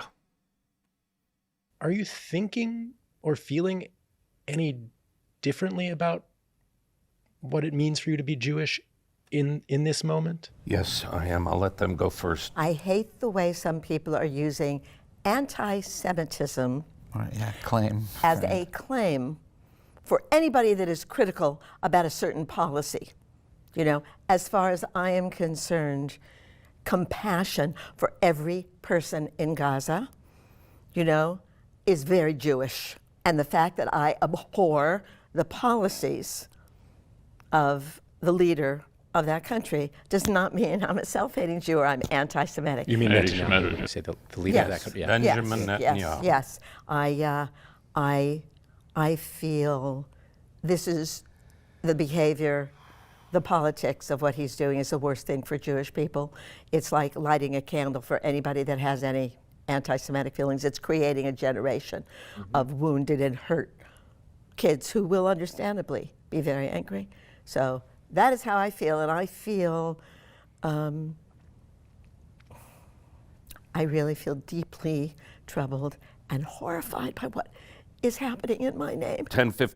Yeah, and we've been saying this whole time, since basically the very beginning, is that this continued conflation between Jews and the state of Israel creates an environment where anti-Semitism will thrive, not the reverse of that. And it's very sort of cynical and disgusting tactic that's been used over and over again for the last 2 fucking years. Deeply troubled and horrified by what is happening in my name. 10-15 years ago, I was in Philadelphia, and then I go up to the hotel room. Catherine was in the hotel room, and the movie was on. She was watching The Princess Bride. And just as I walked in the room is that final scene in the movie where Inigo is sitting by the window with the man in black. And the man in black asks Inigo, would he like to be the next Red Pirate Roberts? And the Inigo Montoya actor, who was me, said these words, which I did not really know what they meant, that William Goldman wrote, which I think are the singular greatest words I've ever read. You know, I have been in the revenge business so long. Now that it's over, I do not know what to do with the rest of my life. And I ask Jews all over the world to consider what this man, Benjamin Netanyahu, and his right-wing government is doing to the Jewish people all over the world. They are endangering not only the state of Israel, which I care deeply about and want to exist, but they are endangering the Jewish population all over the world. He is the most dangerous thing, not just since October 7th. It has been a deeply troubled situation. And endangering the Jews by endangering those in Gaza. And to watch what is happening for the Jewish people, to allow this to happen to children and civilians of all ages in Gaza, for whatever reason, is unconscionable and unthinkable. And I ask you Jews everywhere all over the world to spend some time alone and think, is this acceptable and sustainable? How could it be done to you and your ancestors, and you turn around and you do it to someone else? Very strong words. Former President From Barack Mandy Patinkin there. I don't think I have a foul about that one. He said it all. He said it all.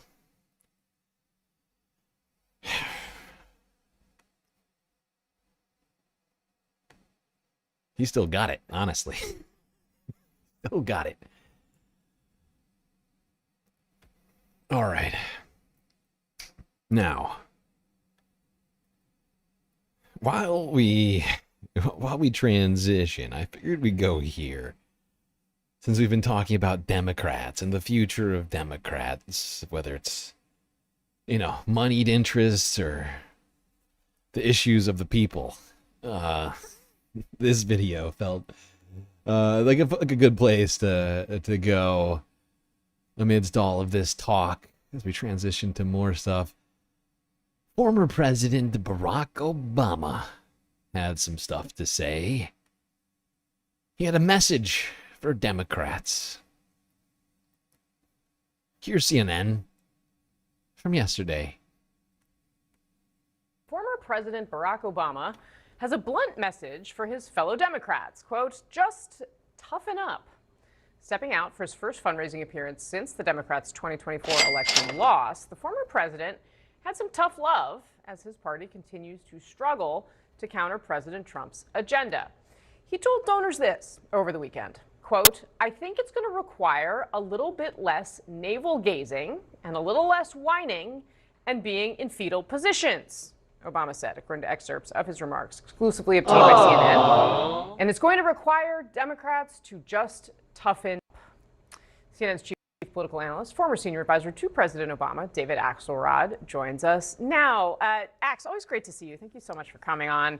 Now, I think since this was a donor event, I'm trying to understand what this actually means, and I didn't actually get to see this speech. I'm actually, now that I've heard, I didn't have time to find this speech, but I'm not sure that it's even on the internet. Since CNN doesn't have video of this, I'm assuming that this was like a journalist on the ground at this freaking fundraising dinner. So it's hard to say exactly what his message was here, right? And whether or not he's specifically speaking to donors or not, right?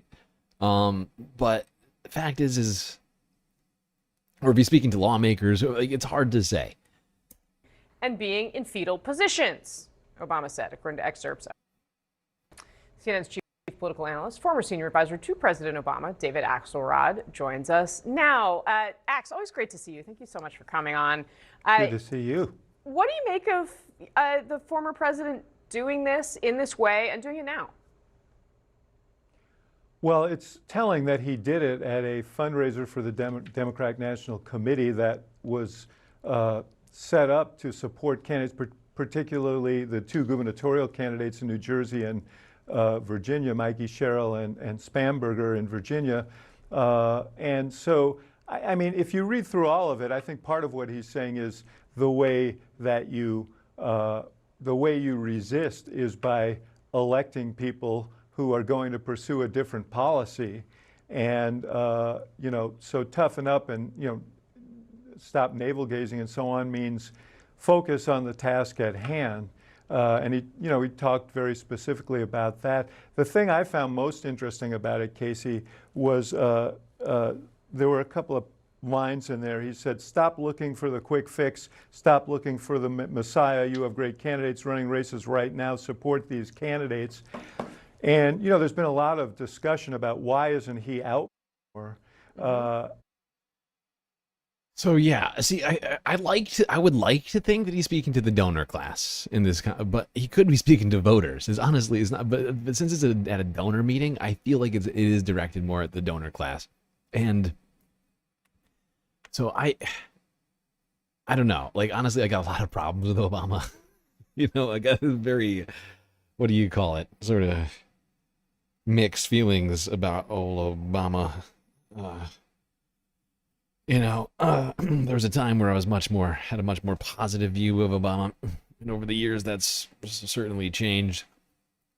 But the fact is there are good candidates like Zoran, and also all over the place. And the Democrats need to get behind the momentum right now. The momentum is not with them. It's not with the entrenched Democrats right now, and it's with the it's with the movement right now. It's with the, it's with democratic socialists, people who want to solve problems for people on the ground that aren't concerning themselves with fucking $1,000, $10,000 plate dinners or whatever else, and are more speaking to the people.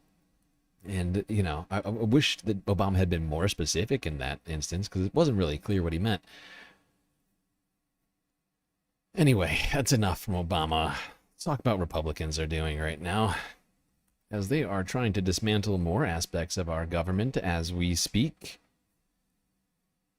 Let's start here. PBS NewsHour from yesterday. Republicans facing a deadline this week, actually, to claw back funding for foreign aid and public media.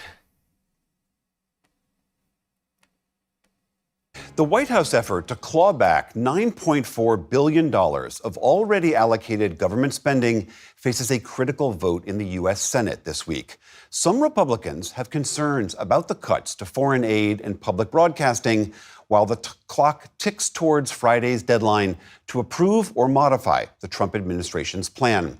Immediately, Our if congressional not correspondent, sooner. Lisa Desjardins, is here with a closer look. So, Lisa, remind us what this rescission bill actually does. That's right. This is a presidential power, but this is an unusual assertion of it. Basically, he's trying to get Congress to reverse a series of funding that it made last year, even by supermajority. Now, this total amount is relatively small, but it's strategically very significant. And of course, it includes real cuts. So let's look at what's involved here. 22 different specific program cuts the president is asking for.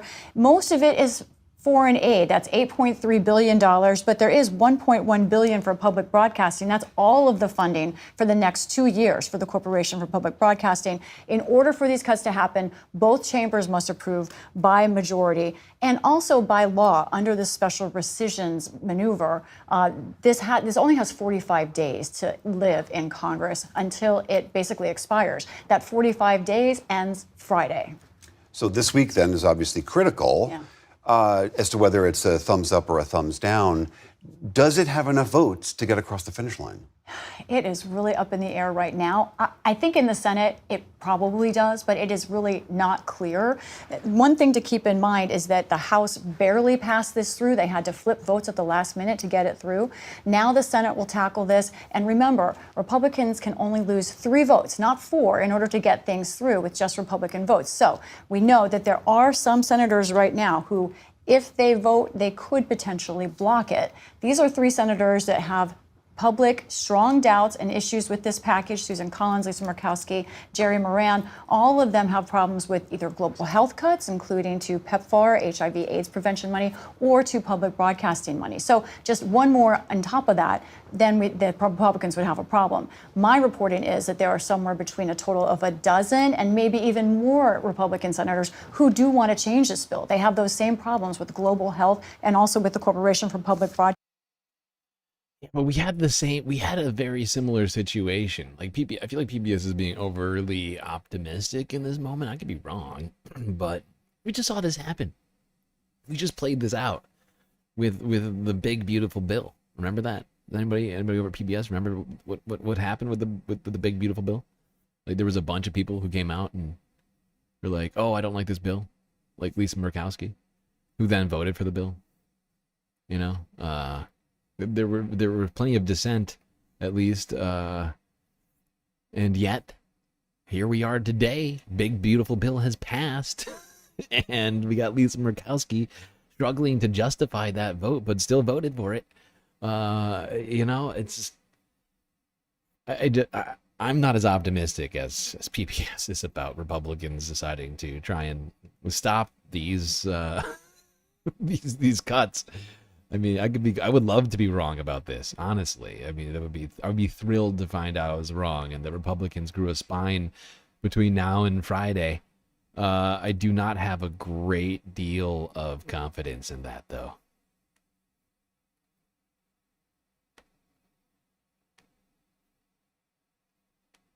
The dynamics around Collins. Senator Collins is actually the only Republican member of Congress from New England right now. So she frequently has to kind of balance those interests where she gets a lot of pressure from Democrats to oppose particularly things that President Trump is doing. But the Republican base up here in Maine is seems to be strongly in support of what President Trump is doing. So she gets pressure from there. All right, thanks to Kevin Miller there. Now, what's interesting is that President Trump, in a sign that there were real concerns about the public broadcasting piece in particular, sent out a post last week really threatening people, ramping up the pressure there. He wrote, "It is very important that all Republicans adhere to my capital R, capital B rescissions bill, and in particular, all caps, defund the Corporation for Public Broadcasting, PBS, and NPR, which is worse than CNN and MSDNC put together. Any Republican that votes to allow this monstrosity to continue broadcasting will not have my support or capital E endorsement. Thank you for your attention to this matter." Illegal. Well, there we go. See, Donald Trump, every time there's any dissent in the Republican Party, he comes out and starts threatening Republicans. Hey, you are my slaves. You are my cult members. And if you go against me, I will banish you. I will exile you from the cult. You will have to live on Mars with Elon Musk.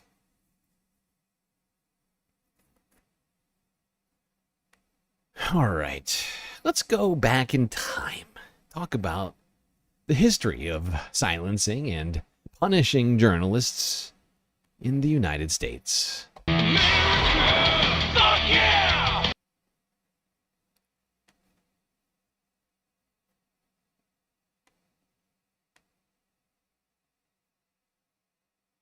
What's happening? Oh, there we go. From time to time, American presidents have fantasized about punishing journalists. John Adams went all the way. On this day in 1798, the second president signed the Sedition Act, a law he then used to jail a journalist. The man was James Thompson Callender, the most notorious writer of his day. Thomas Jefferson and Alexander Hamilton didn't agree on much, but they both hated Callender. His lack of friends explain why an old law book describes Callender as a Scotchman of whom nothing good is known. They called him a scandalmonger. His enemies said he drank too much and was crawling with lice. Callender broke the story of Alexander Hamilton's affair with a married woman, causing the downfall dramatized in the musical Hamilton. Callender targeted members of the Federalist Party, which is why Jefferson, a leader of the rival party, hired him to go after presidential candidate John Adams during the election of 1800. Callender labeled Adams a tyrant. In writing that was so personal, Adams jailed him, claiming Callender threatened national security, which is the kind of thing tyrants do, fabricating emergencies to justify repression. It also sounds eerily similar to the current day situation that we are living in right now. In fact, basically, not quite one-to-one. We've already had this happen this year. For Donald Trump, locked up journalists or people who wrote op-eds that the administration didn't like, and they claimed that it was a threat to national security for a college student to post an op-ed. We are living in this time once again. Is the kind of thing tyrants do, fabricating emergencies to justify repression. Jefferson won that election and pardoned Callender, but when you hire an attack dog, you must keep him fed. Jefferson didn't give Callender a job he thought he'd been promised, and Callender then turned his pen on the president. He poured forth against Mr. Jefferson a torrent of scurrility and slander of which no example had been previously afforded in the United States, not even by himself, read one account. Callender wrote that Jefferson had a relationship with the enslaved woman Sally Hemings, a claim that would later prove true. Callender's life of mayhem spun out in the James River, where he drowned, reportedly drunk. His death notice was short. No one mourned him. The Sedition Act had a bad end, too, seen as one of the clearest violations in American history of the Constitution's protections of free speech and a free press. Well, we're going to be competing with that historical... there's a historical competition on right now for who can repress journalists the most. I'm fairly certain the Trump administration has now taken the cake, since he's actively suing multiple journalistic outlets for saying things he didn't like, or just existing. All right. Now, let's go to talking about the Department of Education, which the Trump administration is currently doing everything they possibly can to dismantle. Now, let's not forget that the creation of the Department of Education was to essentially ensure that everyone in the country gets an equal opportunity for educational, for education, President generally Trump speaking, is making in the wake of the some Civil big Rights Act. And yet, shockingly, white nationalist in chief Donald Trump and the white nationalist Republican Party has a serious problem with. President Trump is making some big and controversial changes to the future of public education. The Supreme Court allowed the administration to continue today with a major dismantling of the Department of Education. There's also an important change included in the president's new tax and spending law that he signed on July 4th. It would create what many say is essentially a new national school voucher program. Stephanie Sy has the details. William, starting in 2027, the government will offer a federal tax incentive more generous than any other on the books. It's meant to expand school choice, but states will get to decide whether to opt in. Individuals would get a dollar-for-dollar tax credit up to $1,700 when they give to a nonprofit that offers education scholarships. They could then use that money for tuition and other educational expenses, including for private or religious schooling. Sounds like some rich people shit right there. I'm sorry. We gotta stop for a second. So, hold for on. private or religious. Yeah, this is absolutely some rich people shit. Tax credit of up to $1,700 when donated to nonprofits that offer scholarships. Then those nonprofits can turn around and use that money for tuition or other expenses. Like, first off, like if you can claim this tax credit, that means that you're able to donate thousands of dollars to nonprofits during the year, and then like send your kid to private schools, which cost tens of thousands of dollars. Yeah, it seems bad. Seems bad for regular people. Schooling. Laura Meckler covers education for the Washington Post and joins me now with more. Laura, thank you so much for joining the NewsHour. Could you just start by explaining a little bit more about how this is all going to work and who is eligible? Sure. This is a program that essentially supports state-based organizations that offer scholarships to families, typically to send them to private schools. So essentially, if you're a family and you want help paying your tuition bill, you can apply for a scholarship from one of these private organizations. But where does the organization get their money? They get their money from donations. And what this tax credit will do, sort of mimicking what's been done in many states, is offer, as you said, a dollar-for-dollar tax credit. So essentially, you give money to this organization and you get the entire amount reimbursed to you through the tax code. So it is a powerful incentive, much more than any other kind of charitable giving. Now, here's the big problem with all this. First off, private schools have little to no regulations on them. They don't have to accept anyone. They can choose to discriminate based upon gender, race, ethnicity, religion, sexual orientation. They can just whatever. They don't like you. Somebody at the school board doesn't like you. They don't like your parents. They participate in political activity that they don't like, or whatever else. And then you go to the nonprofits that are providing the scholarships. Same thing goes there. They pick and choose who they give the scholarships to. There's no guarantee that they will distribute these scholarships in an equitable way. In fact, most likely they'll be, giving them out to people that they according to their own parameters meet a certain requirements, and then they'll get the scholarship, right?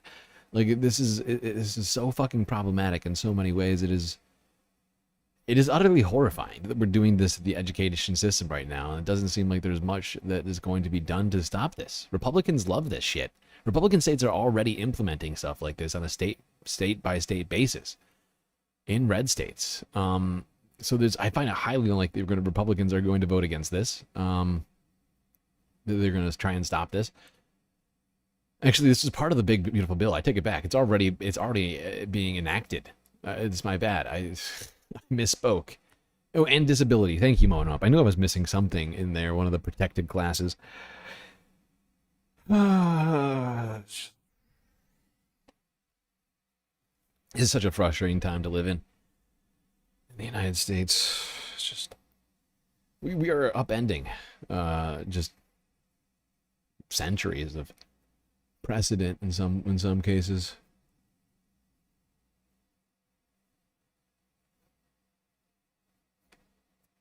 Now, unfortunately, oh wait, Oh, no, yeah. Okay, unfortunately, the U.S. Supreme Court has cleared the way for Donald Trump to gut the Department of Education.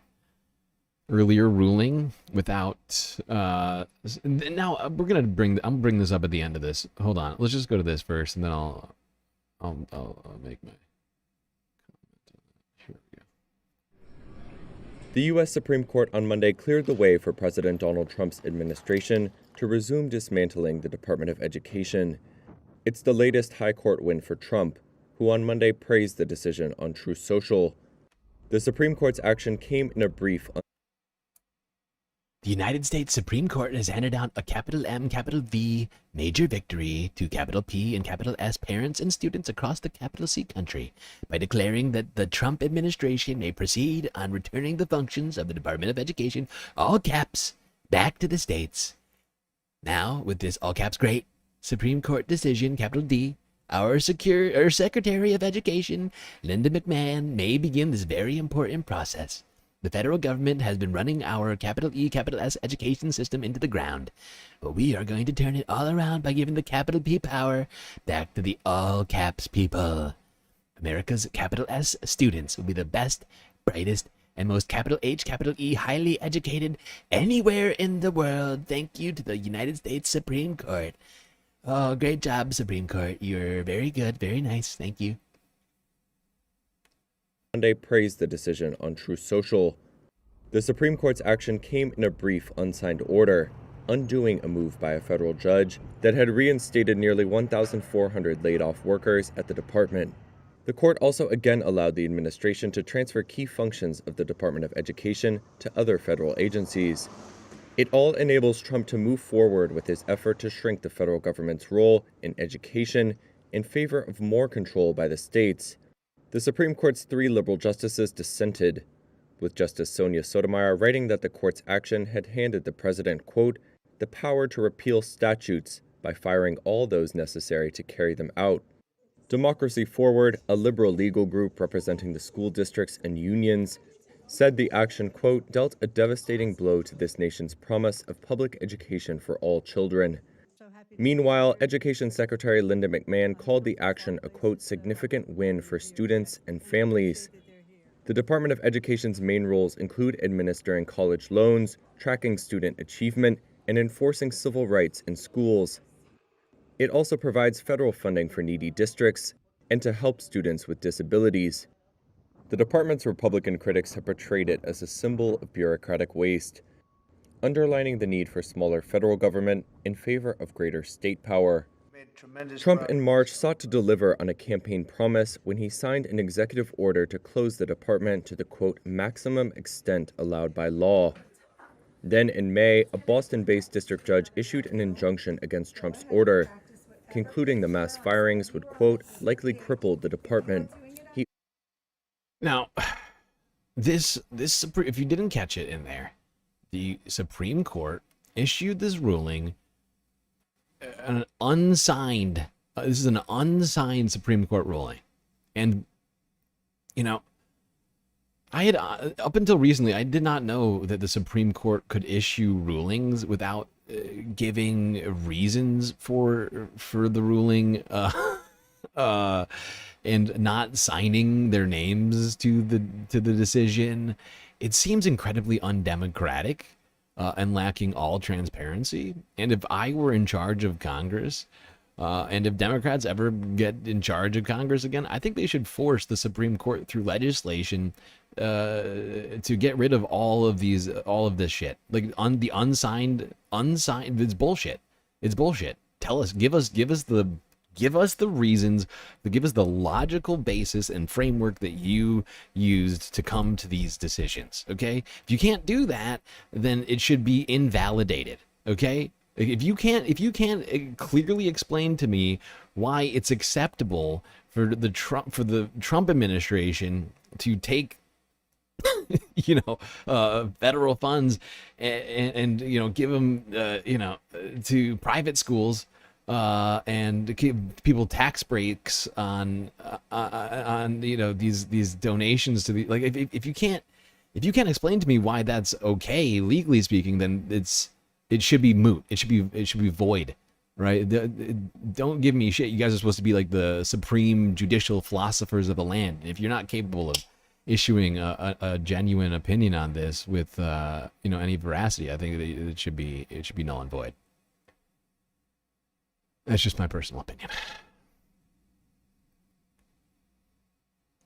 Because I'm sick of the Supreme Court just ruling unaccountably with the fucking shadow docket, just playing these fucking games with the law, ruling on things in ways that nobody can seemingly make sense of by using just, logic.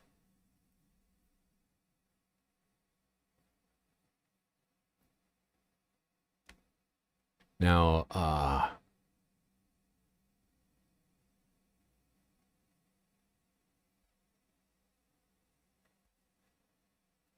apparently, the Attorney General of California, Rob Bonta, is suing the Trump administration. Overcuts to the Department of Education. Let's go here. Next question comes from Eitan. You are now unmuted. Thank you so much. This is for Attorney General Bonta. And you know what, every time that you hold a press conference, and just like Ashley said, we do appreciate you taking the time, really. You hold a press conference on a lawsuit. And I know the Rhode Island Attorney General did speak about this, but I just want to hear it from Attorney General Bonta as well. I do like to ask this question each time, and that's as such. Are you confident you can win? We're confident. And thanks, Eitan. I appreciate your presence and your question. We bring cases when the law and facts dictate we're going to win.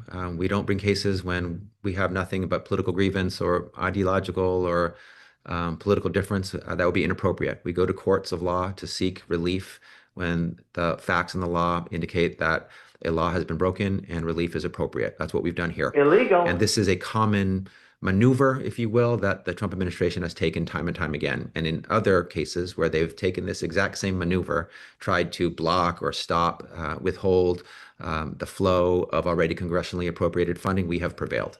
And we believe we will prevail again here. So we're confident. And of course, we will present our strongest case to the court, and they will make the final decision, but we're confident that the decision will be in our favor.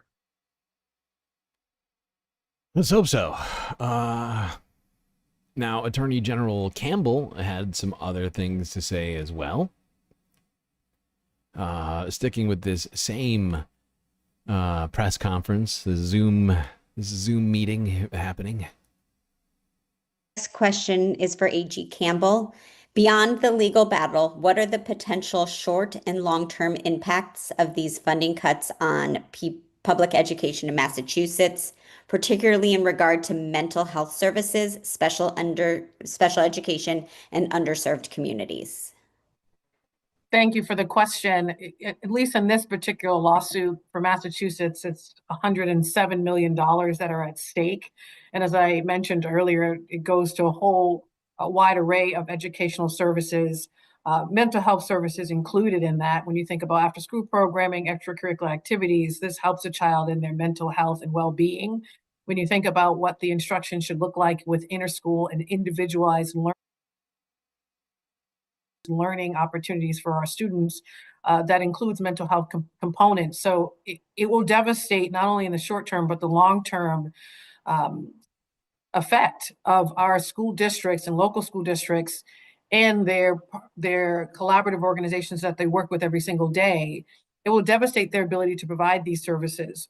And as we saw in other funding lawsuits that had to do directly with behavioral health services, which are also our target for this federal administration, it is having an effect on even the human capital, school counselors, mental health clinicians that are at our schools. So there are separate cases too that are challenging the unlawful actions of this administration to cut resources, especially when it comes to the human capital that school districts need. And as we all know, we have a mental health epidemic, not just here in Massachusetts, but across the country, that will only be exacerbated if we're not able to continue to fund our school districts, relying not only on state resources, but federal resources. So we can certainly follow up, I think, with this local reporter with specific numbers as our Department of Education has gotten a handle on. There we go. I believe Andrea Campbell is the Attorney General for Rhode Island. But yeah, I got one more from this same press conference. Back to Rob Bonta. But it's quite clear that that defunding the Department of Education is going to have negative effects throughout the entire educational system, and it's going to cause problems for students and families across these United States. Well, thank you all for joining today. Good morning. I'm California Attorney General Rob Bonta, and I am joined by my colleagues, which I'm very proud to be able to do. Colorado Attorney General Phil Weiser, Massachusetts Attorney General Andrea Campbell, Sorry, Rhode Island Attorney General Peter My bad. Nerona. And we're here today to announce the latest lawsuit we filed against the Trump administration for unlawfully and arbitrarily freezing $6.8 billion in education grants owed to states across the nation. Here in California, nearly $940 million, almost $1 billion, is on the line. Funds, mind you, that Congress lawfully approved and appropriated, as is their job, as is their role in our constitutional democracy, a responsibility given to them by the U.S. Constitution. Congress holds the power of the purse, not the president. President Trump and Department of Education Secretary Linda McMahon have dealt a debilitating blow to our schools, throwing them into chaos just weeks ahead of the first day of school for many districts. Yeah. Already ongoing summer learning programs have been forced to shut down. Thoughtful strategic budgets, staffing plans, and contracts for the upcoming school year hang in the balance. Sadly, this is just the latest in a long string of unlawful attacks on K-12 education in our country since Trump took office. And there we go. Rob Bonta saying that these cuts have thrown schools into chaos. Funds which were already appropriated by Congress, which are owed to states across this country. Programs running without funding or being forced to shut down, students being left behind. Just so they can turn this country into a fucking hellhole. Really, I mean, that seems to be their intention. You know, they're just trying to punish people who are interested in actually learning about anything other than, I don't know, business or God. Jesus, I say that. You just got a Timcast ad? Wow. Honestly, that makes me feel good that we just took some money from Timcast. Timcast paying for ads to run on the Galactic News Network. Shocking. Shocking. Does that mean that we're funded by Russia now? We just take some Tenet media money just now?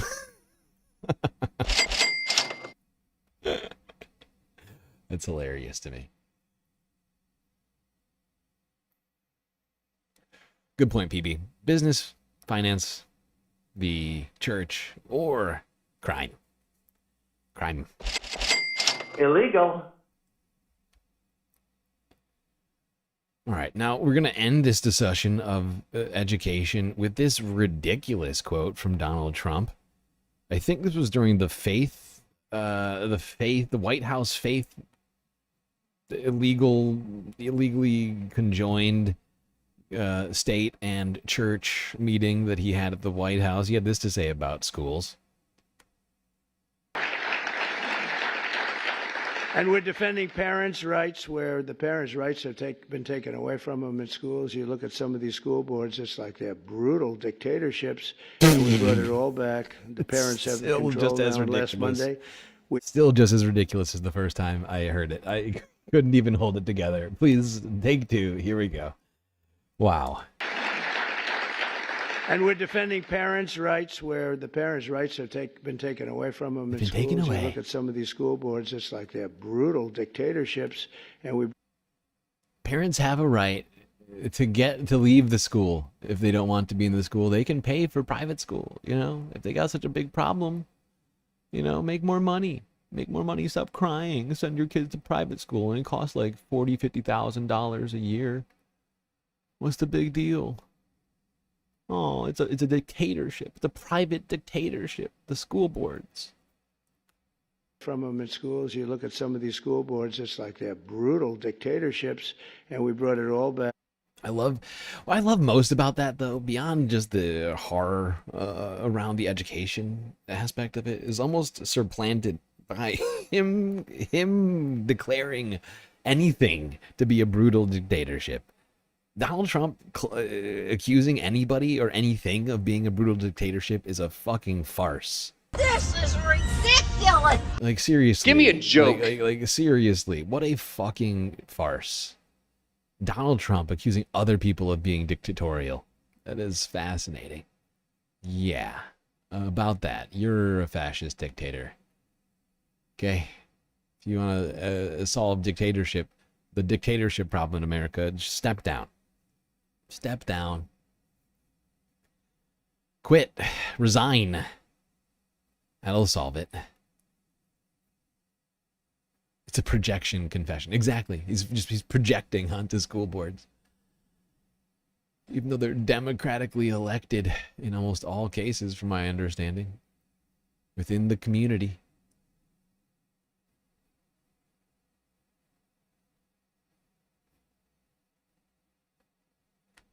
All right. Let's talk about what the dictator, the supreme leader in chief has been doing to the economy. Now, Ron Johnson, Senator? I always forget. Senator Ron Johnson? What state is he from?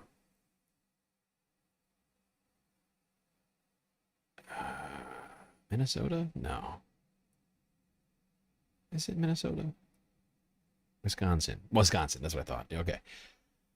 Yeah. It was a Wisconsin Senator Ron Johnson. Republican Senator Ron Johnson was asked a question by a voter about the Trump tariffs. Let's see what was said. Go to Marjorie in Wanakee. Hello, Marjorie. Thanks for staying on the call. What's your question? Yes, hi.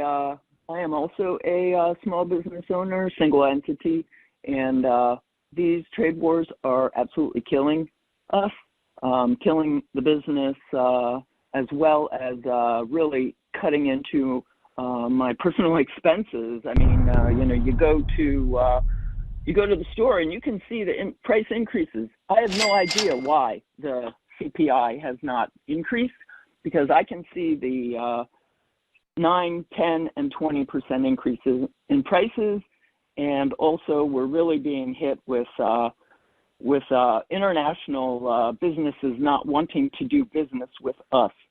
So how are you going to help us to get rid of these tariffs and stop this trade war, please? Thank you. So Marjorie, Shut up, Ron. Now, before Ron answers, Ron had an opportunity, actually. He could have already stopped it.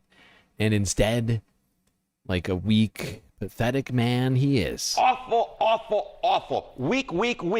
Ron Johnson, along with Republicans in the Senate, gave over their power over trade policy to one Donald Trump. Unfortunately, this voter doesn't seem to be aware of that. Because if I was this guy calling, I'd be like, Ron, why'd you give up power of trade policy to the president earlier this year? How, pal? You could have been in charge of the tariff policy that is now affecting me and my business. Why didn't you do something then, you pathetic, awful man?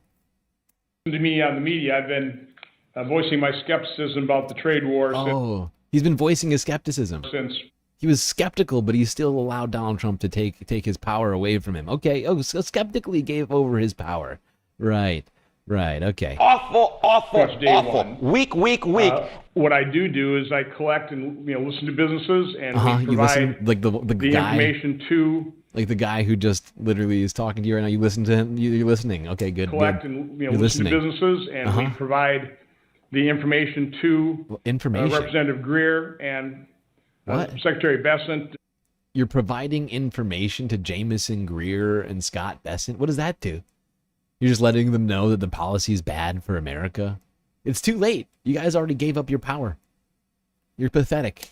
And President Trump's trade representatives, so they know exactly the kind of damage being done, the harm being done. Thank God. Which At least they President know. Trump acknowledges it. At least Scott Bessent and Jamison Greer, Secretary of Treasury and Commerce Secretary. No, that's Lutnick. Who? I can't remember what Jamison trade. I can't remember what Jamison's fucking job is, but thank God that they know. Thanks to Ron, he's telling them all about how bad this is. He tries to reset global trade. I think there's no doubt that our trading partners have definitely taken advantage of America. He's trying to reset that. And it's not. So basically, for the next minute and a half, Ron Johnson goes on and on, sort of prevaricating about this. And, you know, he's fine with it, actually. Like, he basically goes on to say, well, you might be having a bad time as a business owner, but I'm doing nothing. I'm doing fuck all to help. And actually, what Donald Trump is trying to do is great for America. So you should stop crying, you little bitch. That's basically what Ron says. It's very rude. He just like, and by the end of it, he's like, look, it's going to be fine. Just get over it, basically. And it's going to make America great. You just don't see it because you're stupid.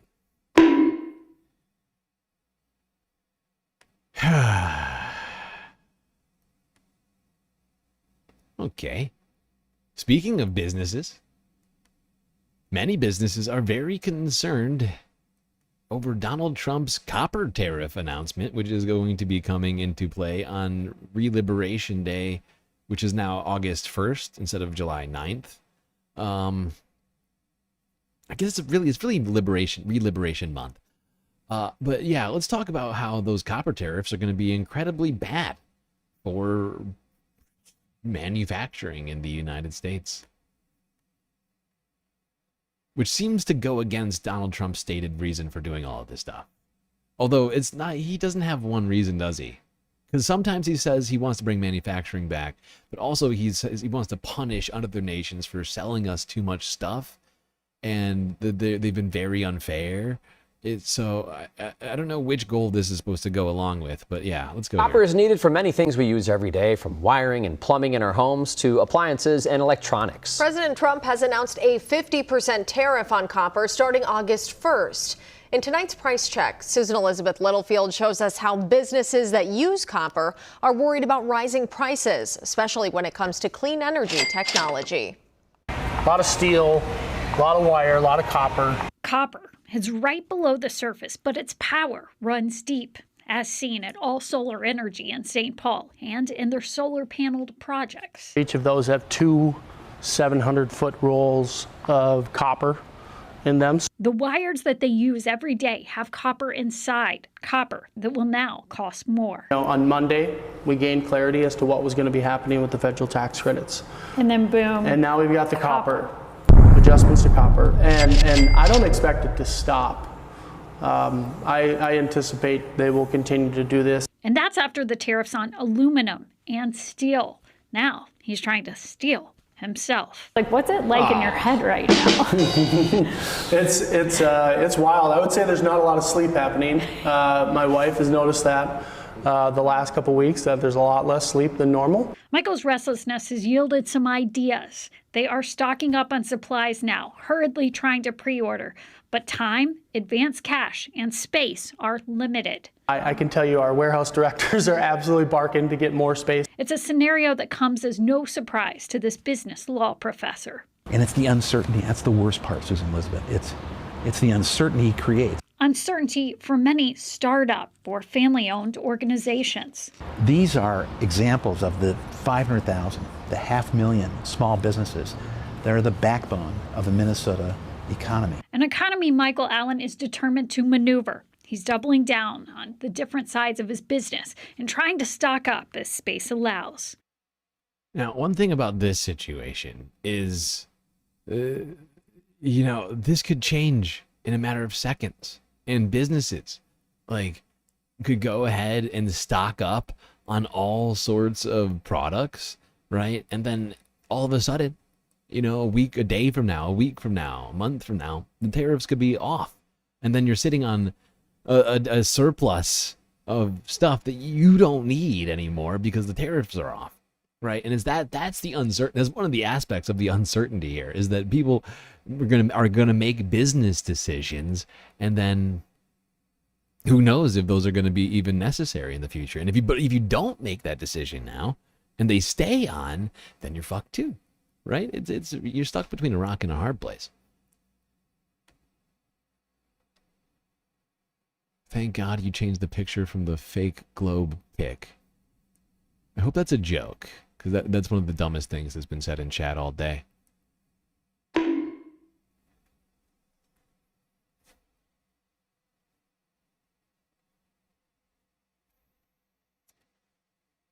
All right, let's keep talking the U.S. economy.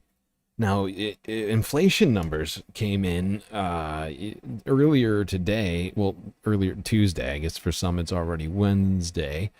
But CPI, Consumer Price Index, came in above last month.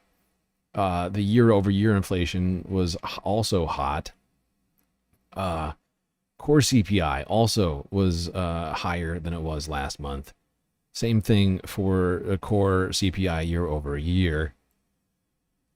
And it's not it's not good. It's not good because the fact is this is all happening while the tariffs are on, at least most of the tariffs are on pause. There are still the baseline 10% and the steel and auto tariffs that are still happening. Earth is flat, always been, you can't prove otherwise. It seems like you're struggling with the English language right now.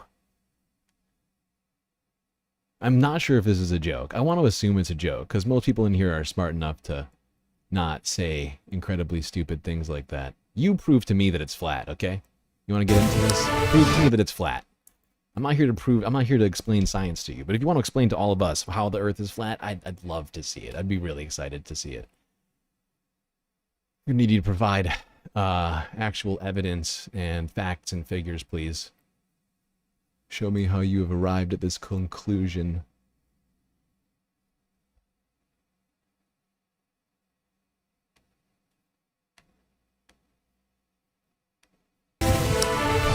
All right, we do have some breaking news, some brand new numbers on inflation, up both month to month and year to year. Let's get right to CNN's Zane Asher. Zane, what are you seeing here, and what role do tariffs play in this? So these are interesting numbers, right? Because this is pretty much exactly in line with expectations. We were expecting 0.3% month over month.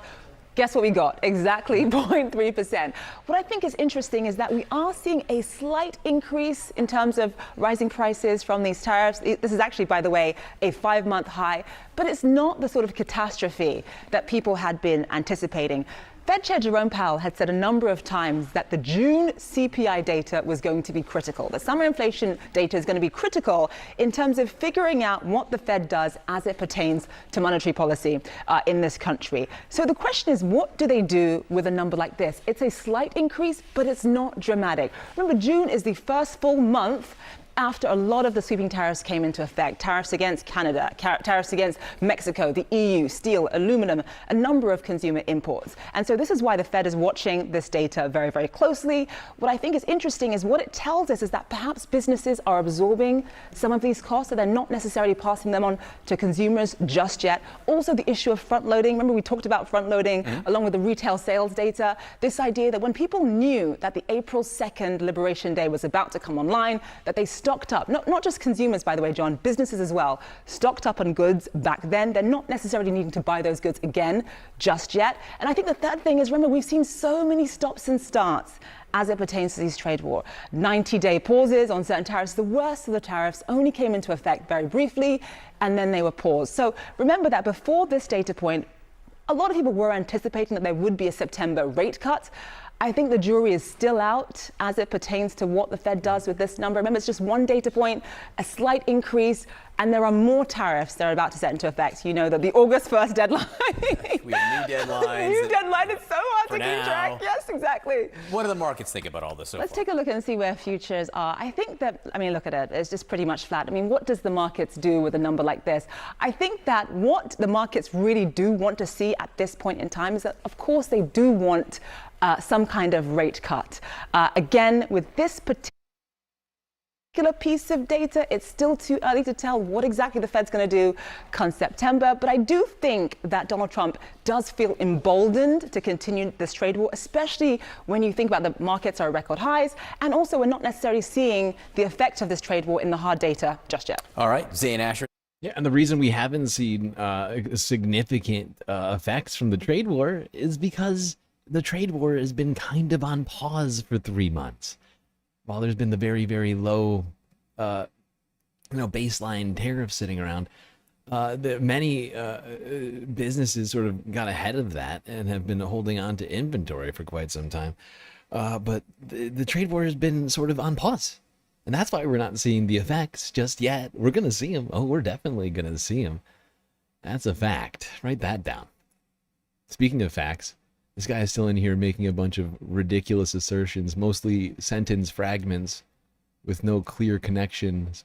It's a little weird. I find it strange that you're even in here doing this. What are you doing? Why are you here? The law of reflection also proves a globe. What are you saying right now? You're just saying it's a byproduct. It's a byproduct. Gravity, not a force. You're just saying, you're making a bunch of assertions you have no evidence for. It's fascinating. You think that just making like wild claims without anything to back it up is somehow proof of your little nonsense argument. It is lovely. I love people like you. You need help, okay? If we could get you some like sort of psychological help and then get you back into school, I think you might have a chance. I'm not sure. I'm not entirely sure. But you seem like you're having a real hard time grasping simple scientific concepts. And this is really not what we're here for right now. So maybe find somewhere else to go. I don't know. Omega Star. Put all your money in Space Corgi coin. Yes, Space Corgi coin. To the moon.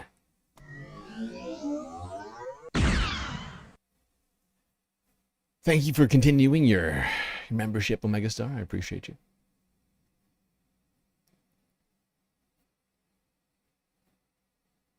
Yes, BetterHelp. Donald James makes a good point. Check out BetterHelp and then consider going back to school. I assume that you, like Tim Pool, probably left school around the age of 12 or 13 and haven't done a whole lot of genuine learning in your life. And for that, I feel sort of sorry for you. Not gonna lie. All right, to another business story. Let's talk about what Mark Zuckerberg is doing over at Meta. As he is putting a massive amount of money behind AI data centers.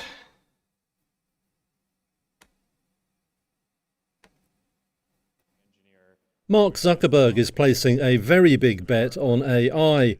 The Meta platform's boss said Monday that the firm would spend hundreds of billions of dollars building several massive data centers. They're meant to drive Meta's bid to win the race for so-called superintelligence. That's AI that exceeds human capabilities. Zuckerberg. This is genuinely fucking ridiculous. The first of hundreds of billions of dollars to build fucking data centers, dude.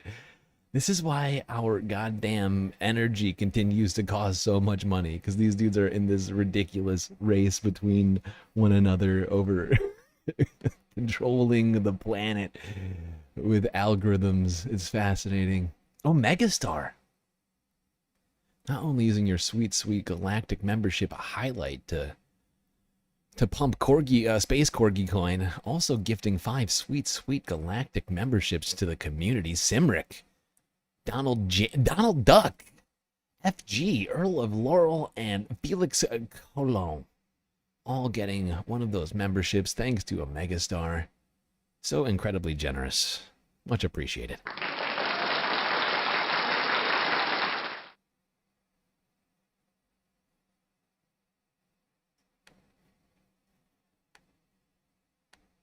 The new mega data centers, dubbed Prometheus, is set to come online next year.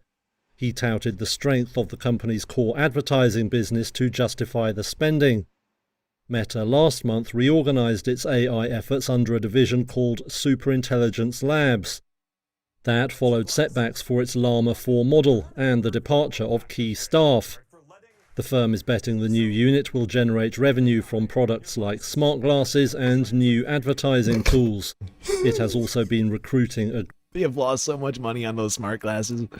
It is fucking hilarious. They made these glasses expecting everyone to go buy them, and like 7 people bought them. It is fucking wild. By the way, how's that metaverse going, Mark? Is that investment going well? Is that good for you? You're making a ton of money on that metaverse thing? Remember renaming your entire company Meta because you thought the metaverse was going to be the future, and then it wasn't? There we go. Facebook book is spending these sucker bucks on more AI data centers so they can, you know, they can replace all the workers.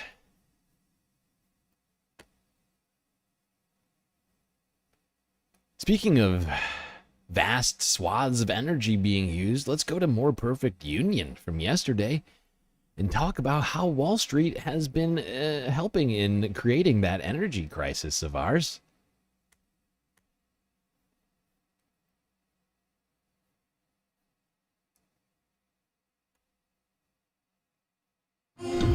Wall Street investors are infiltrating your home in ways you might not even realize, but are paying a huge price for. Get ready to pay more for your electricity bills. Energy bills are increasing along with those temps. My electric bill, wanna guess? $233. $300. Is $900. $950. Not 90. Everybody stop paying their bills right now. Americans' utility bills are rising at unprecedented rates because of a systemic failure. Their primary concern is to make more money, and their only way to make more money is to take it away from people like me. People should be angry. To uncover how electric utilities are getting away with this, we talked to an industry insider. People were realizing, like, hey, this is a corrupt business model. It's not bribes, illegal, but it is corruption. And went to Montana to investigate the most powerful utility in the state. Can I help you with something? Hi, we're just filming. Need to take pictures of your license plates. Also, sheriffs are on the way. This is a private facility. What we heard was a shocking account of how these companies are gaming the system and making homes uninhabitable.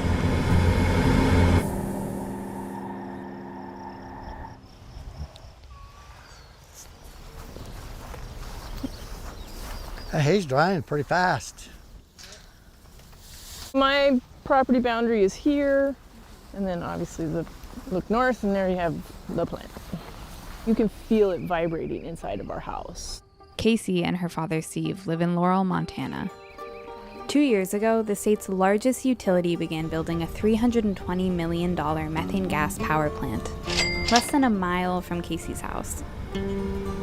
This is the most populated area in the state, and yet they build a power plant right smack dab in the middle of it. They just kind of shoved it down our throats, this area, this residential area, and claimed it was in an industrial area. Northwestern provides power for more than 2/3 of Montanans. The company claimed this new gas plant was critical to an even cleaner energy future.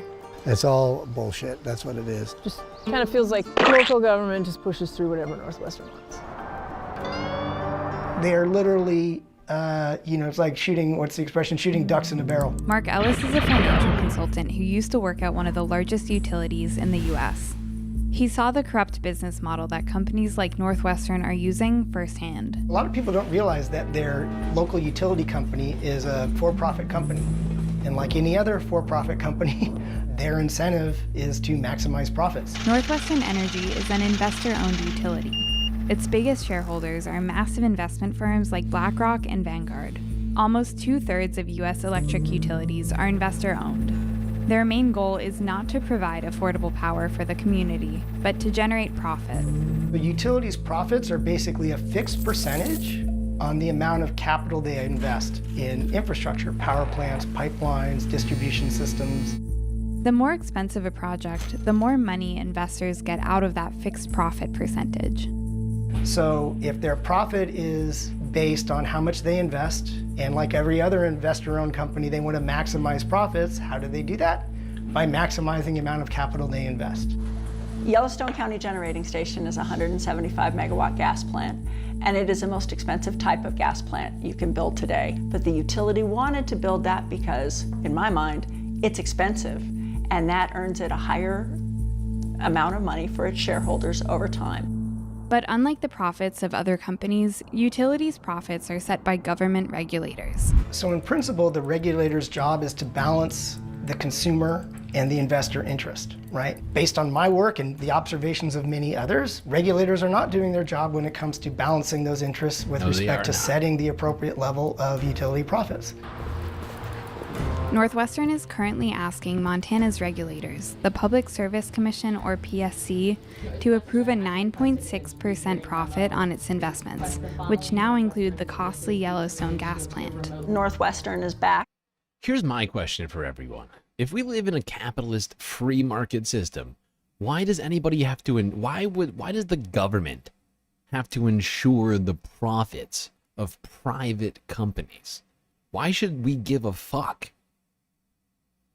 Why should we give a fuck? I mean, I genuinely don't have an answer for that. If we live in this supposed free market economy, they should be living under capitalism just like the rest of us who have to pay these fucking bills, okay? Like, it is insane that we would guarantee profits for these private companies that are providing a goddamn public utility, a good that is necessary for the continuation of society. This is why I've been saying we need to nationalize the goddamn energy grid. So I am sick of it. In the rate case right now, arguing that all of the costs for this plant were justified. We understand that increases in utility bills are difficult, especially when families are already managing rising costs in other areas.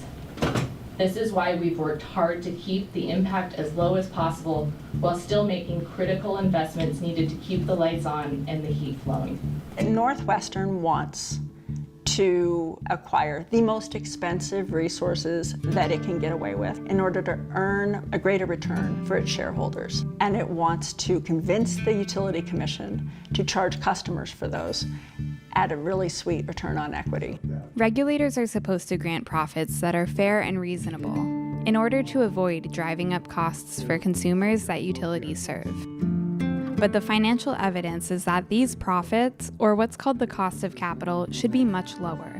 There are models that have been used for decades, not just in utilities, but all over finance to estimate the cost of capital for any business. So you can run those models, and if you run them correctly, you come in around 5.5% to 6%. But utilities are repeatedly granted profits of around 9 to 10%. Customers pay both for the investments and they pay for the excess profits. So the excess profits alone are about $50 billion a year nationwide. So it works out to about $300 a household. So it's real money.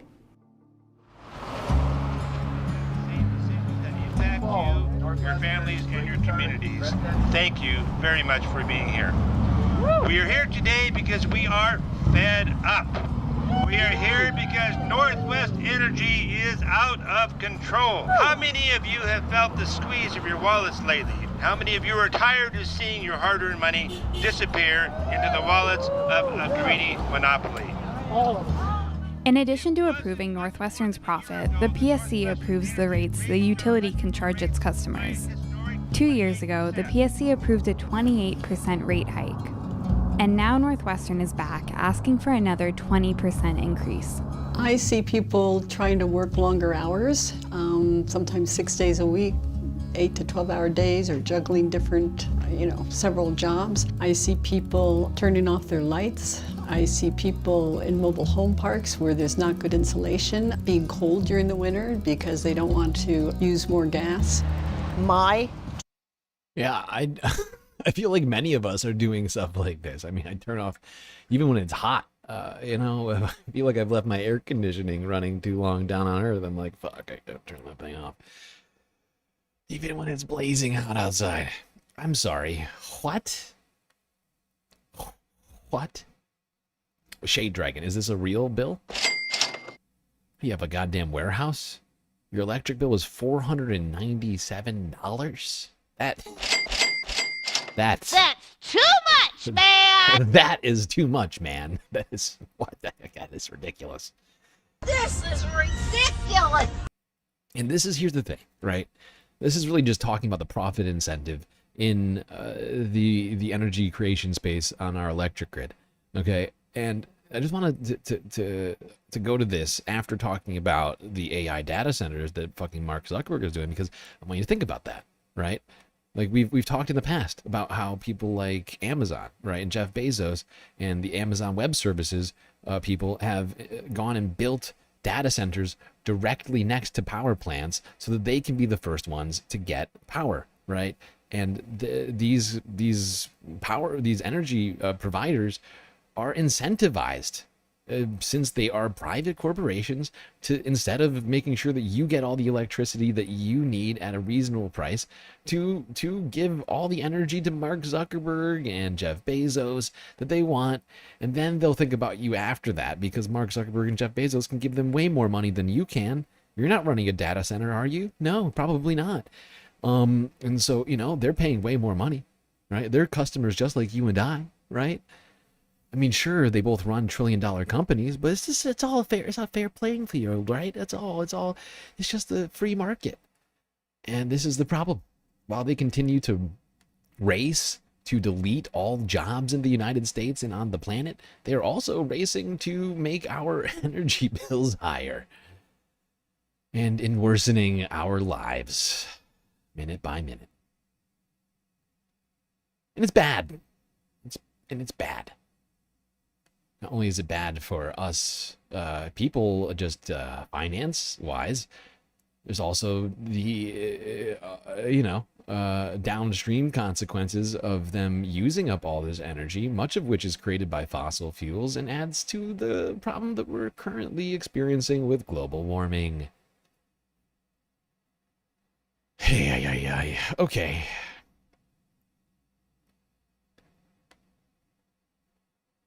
Speaking of global warming and climate change, let's go to Hawaii. Kayhan 2 news from a day ago. Time for us to get into the environmental discussions. According to people on the ground, researchers and such in Hawaii, oceans in and around Hawaii are going to become more acidic than ever. And that is bad news.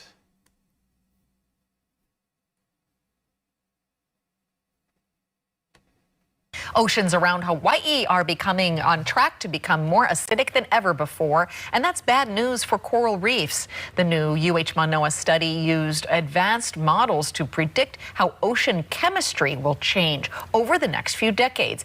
Even in low emission scenarios, researchers say the acidification levels are expected to be beyond what marine life has seen in thousands of years. But they say there's hope that some corals may adapt. Researchers say it all depends on how much carbon we continue to emit.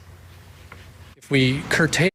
I just want to amend that thing that she just said, because that is way overly optimistic, right? And I feel like it's giving people a false hope. Yes, corals can adapt, but they don't adapt, instantaneously, okay? They just don't. I mean, these corals have been developing for millions of years and have, been undergoing all sorts of evolutionary changes They are not going to adapt overnight, okay? Immediately, if not sooner. Global emissions, then the corals will be fine. But if we continue and increase our emissions, then the corals are going to be in extreme danger. Yeah, that's more of what I would have gone with. Yeah, they are in extreme danger and are unlikely to adapt at the rate necessary to survive. And of course, the oceans depend on coral reefs. And humans depend on the oceans. Hasidic? No, not Hasidic. So like acidic, not the Hasids. No, we are. Settle down. No, acidic. Don't be silly. Oh God.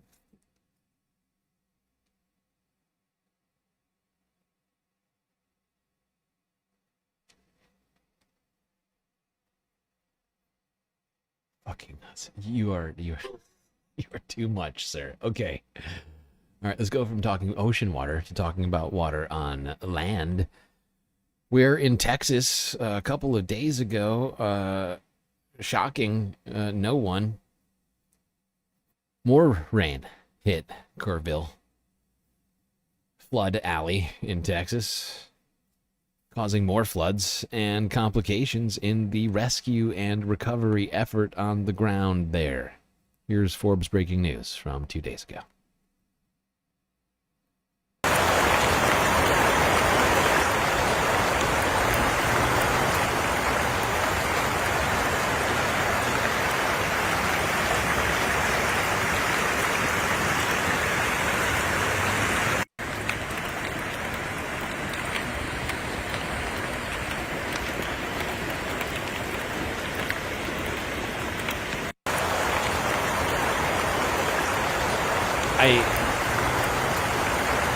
I genuinely hate when Forbes does this, where they take one clip and then they double it or like triple it. They just place 3 of the same clip in the same goddamn video. Come on. Awful. Weak. Okay.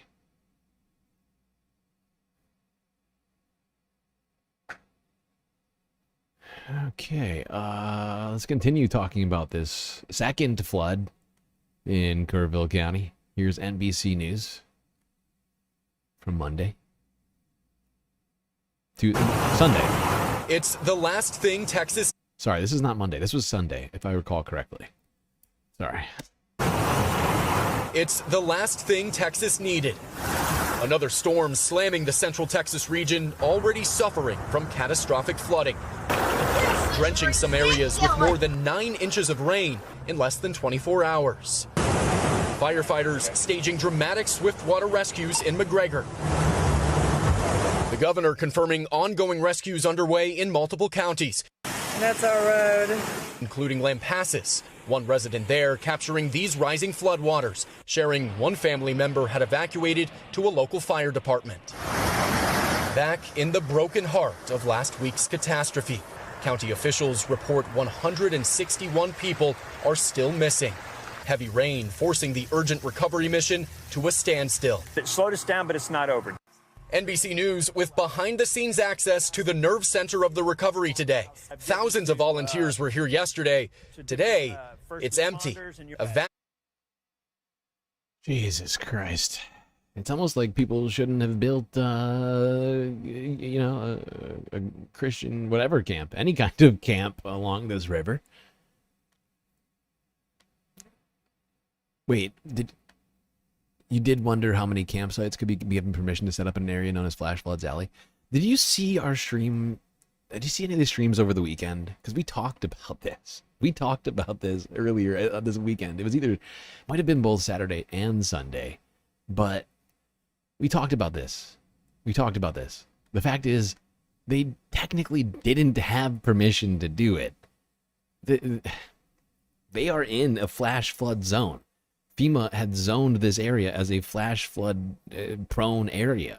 They were going to be forced to not build it essentially, the regulations on these areas would have disallowed them from doing so. They appealed the FEMA ruling on their camp, on the zone in which they wanted to build this fucking camp in, right? So that they wouldn't have to pay flood insurance. Because if you are in one of these flood zones, you have to pay not exorbitant, but I mean, you have to pay high rates of insurance. You have to spend thousands and thousands of dollars a year to pay for the flood insurance, and also meet certain regulations, right? You have to stick to certain laws that would have kept. They basically would have maybe kept these campers safer. Instead, they appealed, they won, they built the camp, and here we are today. It's horrifying. It's horrifying. It's beyond negligence. I don't even know the word. I can't even think of the word to use for it. It's just this. It was a preventable atrocity. And now to that these fucking Christian camps, Texas, literally created on their own. They did it. And then of course Texas didn't respond quick enough. We cut the FEMA. I mean, we cut the National Weather Service. We cut. There's so from the bottom to the top to the bottom. Bad decisions made all around, which led to this fucking tragedy. Okay. And now to Central Texas. This is day 11 of the search for the missing. The weather is making it difficult. Jason Allen is in Hill Country once again tonight, but we go first to Lonnie Quinn because the rain has returned there. Lonnie? Yeah. And I think it's going to get worse in the Hill Country. Right now, the Texas Hill Country, shaded in this bright green color, is under a flood watch. And the reason we're so concerned, all right, if we look from above down into the state of Texas, put the cloud cover in place, it's this big string of clouds, all right? It's not going anywhere because the East Coast right now has a stalled front. Once you get something stalled on the East Coast, it's like a traffic jam. Nothing else moves. So with that cloud cover continuing to pull in moisture from not only the Gulf, it's also actually drawing some moisture from the Pacific Ocean, you get these big rainfall numbers. But a stationary system will give big numbers in one area and not so much in others. So 9 to 10 inches in the last 24 hours in Uvalde, Texas. Kerrville has picked up just shy of an inch. The concern is this can all flip-flop as you go through the overnight hours into early morning. So that flood watch has been expanded for the entire Hill Country until 7 a.m. Gentlemen. Lonnie Quinn, thank you. Over the weekend, the number of confirmed deaths there rose by 10 and now stands at 131. Jason Allen has the latest on the search. Searchers had to head to higher ground today as rivers started cutting off roads. They have been looking through the mud and debris piles for bodies. During a county meeting this morning, Kerr's top elected official, Judge Rob Kelly, revealed many of the missing were visitors. It's the tourists that came in for the 4th weekend, the concert, the fireworks. Joe 4771, that's the kind of weather set that I need. I found it's funny that you say that because I've honestly been considering trying to create something similar to that. I just haven't gotten to it. I've had so many things on my fucking list that I haven't gotten to it. I'm going to write that down to remember doing this because I really do want that. I think it would be cool for some of these weather stories that we do. We don't know how many we've lost. We've heard accounts of trailer after trailer after trailer being swept into the river with families in them. Can't find the trailers. At 5 a.m. on July 4th, the river was rushing by at 1.5 million gallons per second. Before and after satellite images show how that amount of water lifted homes off their foundations and swept them away in Hunt, Texas, where Penny Dupree and 8 family members had gathered for the 4th of July weekend. When I saw that water coming through the front door, it looked like an ocean to me. The loft they climbed to wasn't high enough, so they broke through the wall to get to the roof. We're trying to. Okay, we already covered that. I'm gonna keep this moving because we got a lot more to talk about. We still got more to talk about this flood, and then we got multiple floods that have happened since then in the Northeast, and a bunch of fires that we got to talk about too. Quite a summer we're having already. We still haven't had a hurricane hit the United States yet. Oh my God, I don't even want to think about it. Okay. Now, let's move along. Go here and see what Kristi Noem had to say. Secretary Puppy Killer, who was in charge of the relief effort at FEMA. R.I.P. Cricket, of course. Sorry. That was callous that I forgot Cricket in that moment. R.I.P. Cricket. She had some stuff to say about this relief effort at turning points. After she got done praying for ICE officers, she had this to say.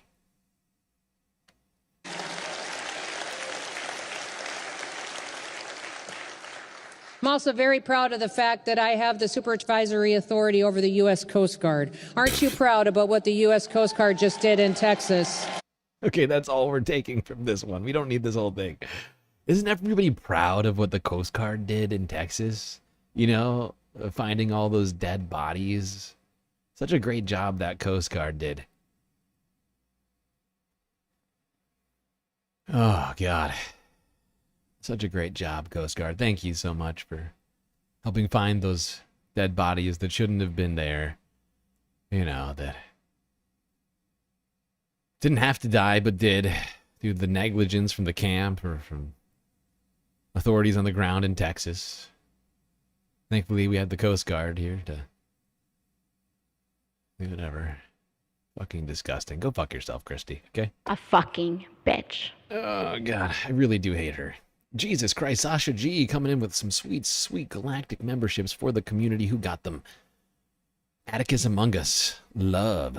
Harry Puddles. Snicks Abea. And Lab Goats. Hell yeah. Thank you, Sasha. Incredibly generous contribution to the community. You know what? I wonder, how are we doing on memberships right now? I should take a look. It's been a while since I checked. I should do it right now. I'll do it during the next video.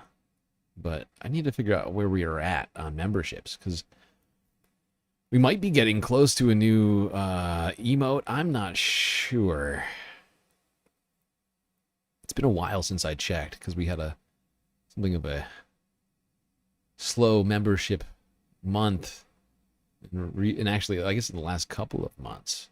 So I don't know where we're at.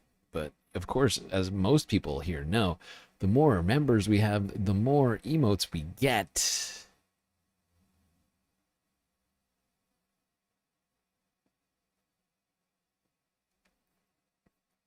Okay, now let's go here to Secular Talk. Kyle Kalinsky had some stuff to say about Kristi Noem and, I don't know, facts and reality. Kristi Noem got caught speeding here on Meet the Press. This is a glorious clip where she just runs into a brick wall of facts while she's trying to obfuscate. And this is now, what, the second or third time we've covered? I hear speeding is a crime punishable by deportation recently. You go too fast in your vehicle, you might get deported. So that sounds illegal. Sounds Wall bad. of facts while she's trying to obfuscate. And this is now, what, the second or third time we've covered on this show her crumbling in real time under mild scrutiny. So this is about the horrible flooding in central Texas where a lot of people ended up dying.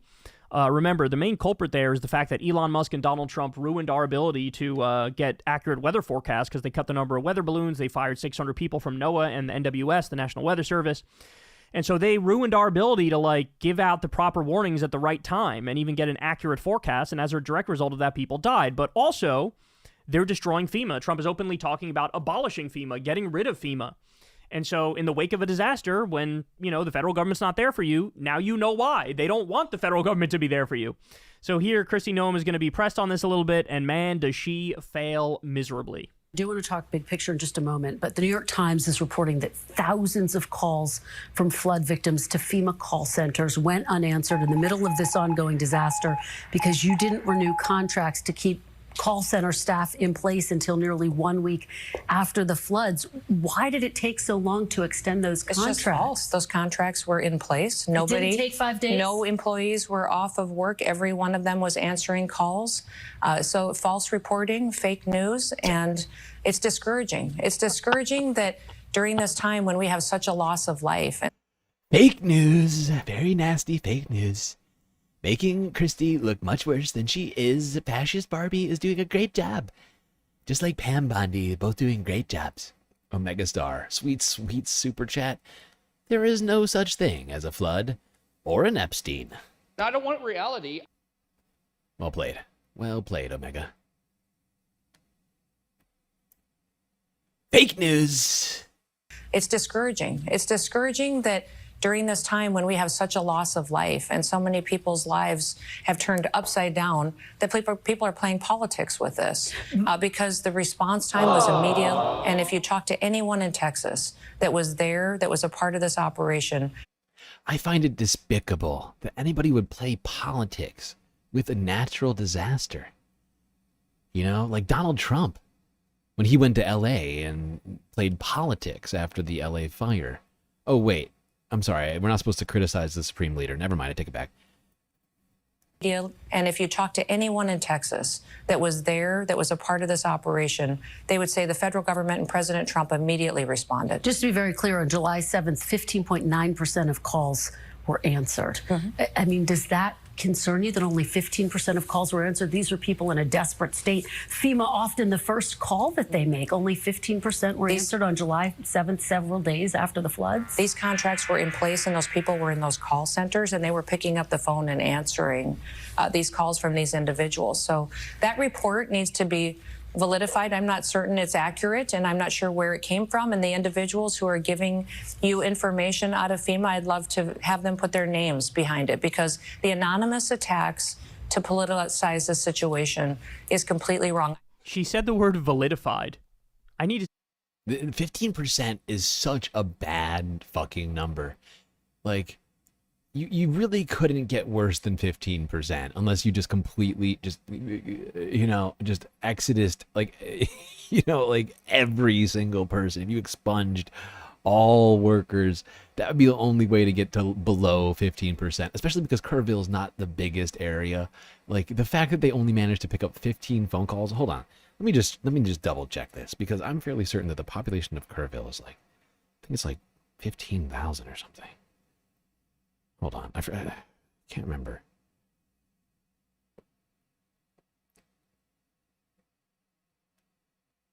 $25,000 people live in Kerrville, and they only got 15% of the calls that they got, and I'm fairly certain it was way lower than 25,000. Now there's been similar issues in the past, like with the LA fires. You know, I think only 60% of the calls were answered by FEMA during the LA fires. Or was it Helene? I can't. One of the most recent big disasters that happened in the United States in the last year. I heard a number like 60%, but it was in like huge geographic regions, right? Whereas in this moment, in a place with only 23,000 people, they could only manage to pick up 15% of the fucking calls. That is insane. I mean, they might as well just shut down the whole agency. They're not getting anything done. Jesus fucking Christ. Awful, awful, awful. Weak. Love to have them put their names behind it, because the anonymous attacks to politicize the situation is completely wrong. She said the word validified. I need to see that validified. What? First of all, that's not a thing. Second of all, validified. Why? I wonder why she wants them to put their names to this. She wants to put their names to it so she could fire them. That's the move. That's what she wants to do. She wants them to, you know, out themselves so they get fired. Okay. That is literally like a Katrina level or worse than Katrina level disaster here. When about 15% of the calls were answered, when people are desperate and calling FEMA in order to survive, things are flooding, they're hanging on. Honestly, the FEMA response in Louisiana was actually better than this one. I can tell you that 100%. For dear life, they're looking for a loved one, they're in a situation that they don't know how to get out of, they desperately need the support of the government in order to make it out okay, and only 15% of the calls at the call center got answered, and she has the nerve to go out there with a straight face. I mean, this is... The degree to which these people are comfortable with lying about the most serious and devastating topics possible is just astonishing to me. I don't know how she sleeps at night. I don't know how, like, does she not realize that she's an evil person? Does she... She falls asleep on a bed filled with money that she misappropriated from her campaign fund. You know, she goes to bed and she looks at her watch collection that she bought with all that money that she illegally, used for herself. That's how she sleeps at night. Realize that she's basically like a living demon among us. How do people like this sleep? Like, you have tremendous. Okay, chat, you are genuinely cracking me up with all of these fucking fake words that are wow. Validified. Validify me. Validated. Substantiated. Jesus Christ. You are all too much, okay? That's too much, man! And I love you for it. Responsibilities to look after the American people, and you actively are against doing that and destroying the ability of the government to respond to these disasters and these crises, and you have the nerve to go in public with a straight face and make a case like, oh, we're doing a great job. Everybody knows you're not doing a great job. Everybody knows it's because of Elon and Trump that those little girls died in Texas. Everybody knows that. Everybody knows Trump is trying to abolish FEMA. He's openly talked about it time and time again. So how can you just go out there, oh, we're doing a great job. We're doing a great job with, disaster relief and disaster help. When there's not a disaster, all of you are out there saying we got to get rid of FEMA. This is not a good agency. We're going to send it to the states. And then now that disaster strikes, it's, oh, don't worry, we got it. We're actually doing great, even though we're not, and the numbers prove we're not. So I don't know, man. But how does this? Great question, Kyle. I don't know how. People are stupid. And so is the Secretary of DHS, puppy killer, Kristi Noem. R.I.P. Cricket. Okay.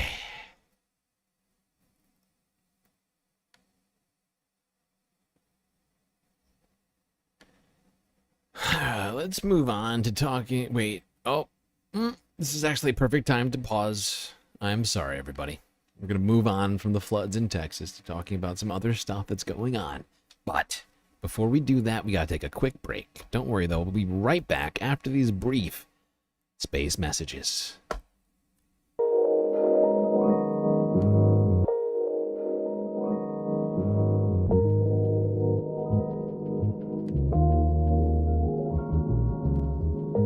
Alright, I do hope everybody's been enjoying the stream so far. If you haven't already, hit the like button and don't forget to subscribe. Hit that bell icon too so you can get the latest galactic notifications. Otherwise, you might wind up missing one of these sweet, sweet space podcasts. While you're at it, do also consider contributing to the Galactic News Network, as we are completely funded by individuals such as yourself. So many great ways, of course, for you to show your support. YouTube, Super Chat, Super Stickers, and memberships, Cash App, and PayPal. If you prefer, all of your donations go directly to producing the stream, rather than going to YouTube's bottom line. But of course, the best way to get the most space benefits for your Earth dollars is to go on to Patreon and become a Galactic Patron. Just $3 a month will get you access to a bunch of sweet, sweet space benefits unseen by the rest of the goddamn Milky Way galaxy. I won't bore you with the details of that membership. I would just recommend you go onto the website, click a link in chat or in my bio. It'll take you directly to Patreon or any other places where you can donate. And we'll let you enjoy the break. Grab yourself a drink, maybe a snack, and I will be right back.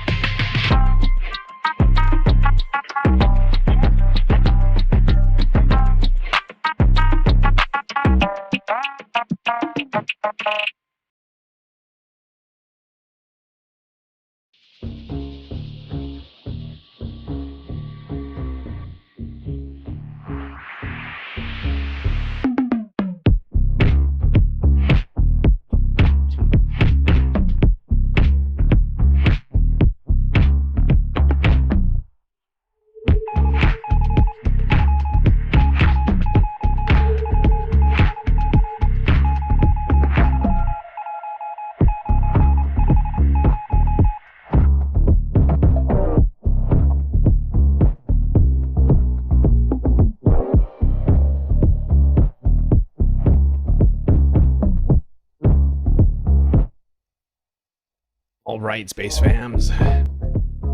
I am back. Which of course means it's time for us to begin the fourth half of the stream. So you better get back in those seats, otherwise you're gonna miss all the sweet, sweet galactic content that I got ready for you.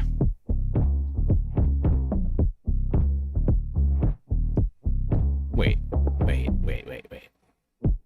Hold on, I can't move forward. Omega Star, you've been watching this stream for a very long time. Are you telling me that you never noticed Cisco behind the bar? He's been there the whole time. Cisco has always been here. He's a part owner of the Galactic Pool Bar. Talking about huh? Wait, was it who said it? I can't remember now. Was it Megastar? Who said that they don't know who is at the bar? I lost it. I was looking at my phone. I was on my break. Yeah, no, Sasha. It was Sasha, not Omega. Sorry, Sasha. Sorry, both of you for confusing you. So you're telling me that you have never noticed Cisco, part owner of the Galactic Pool Bar, tending bar like a champion with no shirt on, shaking up the martinis, other drinks? My gosh. I am beside myself with confusion.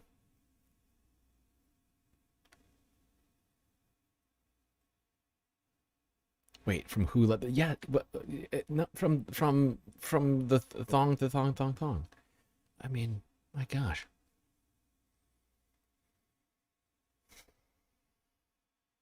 Oh shit. Hold on. Airlock leak. I'll be right back. Nope, that's not it. That's the wrong sound shot.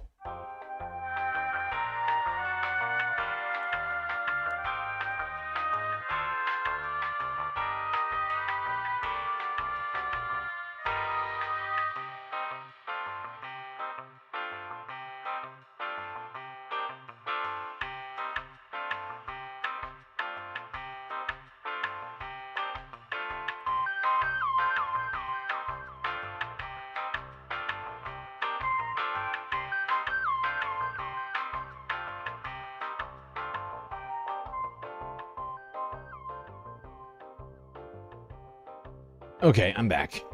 Sorry for the delay. Had to deal with space station problems. Solve that. Now it's time to get back to the space cast here. Staying on Earth for now. Let's go. Let's hang out in the western portion of the United States where fires abound. From Utah to Arizona to Colorado, shit is on fire.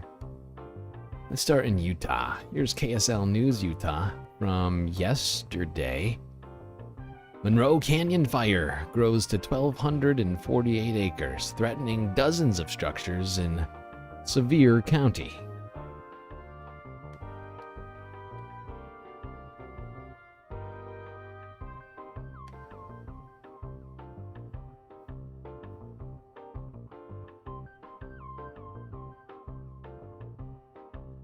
You're on Fire Watch this Monday afternoon as several major wildfires are growing and growing across the state. The latest to explode in size is the Monroe Canyon fire in Sevier County. In just 24 hours, it has burned more than 1,200 acres. News specialist Shara Park just spoke with fire managers on the front line. Shara, bring us up to speed on structures threatened and evacuations. Okay, Mike and Debbie, well, right now we have 40 to 50 structures that are being threatened by this Monroe Canyon fire. And we just learned many of those structures are second homes and family cabins. But I do have some good news this hour. The team on the front line just told me at this point, no structures have been lost. Now, Chopper 5 just returned from flying over the fire. So we have some new video of what it looks like today. This fire started Sunday, about 5 miles east of Monroe. How it started is still unknown. But in just 24 hours, as mentioned, this fire has grown to over 1,248 acres with no containment. Most of the fire activity right now is on the southeastern end, where firefighters are prioritizing structure. Jesus, that photo, it looks like a fucking Looks like a Activity fucking right now is on It looks like a fucking volcano is erupting.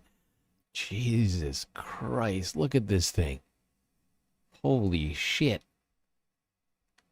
southeastern end, where firefighters are prioritizing structure protection on the areas of Manning Meadows, Monroe Meadows, and Magleby. Those areas were evacuated yesterday, and that evacuation order remains in place today. That's a big concern, is just keeping people safe, protecting the structures as we can, and keeping the public safe, keeping them out of there and keeping them safe. Now, this fire is burning in mixed timber. It has a mixed timber fuel load that is very dry, so it is burning very fast. Firefighters are asking folks to stay off Monroe Mountain and let them work. And if you have someone that is still in the area, have them evacuate down the Coucherim side because Monroe Canyon Road is closed. More road and trail closures are expected as this fire continues to spread. Those closures will be posted on Utah Fire Info's website and on the Sevier County Emergency Management's Facebook page. Thank God they're going to be posting on Facebook, a place where no one goes anymore. Aside from, you know, your parents and grandparents who are probably consuming AI content right now.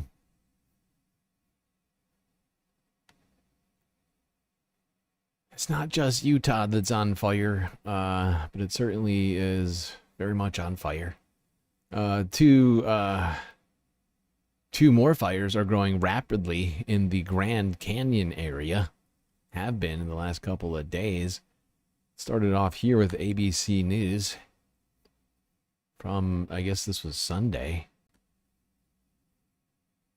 So evacuation orders remain in place in Arizona. This is near the Grand Canyon due to these explosive wildfires. The White Sage Fire is nearly 20,000 acres, growing almost 40 times in size over 48 hours. And the flames there are along the north rim of the Grand Canyon National Park. Now, flames breaking out Wednesday following a thunderstorm that moved through the area. Crews combating the fire by air assault. All of this as the nearby Dragon Bravo fire grows to 5,000 acres. That one got started on July 4th. After a lightning strike. The fire initially under control, but recent hot, dry, and windy conditions have only fanned flames. Now an extreme heat warning is in place and more than 200 crews are on the ground. Now each of these Arizona wildfires are currently 0% contained, but parts of the Grand Canyon remain closed to visitors. This after about 500 guests were evacuated from the national park and nearby residents are under mandatory evacuation orders. And Gio, these closures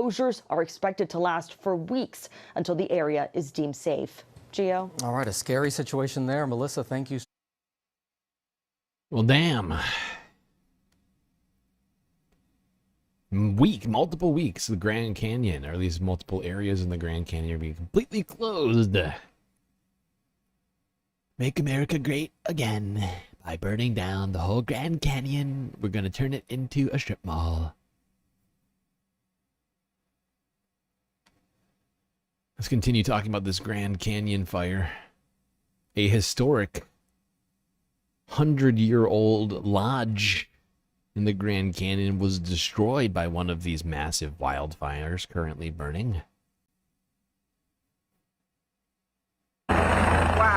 Tonight, the fury from two raging wildfires laying siege to the north rim of the Grand Canyon. We are all getting evacuated right now. Park officials confirming the historic Grand Canyon Lodge was consumed by flames, along with park administrative buildings, visitor facilities, and a wastewater treatment plant. The fire at that plant prompting a release of chlorine gas that can prove deadly. We were starting to get panicked. You know, we didn't want to lose our lives down there.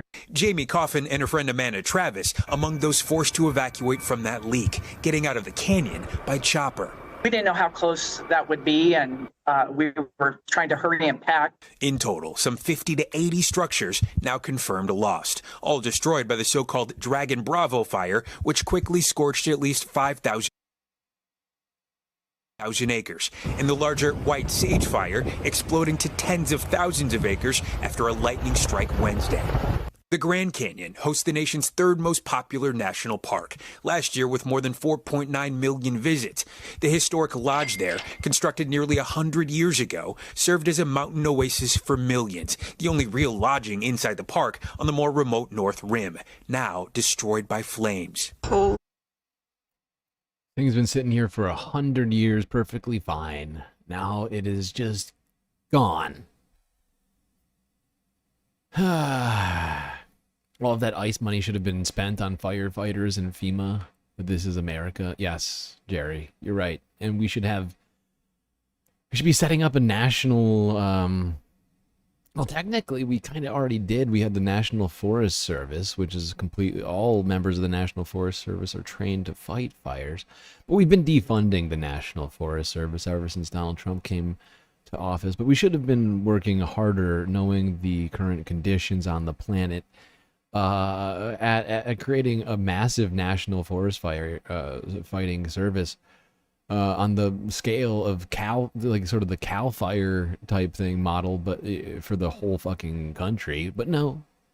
Billionaires need tax cuts. All right, I need you to remember that the billionaires they need tax cuts. They're having a really hard time. Follow the rich white man. Follow the rich white man. I mean, come on. What are they going to do without an extra like $10-50 million or something like that? I mean, can you imagine being a billionaire and not having a few extra $1,000,000 in your pocket? I mean, how are you supposed to survive?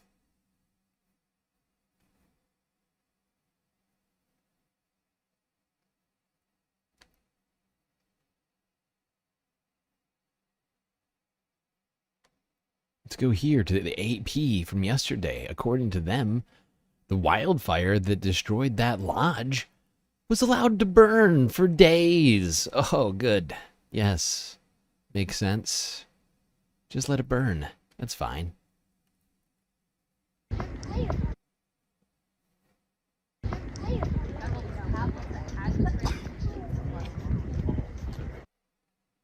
What is happening?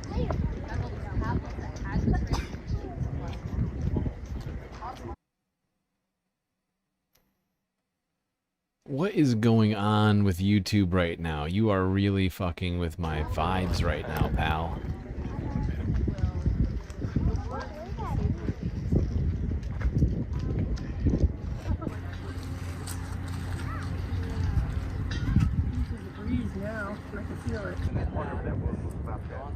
That's a lot of smoke.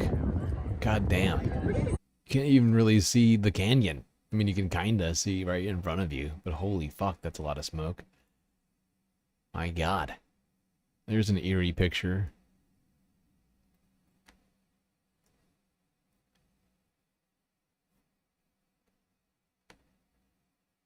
All right, now there's also multiple fires burning in Colorado. I think it's as many as 4 or 5 large wildfires currently burning. Here's CBS Colorado from yesterday. Black Canyon of the Gunnison National Park remains closed tonight due to a large fire with no containment. More than 3,000 acres have burned in the South Rim fire. That's just one of the fires burning tonight with no containment in southwestern Colorado. We learned there are new evacuations in place for the Turner Gulch fire. That includes an 11-mile stretch of Highway 141 near Gateway. Now firefighters have better access to resources after Governor Polis issued a disaster declaration. Your reporter in the mountains, Spencer Wilson, joins us live tonight. Spencer, lightning being blamed for those fires. And considering we're not exactly done with our summer storms rumbling through that area, they have to be ready to jump to another one should more lightning strike and should another immediately, wildfire if not pop up, sooner. while still trying to put out the ones they're actively fighting right now. It's a delicate balance, but they have to be ready to move. With the threat of dry lightning pushing into the rest of the week, the crews working the South Rim fire, the fire closest to structures out of the 3, are looking to wrap up the fire as soon as possible. Personnel will be assessing options to go direct in this country here and to start picking up that fire's edge. The fire has pushed out a bit on the south end, but crews are ready for that kind of movement. Here we do have dozer line all the way around that, and crews will be in there again today working to continue to secure that edge and to keep it from impacting some of the values out here with the critical transmission lines, the transfer dam, and the crystal dam here down in the bottom of the canyon. These are the sort of things teams can focus on when additional resources will be sent out to help, thanks to a statewide disaster declaration. But not really provide funding to bring in outside resources, whether it's from across the state or even outside of the state, to help us get a handle on those fires. Each fire crew getting control of a burn is one less issue to split those resources, because it's still early in the season and the land out there is still very dry. Yeah, it sure is. Looking incredibly dry, which does not help anything. Now, if we could just get some of the water from Texas to Colorado. I'm sorry, that's a bad joke. It's a bad joke. So yeah, the West being hammered by fires right now, but the United States isn't the only one dealing with wildfires. Canada is too. Millions of acres have burned in Canada so far this wildfire season, and they continue to burn to this moment as we are speaking right now. Before we get to those, we got one more on the Colorado wildfires. Sorry, I did not see this Now one let's here. turn to Colorado's western slope, where crews are dealing with 4 separate wildfires. 3 of those fires are more than 1,000 acres in size. There's also another 10,000 acre fire burning across the border in Utah that is getting closer to the Colorado state line. Governor Jared Polis has issued an emergency declaration for Montrose, Delta, and Mesa counties. Before we get ahead of ourselves, I just want to respond to what you just said, or it's not even a response, but just like add on to this situation. This is why we need national agencies to deal with disaster scenarios, because disasters, I don't know if this is news to anybody, but disasters don't respect state lines or country lines or, you know, whatever, like county, town lines or whatever else. These things do what the fuck they want. This one's on the border, and it's most likely at some point going to cross the border into Colorado. And, you know, if instead of having to wait until it's your jurisdiction to go and deal with it, we just had a national, you know, service out there trying to tackle these things. You know, ooh, God, whatever. Issued an emergency declaration for Montrose, Delta, and Mesa counties. The biggest fire burning right now is inside Black Canyon of the Gunnison National Park. The South Rim fire has burned more than 3,600 acres, and there is still no containment. The national park is still closed right now. This lightning-caused fire started on Thursday, and there are more than 300 firefighters in the park trying to prevent it from spreading further. A weekend thunderstorm kicked up heavy winds and caused the fire to become extremely active. Right now, fire crews are working on where to put containment lines. Okay. Well, fires continue to burn across the West. And considering it's getting drier and hotter out there by the day, it's most likely going to continue to get worse. I hate to be a pessimist, but the likelihood that it gets worse is very high. Not a lot of containment going on either. All right, now let's go to Canada and talk about how air quality in multiple provinces is getting worse and worse as wildfire smoke sweeps across central Canada.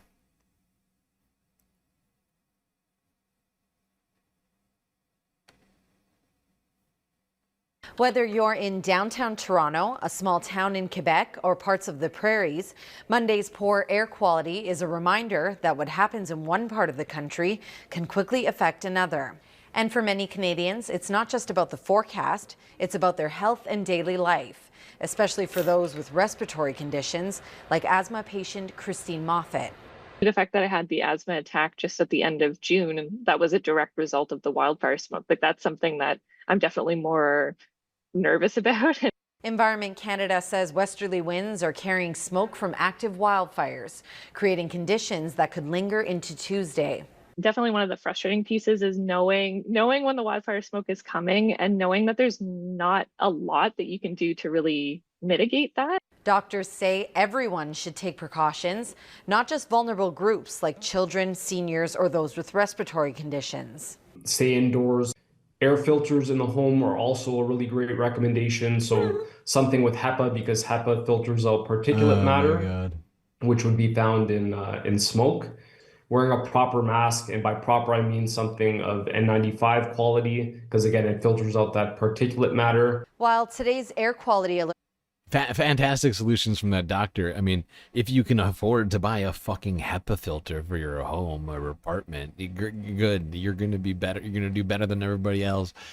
If you wear a mask all day long in and outdoors, you're going to be better off. But if you're poor, sorry, it's going to suck for you, I guess.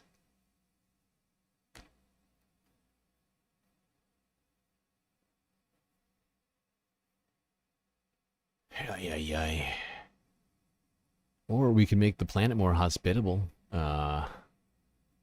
by, reducing our greenhouse gases emissions and try and cool down the planet instead of continually warming it up, because this is just going to become continue to be a worsening situation. Like I said, millions of acres have burned in Canada so far this year. It is insane. And the fact is, we haven't even covered all the fires in Canada because there's been so much stuff to go over this year. Like during this fire season, like we've been inundated by news and just like we were covering these fires with great detail at one point and have sort of lost track of it. But there's still fires burning in Manitoba, Saskatchewan, Alberta. I think the Northwest Territories too, if I'm not mistaken. And it's just continued basically all fire season since the beginning of fire season, honestly. All right, now let's move to this story. Floods have been hitting all sorts of places in the United States, and the tri-state area has not been spared in the last 24 hours due to heavy rains. Flooding has hit New Jersey and New York, not just New York City, but also upstate. Let's start in New Jersey here, where rescue crews had to save multiple individuals from floodwaters. Here's CBS New York from yesterday. Sean, you were able to capture that water rescue that we showed our audience there at the top of the hour. Intense flooding there and water rescues. What's the latest that you have? So, Christine, you're looking at Park Ave in downtown Scotch Plains, where it meets Mountain Ave right there. This is runoff from the Watchung Reserve. And you would walk by that little stream and not think anything of it. And it has turned into probably a 3-foot running river straight down through the middle of town. There were 2 buses stuck on this corner a bit earlier where the ambulance is now still sitting. And that is where I noticed up this street here, people rescuers trying to get a driver out of his white car. If we have video of that, we can go to it. He was told to get out of his vehicle. They put a life preserver on him and tied him to a rope. And then actually he leaned back into the water and then was pulled across where it was running to where there are other rescuers waiting for him. Later, we had some folks that were stuck down on Mountain Ave that were in their vehicles and rescued on a front loader and brought up the street right through the water and brought into this parking lot here at the TD Bank, where I was able to speak to a few of them. This is what they had to say. How scary was that? Pretty scary. I'm lucky because I didn't have my kids with me, so it's just myself. So it's easier to kind of maneuver that, and luckily they were able to come and get us. Even though my car's not okay, but I'm okay. So this back here live. This is still Park Ave. You can see that car there, that Chevy there, that's stuck. Those folks are waiting across the street for the water to recede to get back to their vehicle, and the ambulance is still still stuck here in just a few feet of water.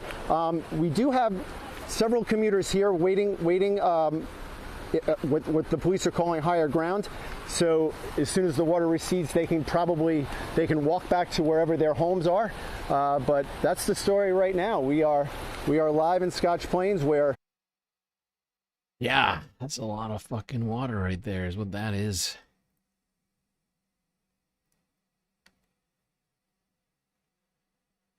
All right, now, I actually meant to put this in a different order. That's my bad. Let's go to Philadelphia.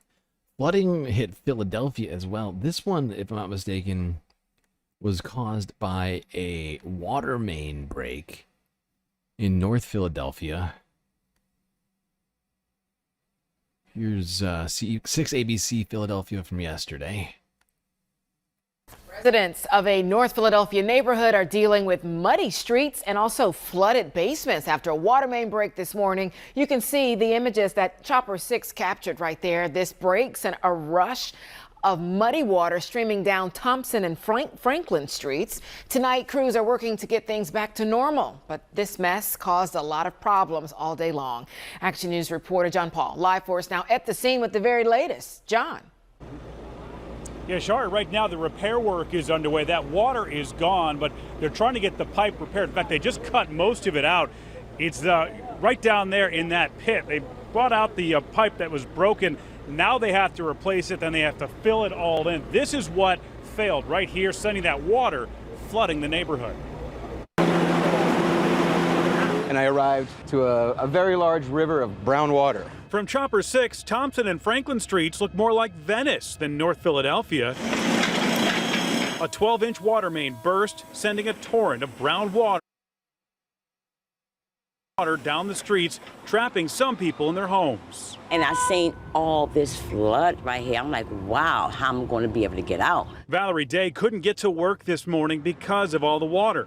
She watched as the level kept rising. But it was really deep because when the cars was going past, it was like so flooded. It was really flooded. Several cars were trapped in that deep water. Others had their basements flooded.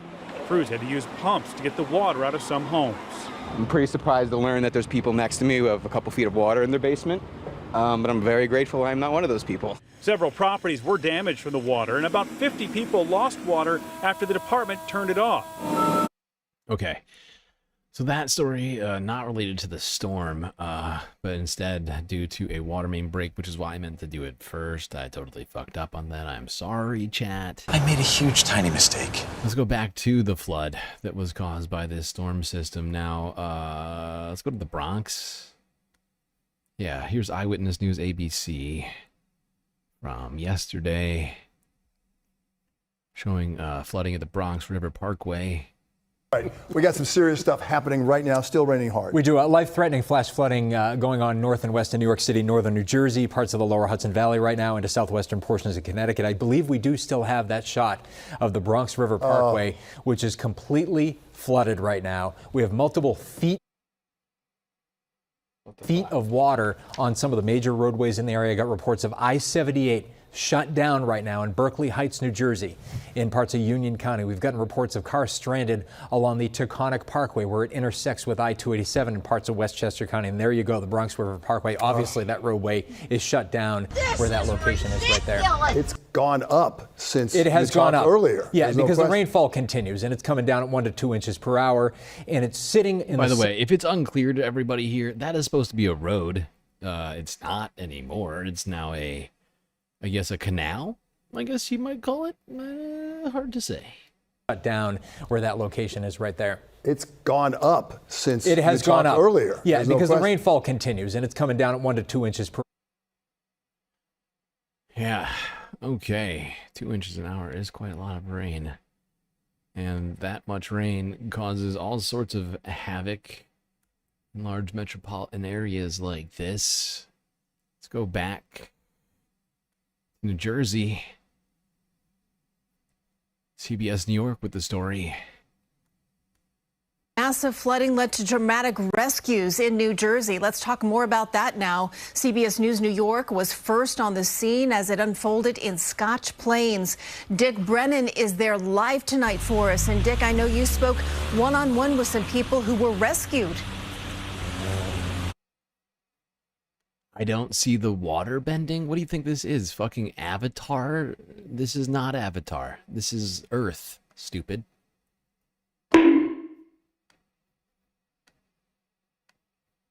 Yeah, and the rescues were unbelievable. Wait till you see them. We can tell you right now, though, the authorities are all over Scotch Plains, Union County. They're looking in submerged vehicles, making sure that everyone got out safely. They're also reopening roads. This one opened just like 5 minutes ago. In the meantime, people here say this is some of the worst flooding they've ever seen. And yes, they've seen their share of floods. In the meantime, as you mentioned, tonight there were some terrifying rescues. The raging floodwaters raced through Scotch Plains, stranding drivers all over who were trapped as the tide got higher. And look what rescuers had to do to save people. This man pulled across floodwaters by rope and finally to safe ground. I was driving, I stuck in the middle of the street. The water was right here. In the car, up to you? In the car. So. And then what happened? And the guys, they came here and rescued. Intense rainfall caused the Greenbrook River in the Watchung Reserve to overflow. Authorities had to launch boats into the streets. How quickly did the water rise? Really very quickly. Maybe within like 15, 20 minutes. It went from... Hold on, we already had this part of this newscast. For folks who had it, well, up to here. Yeah, how you doing? We're hanging in there. Hanging in there? Yeah, all good. These guys rescued you? They're doing a good job. How long were you stuck? A couple hours. What was it like being stuck like that? It's frustrating. Frustrating? Yeah, it's really frustrating, yeah. But finally you're getting home, maybe? Yeah, and thanks to these guys. They are doing a really good job. Yeah, let's give a big thank you to all those first responders who are still out there right now making sure that people are getting home safe. And Christine, speaking of getting home safe, a lot of those people you just saw that we interviewed, they're likely still on their way home, even if they live just a few towns over. That's because so many roads are blocked and it's just hard to get from there to here. Christine, back to you. Absolutely, Dick. And we can see that traffic behind you. Probably a lot of those folks that you just described finally getting home in their cars tonight. Dick, great work out there. Hopefully. Yes, absolutely. Well, let's go to other parts of the tri-state area. Union County now, where flooding damaged businesses there. But even the rain moving in fast, people didn't think twice about helping their neighbors in need. Addie Guajardo, live in Plainfield with the latest. Addie? Hey there, Kristi. I'm out here on Watchung Avenue, and I'm going to step out of the way so you can take a look at it, where this street remains flooded. I've seen several people out here waiting in waist-deep water, and if you can see a little bit further back, you see at least 3 cars completely stalled out in several feet of rain. This is a scene that played out in other parts of New Jersey as well. Torrential rain triggered flash flood warnings across parts of New Jersey. The rapid rainfall flooded streets, stalled out cars, and sent crews scrambling to shut down roads. In Plainfield, heavy rain turned streets into rivers, rushing past homes and knocking down trees. I've never seen flooding like this. I've never seen Prospect and Watchung absolutely flooded like this. Michael Vargas says the directions on his phone led him to a flooded street where he was trapped for more than an hour. It was all the way up here.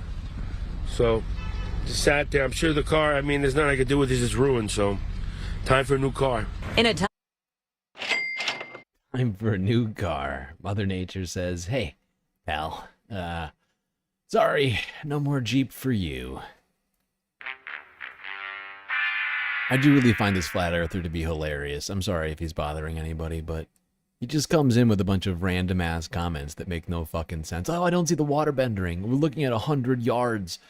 Look at this 100-yard section of the earth. Why isn't the water bending more? Oh, oh, because the earth's circumference is like 28,000 miles.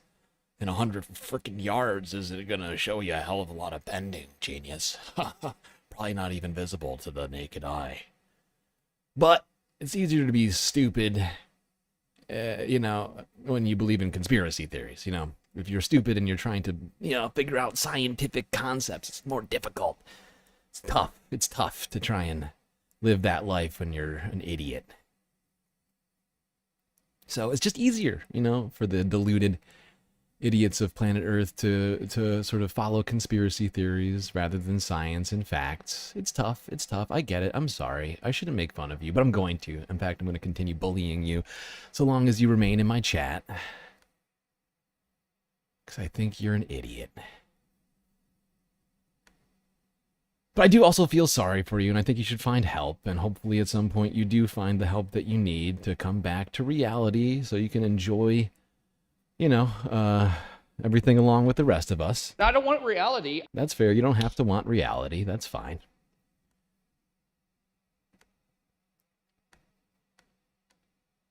These similar scenes playing out across the area today, including Westchester County. Drivers actually had to abandon their cars that were trapped in the water. First responders also rescuing people trapped on the Sawmill River Parkway. Let's go to Jenna DeAngelis. She'll continue our team coverage from Mobile 2. She's been monitoring the conditions in Elmsford tonight. Jenna?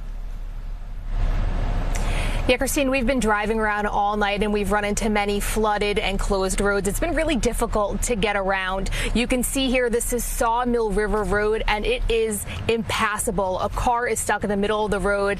And then as we turn the car over to neighboring Payne Street, that's also flooded. And as you can imagine, it's been a busy night for first responders. Emergency crews rescue a driver stuck on a flooded Sawmill River Parkway in Elmsford, helping them out of their car, walking through knee-deep water to safety. A different vantage point from the Metro North tracks in Hawthorne, where a commuter captured cars stuck on the parkway. It's among many roads closed in Westchester County Monday night as heavy rain hit the area. As we were driving in Mobile 2 on Sawmill River Road, we came across Lamont Street, taken over by floodwaters. You could see debris floating and cars parked behind Napo Auto Parts submerged.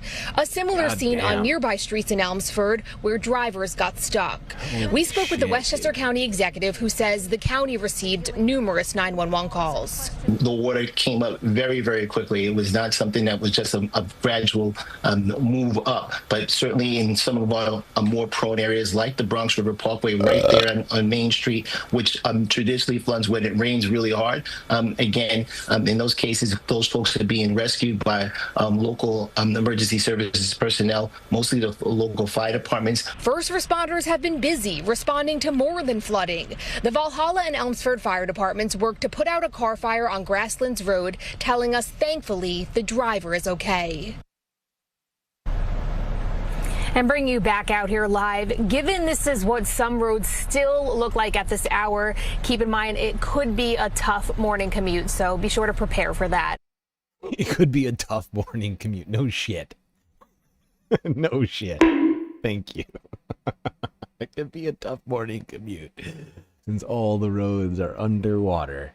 Yeah, that is going to make things a little difficult for your average commuter. Speaking of difficult commutes, let's go down to the subway, where things were looking a little weird, I guess you might say.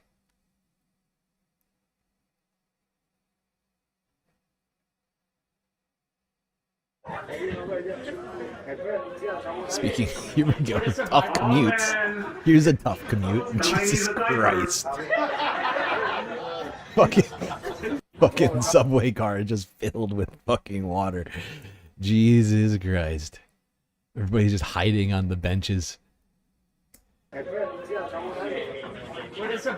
man, somebody needs a diaper. Jesus Christ. Look at that. That is insane. This picture is insane. This is why I use this for the fucking thumbnail. I mean, look at this. This is out of control. Oh my God. A fucking geyser just pops up in the middle of the subway. Jesus Christ. Oh man, somebody needs a diaper. Train conductor cracking jokes up there. Oh God. All right. Let's keep going through these videos. Yeah, that's a difficult commute. That lady on CBS News was correct about. I'm sorry, on CBS News was correct about that difficult commute. Let's keep going through these ridiculous videos showing all of this flooding happening. Here's Eyewitness News ABC again in Westchester County, upstate New York. More flooding.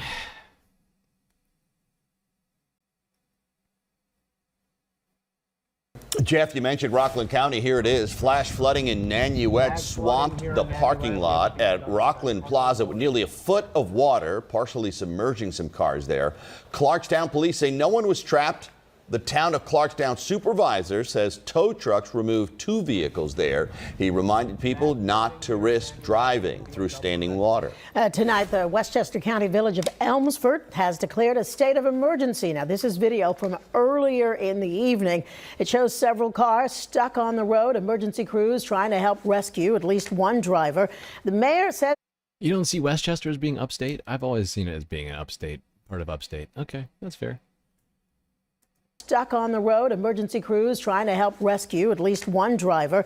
The mayor says he made this move. He says he wants to get as much help into the area as possible. Also in Westchester County, the Bronx River Parkway remains shut down at this hour, but county officials say they do expect it to open once again in time for the morning commute. All the rain left things a mess tonight. Eyewitness News reporter Lucy Yang continues our coverage from Valhalla. So much water came down in such a short period of time, there was just no room for all of it. So it gushed into places where it was not wanted, like this gas station. A river ran through a fuel company gas station on Virginia Road in Valhalla tonight. The impromptu rapids dropped rocks all along its journey. It would be beautiful if it didn't swirl through the gas pumps. This is crazy. I've been sitting in this parking lot for about 2 hours. I pulled over because you really couldn't see. Indeed, it was a blind. It's just north of New York City. Well, that's up. I guess that's my point. When I've ever, and granted, I know Westchester is technically like part. It's just like it is up. Is like anything that's north of New York City that isn't past like. I'm trying to think like past like Albany, right? I've always seen that as being upstate, and then Western New York is everything to the west of Albany, right? But it's a fair point. You know. Rain at its peak. Along Route 287 West, workers scrambled to clear the storm drains so the flooding could recede and drivers could pass again. Whether big highways or smaller roads, Westchester was a wet mess Monday night. There were stranded cars, wakes in the middle of the street, and multiple road closures, including portions of the Bronx River Parkway, as puddles ballooned into little lakes. Eventually, a snowplow was deployed in July to clear out the rocky mess. This as motorists waited hours for the clouds to clear. I don't want to drive over the debris, so I'm going to wait for my husband to come get me. I heard that a bunch of the roads were closed over there and some cars got swept away. Indeed, it was a very intimidating night for those trying to drive home from work, especially in low-lying areas where you couldn't tell just how deep the floodwaters were and if it was safe to pass. We got the fucking plows out here to clear the. I love that this guy is plowing in the middle of a flood. Hilarious.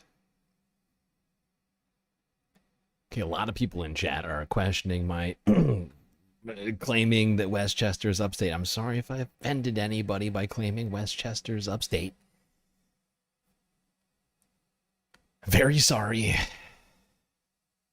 I'll never do it again.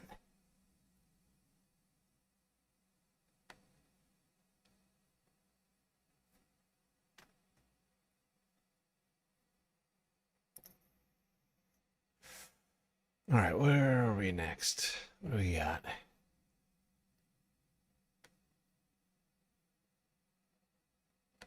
CBS New York. Let's go here.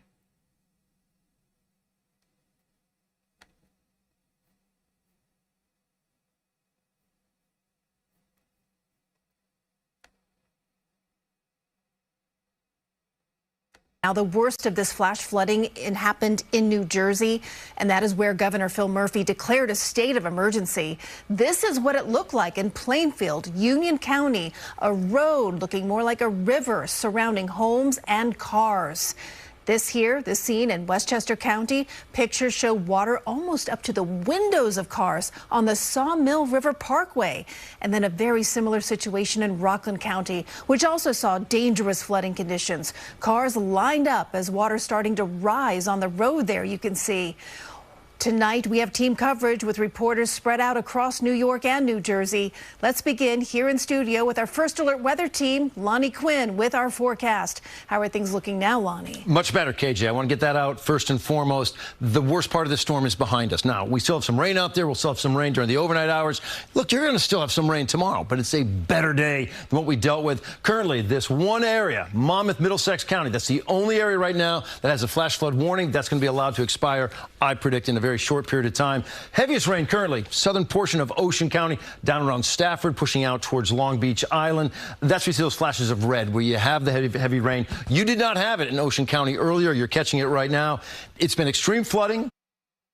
Yes, we know it's been extreme in terms flooding. of what it looks like, picture and video-wise. Take it away, Scott. Hey there, Lonnie. Yeah, First Alert weather day for us, so we're going to be able to show that video to you. The first, we want to go ahead and start out of Elmsford. This is up in Westchester County. Take a look at this. You can see the first responders helping a person out of their car there, climbing over the wall. That person's stranded by the flooding waters, trying to shut their door a bit more, getting them over that barrier as they were just dealing with a flooded road. Their car then just stalled out. So a rescue there. First responders very busy as we went through the day today. Eventually, that person getting into a vehicle. Then let's go for here, still in Westchester County. This is along 287. If we want to show that video, look at this. These 18-wheelers driving through some of the heavier rain, cars trying to navigate just roadways. This is the eastbound lanes of Valhalla. Cars and trucks wading through all of the water. So look at all that water spraying up as cars go by. This is the eastbound lanes of Valhalla. Cars and trucks wading through all of the water. So it definitely was a day today of flooding like this all over the tri-state area. Christine, you have more about that. This really damaging day today. Certainly was, Scott. Massive. It's muted. It's not muted, is it? I'm getting levels over here, so you might want to check your volume or reset your app, because I'm not, unless I'm not seeing something here. We've got levels on my microphone and on desktop audio. Very wet from the standpoint of water. Yes, very wet. Maybe we can nuke the storm and that'll save everybody.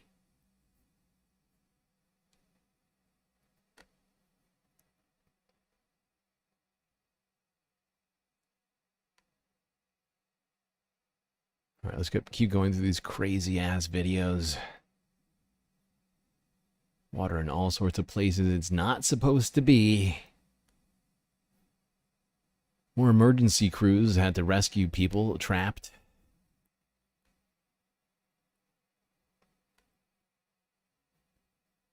From Plainfield, New Jersey, we head now to Scotch Plains, also very hard hit by tonight's storms. That's where Eyewitness News reporter Dan Kraut joins us live. Dan?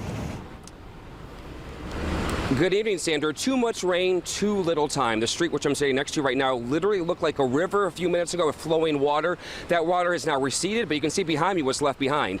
Dozens of vehicles parked in the middle of roadways everywhere, either because the driver ditched their cars and ran to safety or because they were rescued from their own vehicles. Help! Take a look. I'm being repressed! How you guys doing? Good. It's not how families in Union County expected to get home tonight. Rescued by boat. Francis Englert was one of them. It felt hopeless. I mean, it was like we were marooned, basically. Rescued from his van as he was rushing to get home, but didn't make it. Found myself, the water just kept kind of rising a little bit, and a little bit of start getting into the van, and you start wondering, like, when do I have to kick out the windows? No, back up! Some drivers doing exactly what police urged them not to, driving and walking through floodwaters. Many people who were rescued from the rising waters still waiting to get home. I sheltered in the parking lot with a bunch of guys, and until I saw the water subside, and then tried to get over, and I'm stuck here again. Families who have lived along these streets for decades say the area is known for minor flooding, but never seen anything like this before. I've never seen this kind of devastation. Look at this fucking Tesla floating. They're just like trying to continue driving, even though they're clearly not driving anymore on the ground. Flooding, but never seen anything like this before. It's just a floating Tesla. Tesla owners, come on, guys. I haven't. Grateful the hardest rain has now stopped, and worried what the waters will leave behind and what happens when they return next time. What's causing it, right? That's my take is, and that more of this will be coming, and so we got to prepare for this somehow. We have to prepare for this somehow. Back out here live, you can see there are dozens of police officers and firefighters still on the scene, waiting to see if there are any more rescues. They just loaded their boat back into the truck, hoping they don't have to use it again tonight. There's a military truck about to come through. A lot of people commending the law enforcement tonight for the very quick response. Wow, the entire road is just underwater, and this is like a 4-lane road right here. The whole thing just underwater. Cybertrucks can go through floodwater. Cybertrucks can't even drive through fucking snow. Okay. It's fucking Cybertrucks. Now, unfortunately, this flood turned deadly. Let's go here. CBS News from 17 hours ago. According to them, at least 2 people died in these floods.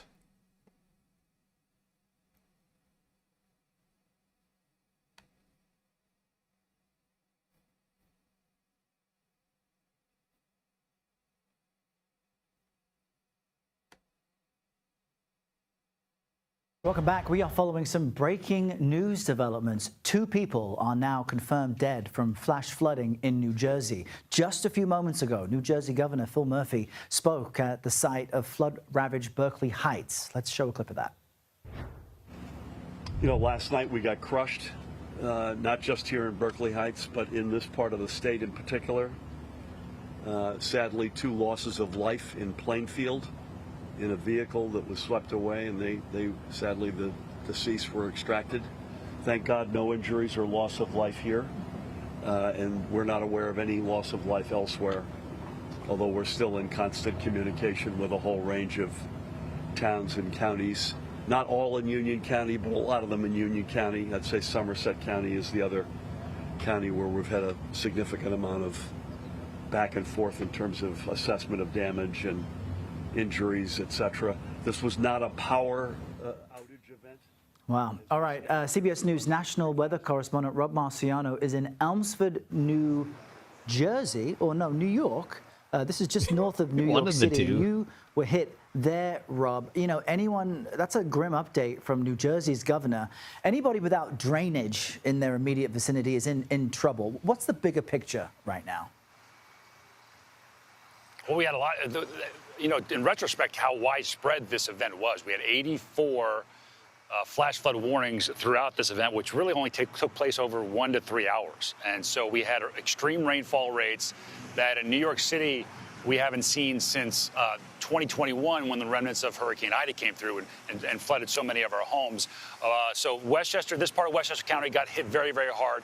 The most dramatic stuff out of New Jersey as far as rescues are concerned, that's sort of running water, and they typically do get hit harder on the other side of the Hudson River. They got hit really hard 2 years ago, and this is obviously very, very bad there. And then parts of Maryland got it, also New York City had it as well. I mean, that was dramatic, and it all happened during the evening commute. So people trying to go home on the subways, just trying to get around town. So from the mid-Atlantic all the way through the Northeast, it's very slow-moving, I guess you'd call it a front, kind of trying to push through. But generally, we're in this very, very summertime, high moisture content air mass that feels very tropical. In fact, it is. And so you get these tropical downpours, and with intense rain rates, and unfortunately, this is a result. And we've seen this, Errol, not just here. Obviously, we've seen it in Texas, we've seen it in Illinois, and North Carolina, and New Mexico. It's almost like the climate is changing. Also, Joe 4771. with a great suggestion. Maybe we should just send in the guardian angels. Well played, Joe. Well played. I'm sure they'll save us. They'll fix it. They'll clean up the streets. Get out there. They're going to clean up the streets and safen everything for all of us.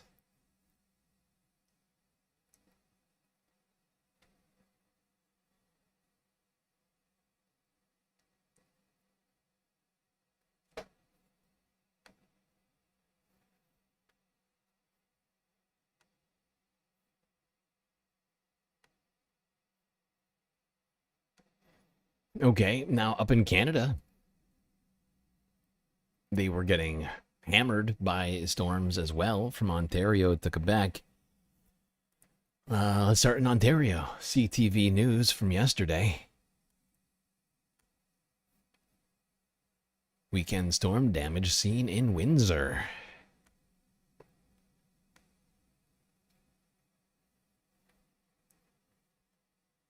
The storm for us was the first big one this year. A storm blew through the city early Saturday afternoon and left part of this tree on top of a house on Bruce Avenue. The Forest Department began to receive service requests, almost instantaneously thereafter. The tree limb was cut down and removed early Monday morning.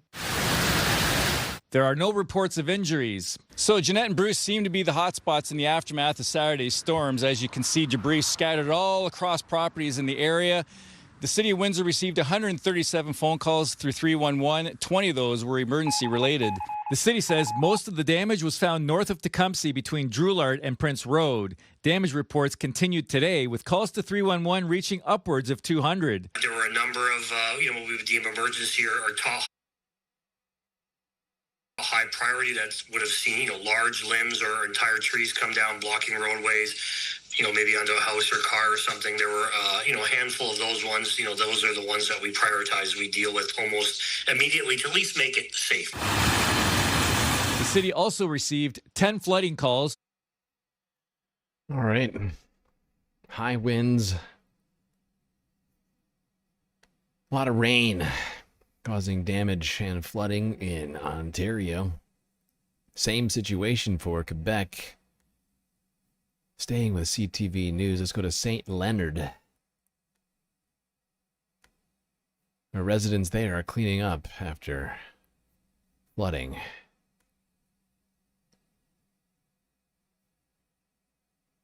At this basement on Belmont Street, the walls are coming down again. Renovations on this unit were completed in May after flooding last August. Now it's back to square one for Andre Marunich and his family.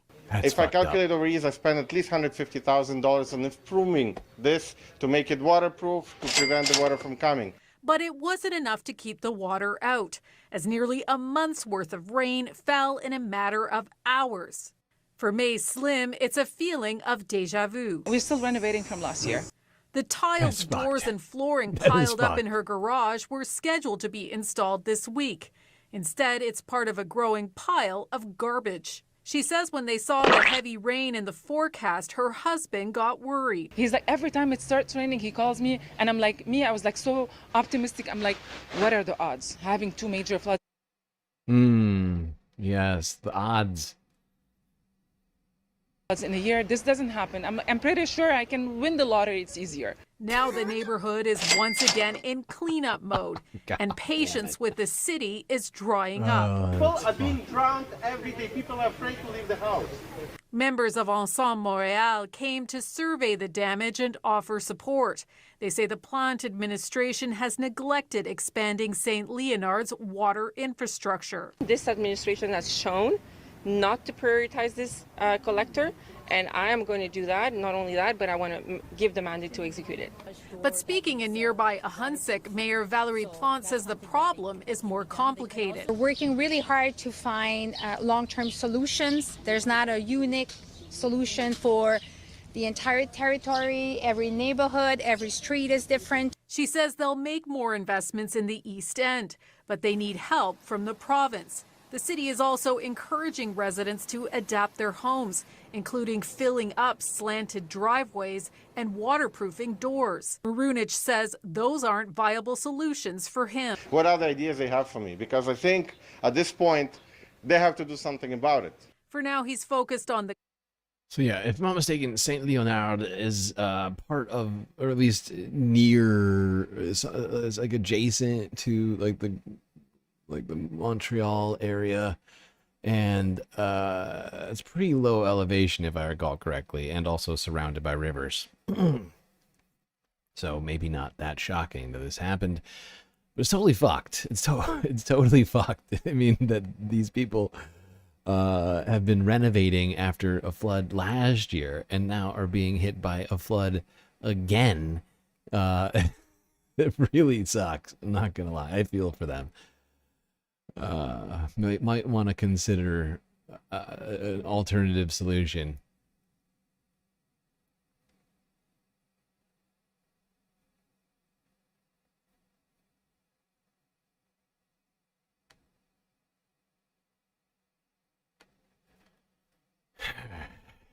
Is it a neighborhood in Montreal? Okay, thank you. I'm sorry. I'm not too familiar with every neighborhood on the planet, and I try my best. I try my best. But yeah, that's thing is Quebec gets hit by quite a good deal of flooding. You know, they're sort of, you know, they're north of, you know, Lake Ontario. You got the St. Lawrence right there.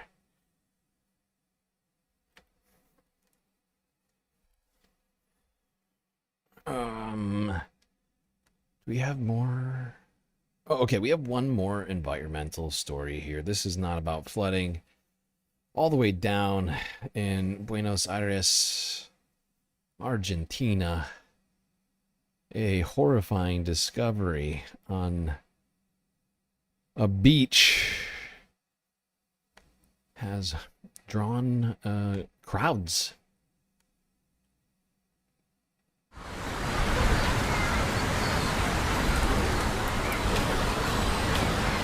Este ejemplar de ballena sei.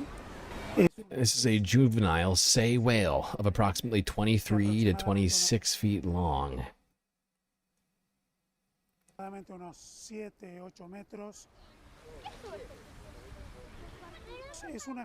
It's a species that is practically on the brink of extinction. The animal has been dead for several days now. We assume it has been dead for at least 3 days. What are you doing to me right now?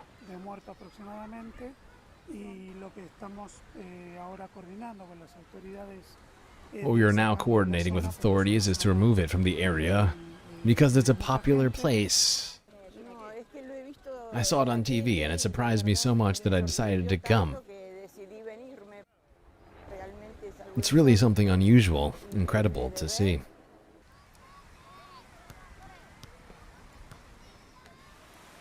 I guess that's one word. I wouldn't say incredible, I'd say horrifying. That you found an endangered species of whale that just washing up on the shore, dead. I'd say terrible rather than what did you say? Amazing?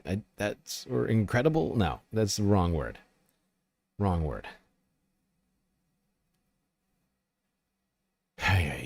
Now, unfortunately, the main food sources for most whales have been migrating in patterns different than they have for centuries due to anthropogenic climate change, the warming of the ocean, causing whales. I'm not saying it's not guaranteed that that's why this whale has died, but we have been seeing a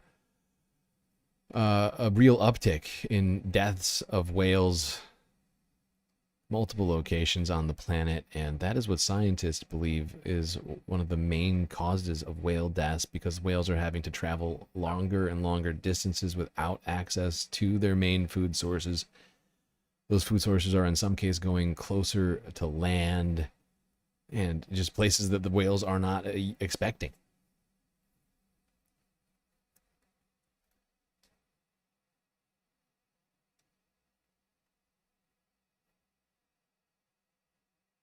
Living in a real shitty timeline, chat. Not gonna lie. Not gonna lie. All right. We have a somewhat truncated Earth news section today.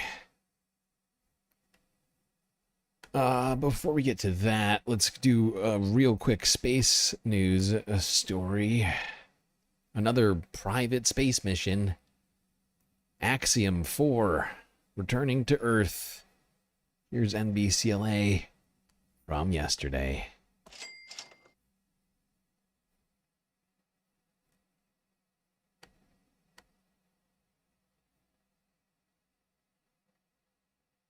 Heading back to Earth, the 4 members of the Axiom Mission 4 crew boarded their SpaceX capsule and undocked from the International Space Station this morning. The capsule is set to splash down off the coast of Southern California early tomorrow morning. And here's something to keep in mind when it re-enters Earth's atmosphere. It will generate a sonic boom, so brace yourself for that. This was Commander Peggy Whitson's 5th mission to space. She extended her record for the most days in space by an American to 695. Okay, quick space news. We gotta get it. It's obligatory. You know, I must bring you at least one piece of space news per stream. If I don't, I have failed you. Okay, I'm trying to think right now. Let me think here. Let me do these ones.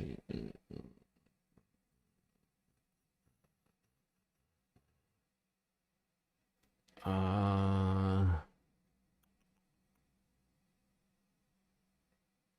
think we can actually get this done in this half. I was thinking about taking a break, but we actually, like I said, we have a pretty truncated Earth news section today. Sorry if anyone is disappointed by that. But I had a lot of U.S. news stuff to talk about here. Sort of took my attention. I also spent my entire day off binge watching Andor, so that might be on me. Okay, let's go here. Let's go here to France, where yesterday, Bastille Day in Paris took over the whole city. Record-breaking parade, Eiffel Tower, fireworks display, celebrating the end of French monarchy and the storming of the Bastille, of course. Let's go here. Global news. Talk about that Bastille Day. Hey, stop being a dick. France is celebrating Bastille Day, the country's biggest national holiday. In Paris, the annual parade featured fighter jets, combat vehicles, and a record 7,000 military personnel marching down the Champs-Élysées. The day marks the storming of the Bastille prison in 1789 that sparked the French Revolution.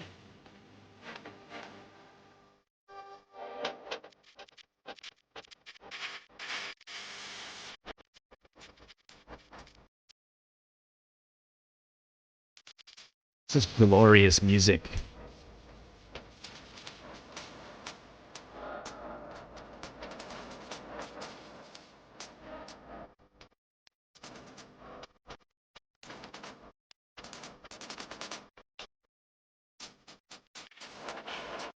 I gotta say, you know,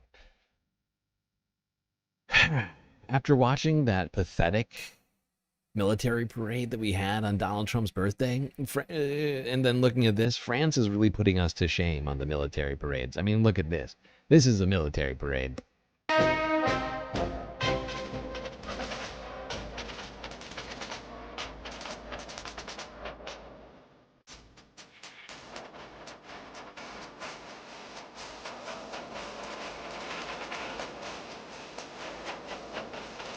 They even have good music.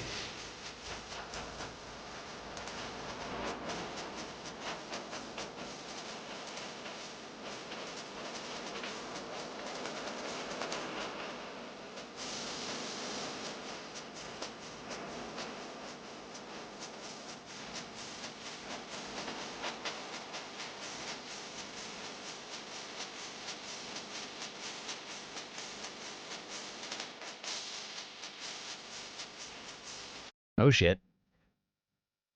Why is this dude bleeding out of his fucking ear? What is happening here?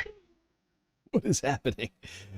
Despite multiple hiccups throughout the parade, Paris was treated to a dazzling fireworks display in the evening. The Marseillaise goes hard. Is that what you call that song? The Marseillaise? I did not realize that. Thank you for the French trivia lesson there, Sammy. Also, why is this guy bleeding out of his fucking ear? What did he do? He stabbed himself? I'll bet he stabbed himself with the sword.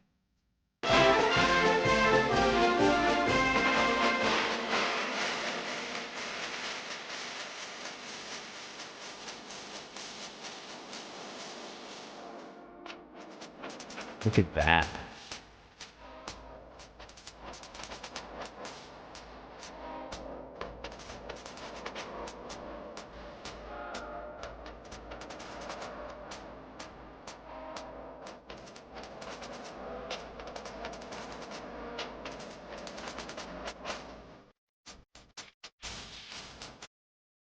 There we go. France showing everybody how military parades are done. Really putting the United States to shame here. Now that's what I call a military parade.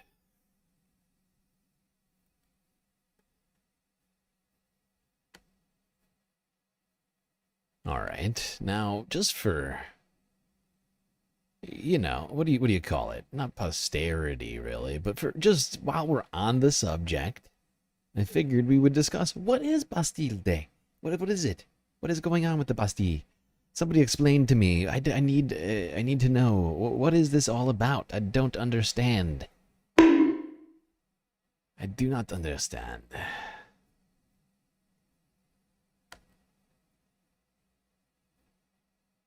Yes, America won independence by being the scrappy underdogs in a hard-fought war, but in the end our Independence Day really just celebrates a particularly righteous breakup letter.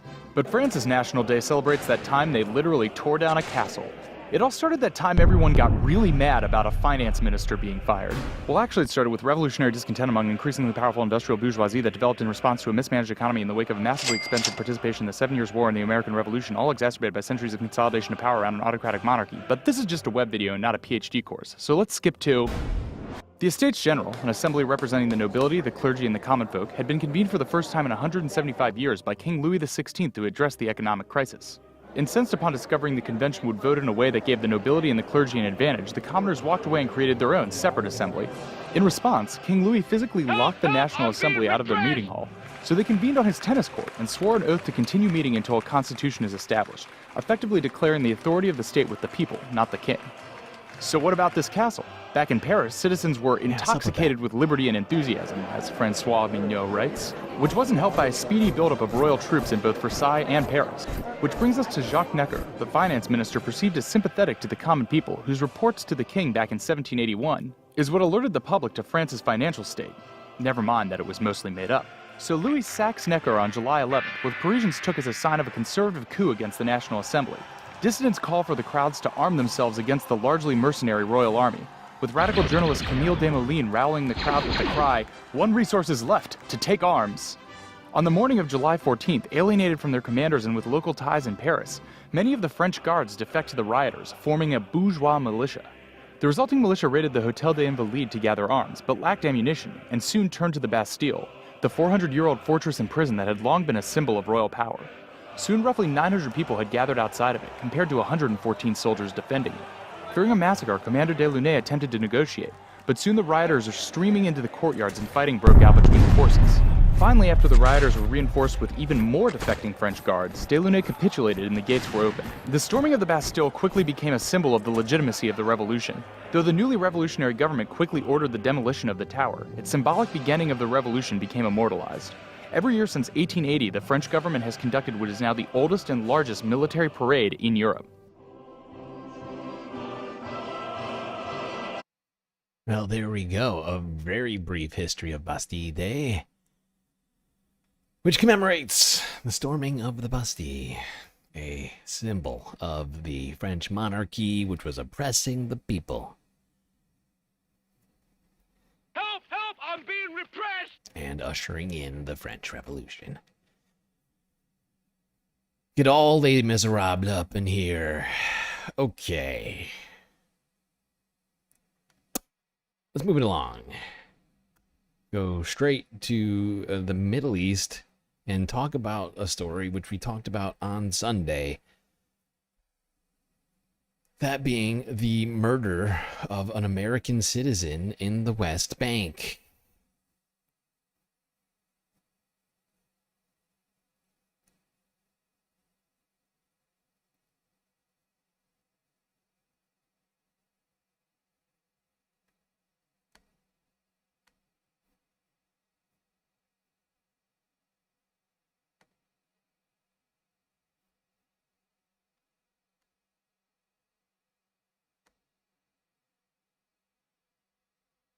And there are calls for justice from the family of a young American man beaten to death by settlers in the West Bank. Hundreds of...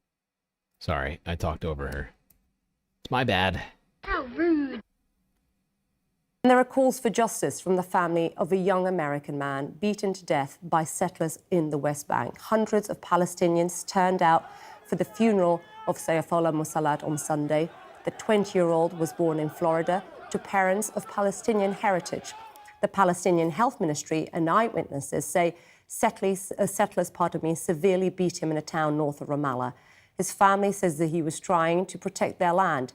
The State Department says it's aware of reports, and Israel says it's investigating what it calls a confrontation. Oh, thank God. Let's get more from our Jeremy Diamond. Jeremy, what more can you tell us about this American? Please hold on, that was Jeremy.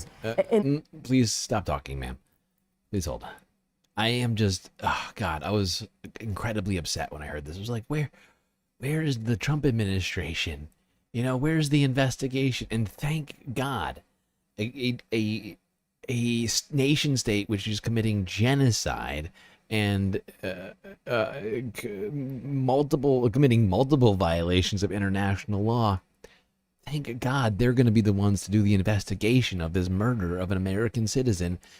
I was like, dude, why isn't the Trump administration upset about the murder of an American citizen in the country of our biggest ally, one of our greatest allies in the Middle East? Thank God they're doing their self-investigation. Those always go super good. Like when the police investigate themselves and they always come back like, oh, we were actually fine. Oh, phew. Jeremy, what more can you tell us about this American that was killed in the West Bank? I know you and your team have been doing some fantastic reporting. Just bring us up to date with the very latest. Well, Issa, he is an American citizen, but in many ways, what has happened to Saif Musalat is part and parcel of the violence that we have seen against Palestinians in the West Bank, both by the Israeli military, but also by Israeli settlers. And that is the context with which to view this story. And in fact, as we were covering this story, our team as well also came under attack from Israeli settlers in the area.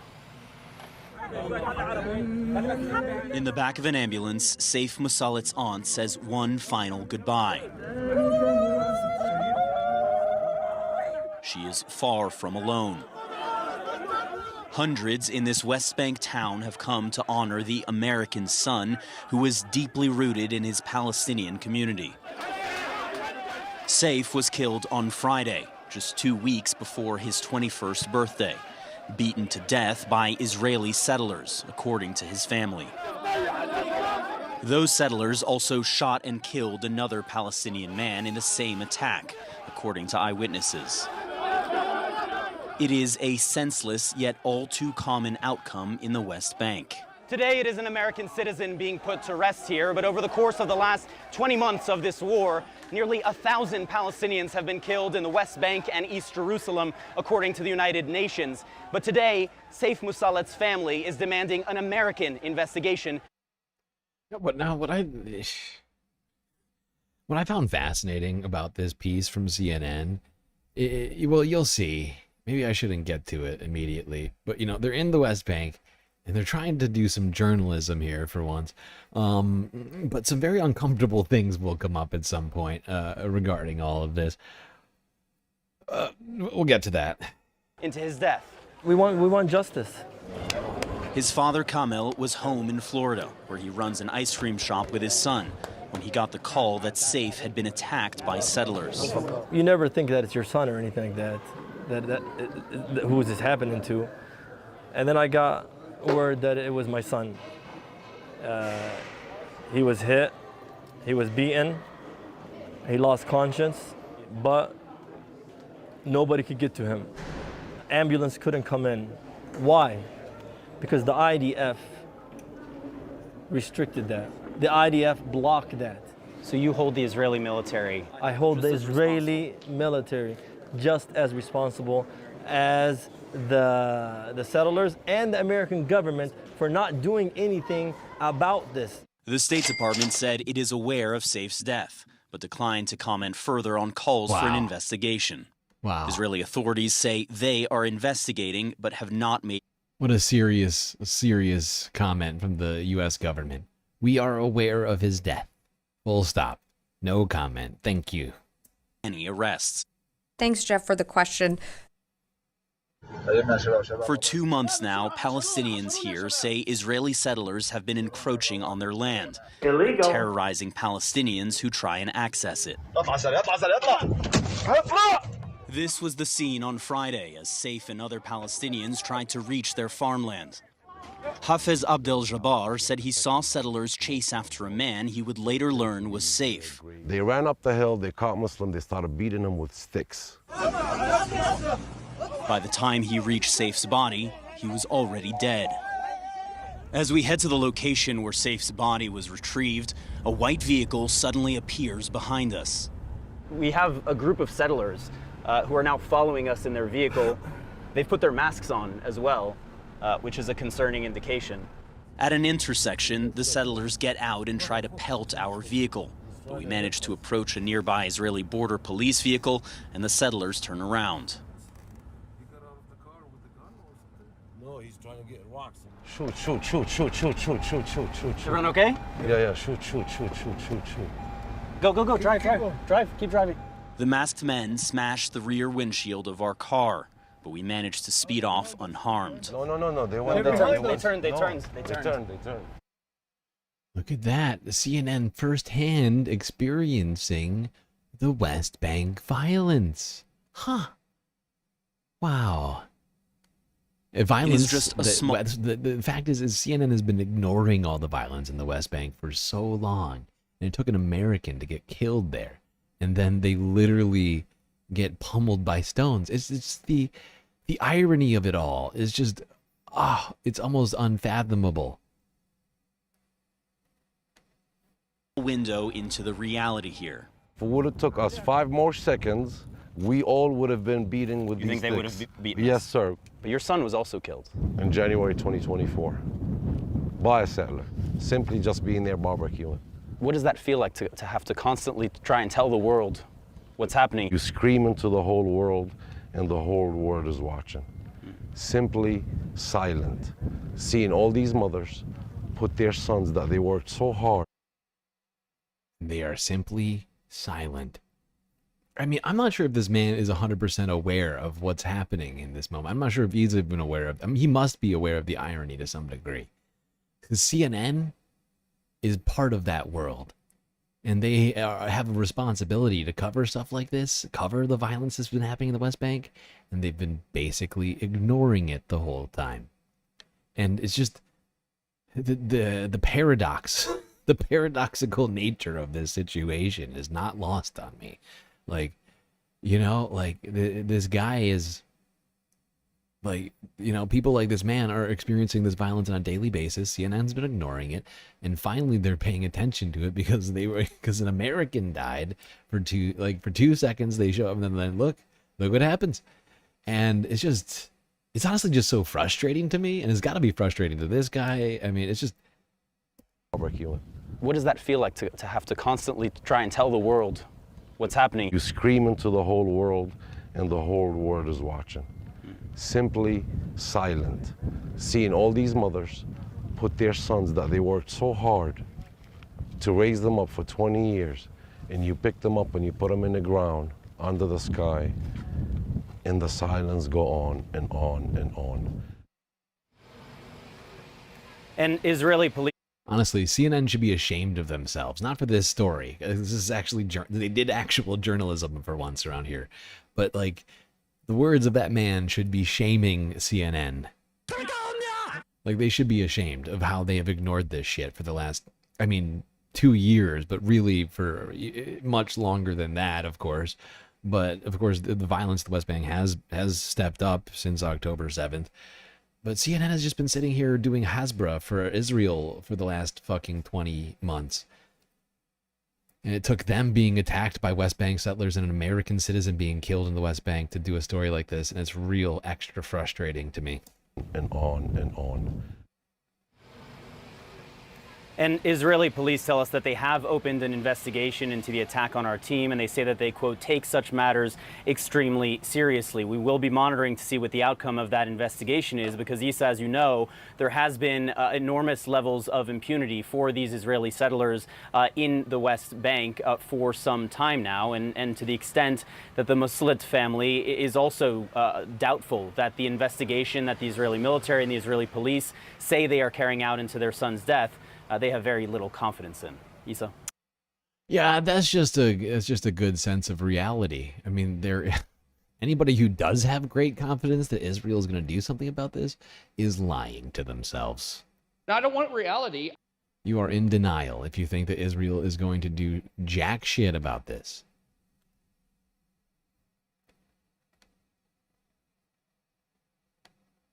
We've investigated ourselves and we've decided we've done nothing wrong. All right, let's go back. Let's continue talking about West Bank violence. With the majority report.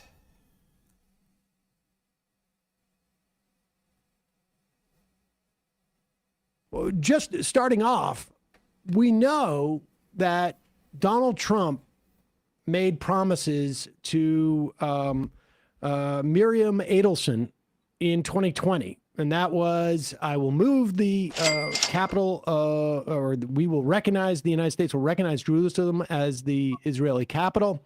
He ended up, at one point, I think he said, I gave her the Golan Heights just as like a bonus gift. And this time around, she gave him about $120 million for the promise of supporting the annexation of the West Bank.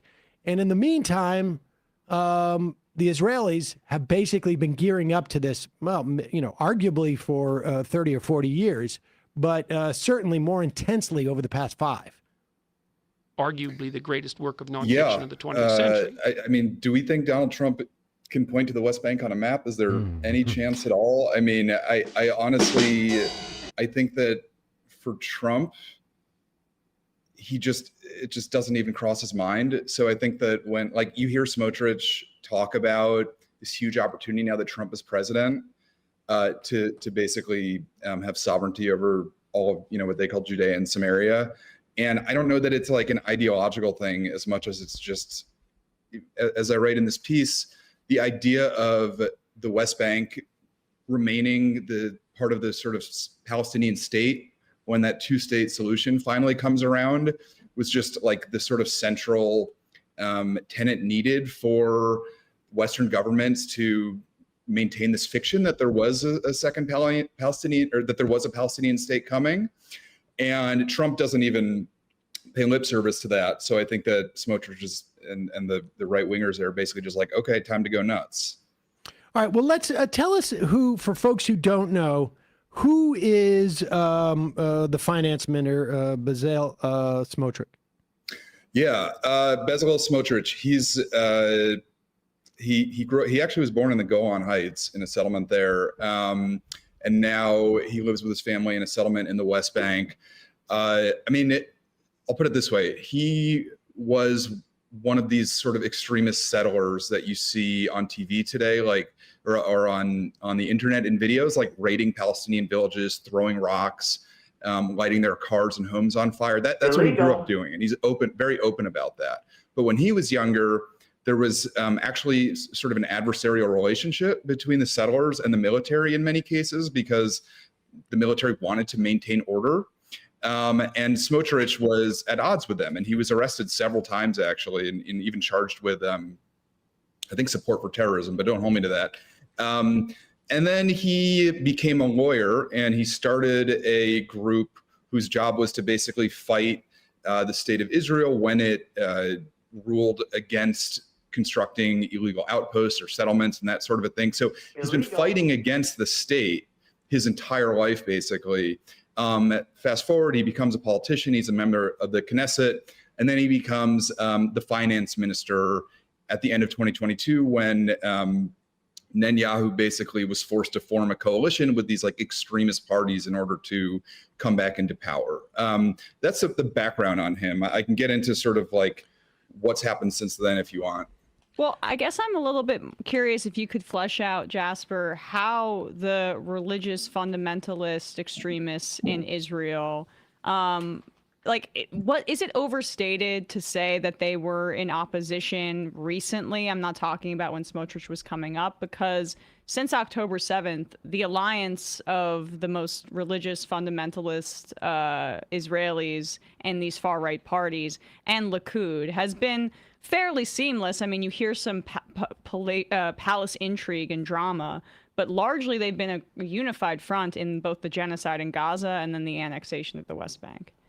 That's true for the most part, but actually right up until they struck Iran, the coalition was pretty much at its most fragile point it's been in years, specifically because Netanyahu obviously wants this forever war, but they're running out of troops. Reserves don't want to show up anymore. They were getting ready to basically abolish this rule that said that the ultra-Orthodox yeshiva students don't have to serve like everybody else. So they were getting ready to hand out draft cards to all these people in yeshiva, studying yeshivas. And some of the religious members of the Knesset were basically rebelling against it. And there was just a no confidence vote. I can't remember if it was right before or right after the Iran strikes, but Netanyahu. It was right before, I think. Thursday, the Thursday before the strikes. Yeah, and perhaps they knew what was coming, but I think like for all intents and purposes, they've been a unified front across pretty much everything. Just before we go into what Smotrich has been doing, and on some level, like I think what we're seeing is there has been a decades-long project to create facts on the ground, where they will put, where Israel will create settlements that will just make it harder to make an argument that this this land can be returned to Palestinians, that and to sort of almost like break some of the social structure of Palestinians living in the West Bank. And that has accelerated at an incredible rate over the past, particularly like 4 or 5 years. But give us a sense of how the Israeli government works so that we can understand how Smotrich has been able to position himself and has been given the authority to essentially, almost in some ways, unilaterally go ahead doing this. And I want to make it clear, I'm not saying that there isn't culpability to go across the Israeli leadership, because they have willingly gone along with it. But he is sort of almost politically protected on some level and been in a unique position to implement this project. Yeah, no, I mean, this has been pretty well reported in Israel, and there's been a little bit of reporting of it in the US, but not nearly enough, because most people that I talk to who are following all this pretty closely actually are not even aware of this sort of reverse coup that Smotrich pulled off. So basically, when Israel occupied the West Bank in 1967 after the Six-Day War, they began a formal military occupation, which is actually like an internationally recognized status. And because of that, there are actual legal obligations to adhere to the laws from the Hague Convention and Geneva. And those laws, in essence, say that the occupying power is temporarily administrating the territory and must protect the well-being of the occupied residents. So they're not allowed to do anything that is against the well-being of the residents, or anything that would form like a temporary, a permanent presence of Israel there. Not going to do it. Wouldn't be I want to be very at this clear. juncture. Like the military occupation in the West Bank is unspeakably cruel. I've witnessed it firsthand. I mean, of course, I'm sure all of your listeners are very familiar with this, and they uphold just a brutal apartheid regime. But in a strange way, the military occupation has provided some insulation against these really expansionist politicians in Israel, because every move that the Smotriches, the settlers, want to make to expand settlements, to change laws, all these things, they have to contend with the lawyers, with the military, who are, you know, I'm not going to say they're pro-Palestine, but these are lawyers, and they're like at least nominally adhering to a set of laws. And I'll say the military, you know, it's certainly full of ideologues now, and I'm sure it always has been, but they are not the same.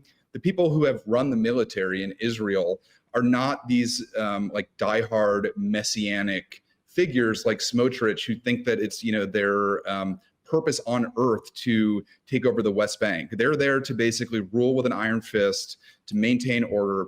And so all that is to say that when Smotrich wanted to begin his sort of takeover of the West Bank, he understood that what he had to do was undercut that system of military rule, because that's what was posing all these different obstacles. So right after the election in 2022, in early February 2023, Smotrich forms an agreement with then Defense Minister Yoav Gallant. It's sort of unclear exactly where the pressure was coming from on Gallant to do this, although again, like, it was a very fragile coalition. Smotrich had a lot of power at that point, but they form an agreement to make Smotrich an additional minister in the Ministry of Defense. Like, that's his actual title. So you've got the Minister of Defense, which it was Gallant at the time, is now Katz. And then you had the additional minister in the Ministry of Defense, which was Smotrich. And Smotrich was given power over this newly created organization inside the Defense Department called the Settlement Administration, which was basically created to just own all things related to the settlements.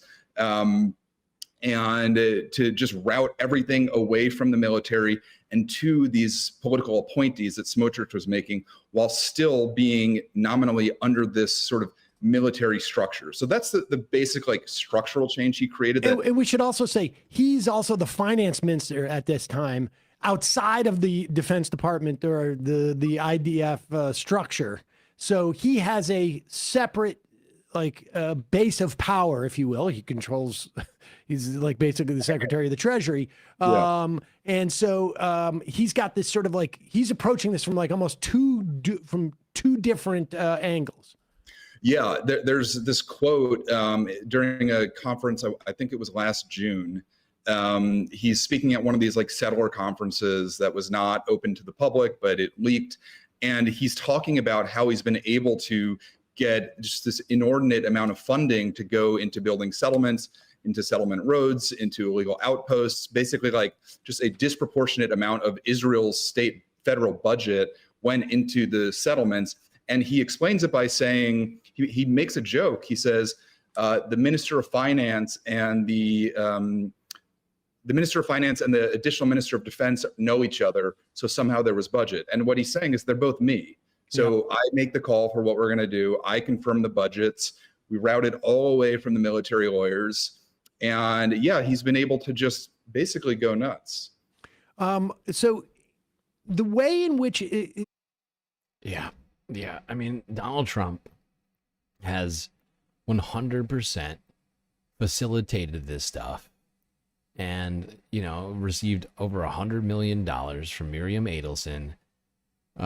Pretty much, I mean, to do just that, to give Israel the green light on committing these crimes, these international crimes. They're not supposed to be settlements in the West Bank to begin with, but this recent phase of all this has been Israel stepping up all of its illegal actions in the West Bank, seizing as much territory as they possibly can, excuse me. And I think their plans are to ethnically cleanse the West Bank, just like they're trying to do to Gaza right now. I mean, there's currently a full-on military occupation there. Earlier this year, they moved in all the tanks and more troops. just getting worse and worse. And I don't see what's going to stop it right now, because it's already been declared by the international courts. And now the United States is backing up Israel as it does this, as it enacts this campaign in the West Bank. You did hear the Klan, and it was, I think it was something of a Freudian a slip. It was what I was thinking. Somehow just sort of came out like that. You're right, Jerry. You caught me. You got me. It is feeling a kind of familiar. Okie dokie. I think we'll end the discussion of the Middle East there and go to talking about recent developments with regards to the United States, Russia, and Ukraine. Now, let's go to here. Donald Trump had some stuff to say about Vladimir Putin. Here's Forbes breaking news from yesterday with a quick clip.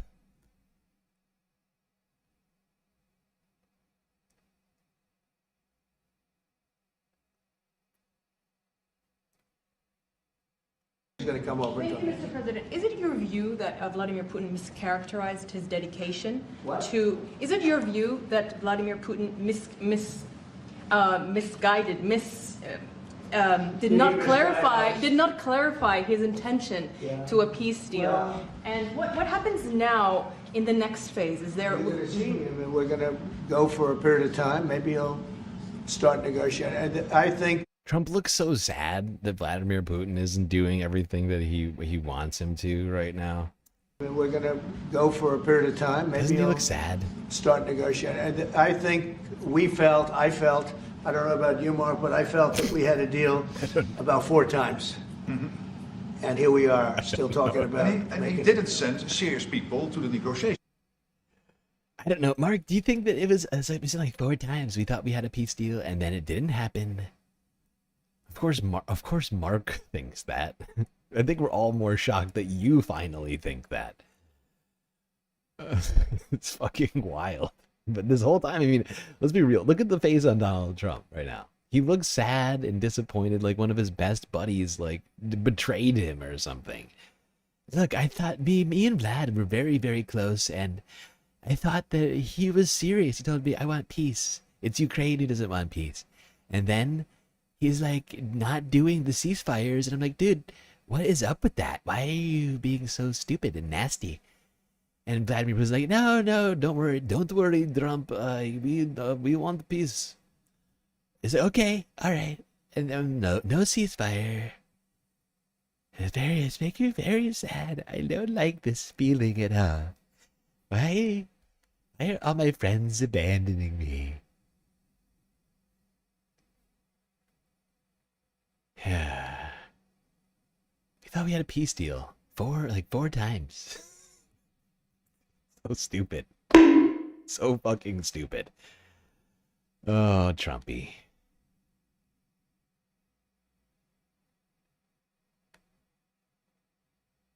Okay. CNN. Let's go here. CNN, talk a little bit more about this. Now, the first half of this video, they bring on, what's his name?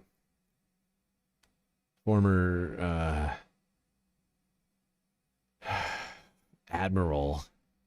Former U.S. admiral to, like, have, like, they have this really creepy, sort of, like, gleeful, like, discussion, him and Kate, about how great it is.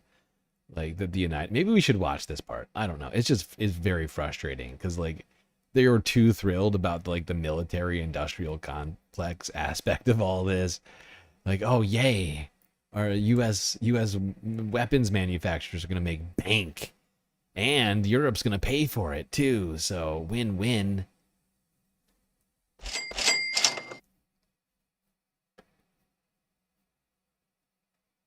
Hey, no, don't you dare do that. No, oh God, if you do that, I will slap. Oh, you motherfucker. Why have you done this to me just now? Really, it's my fault. I clicked. I'm the one who clicked. I clicked it and then completely screwed myself just now.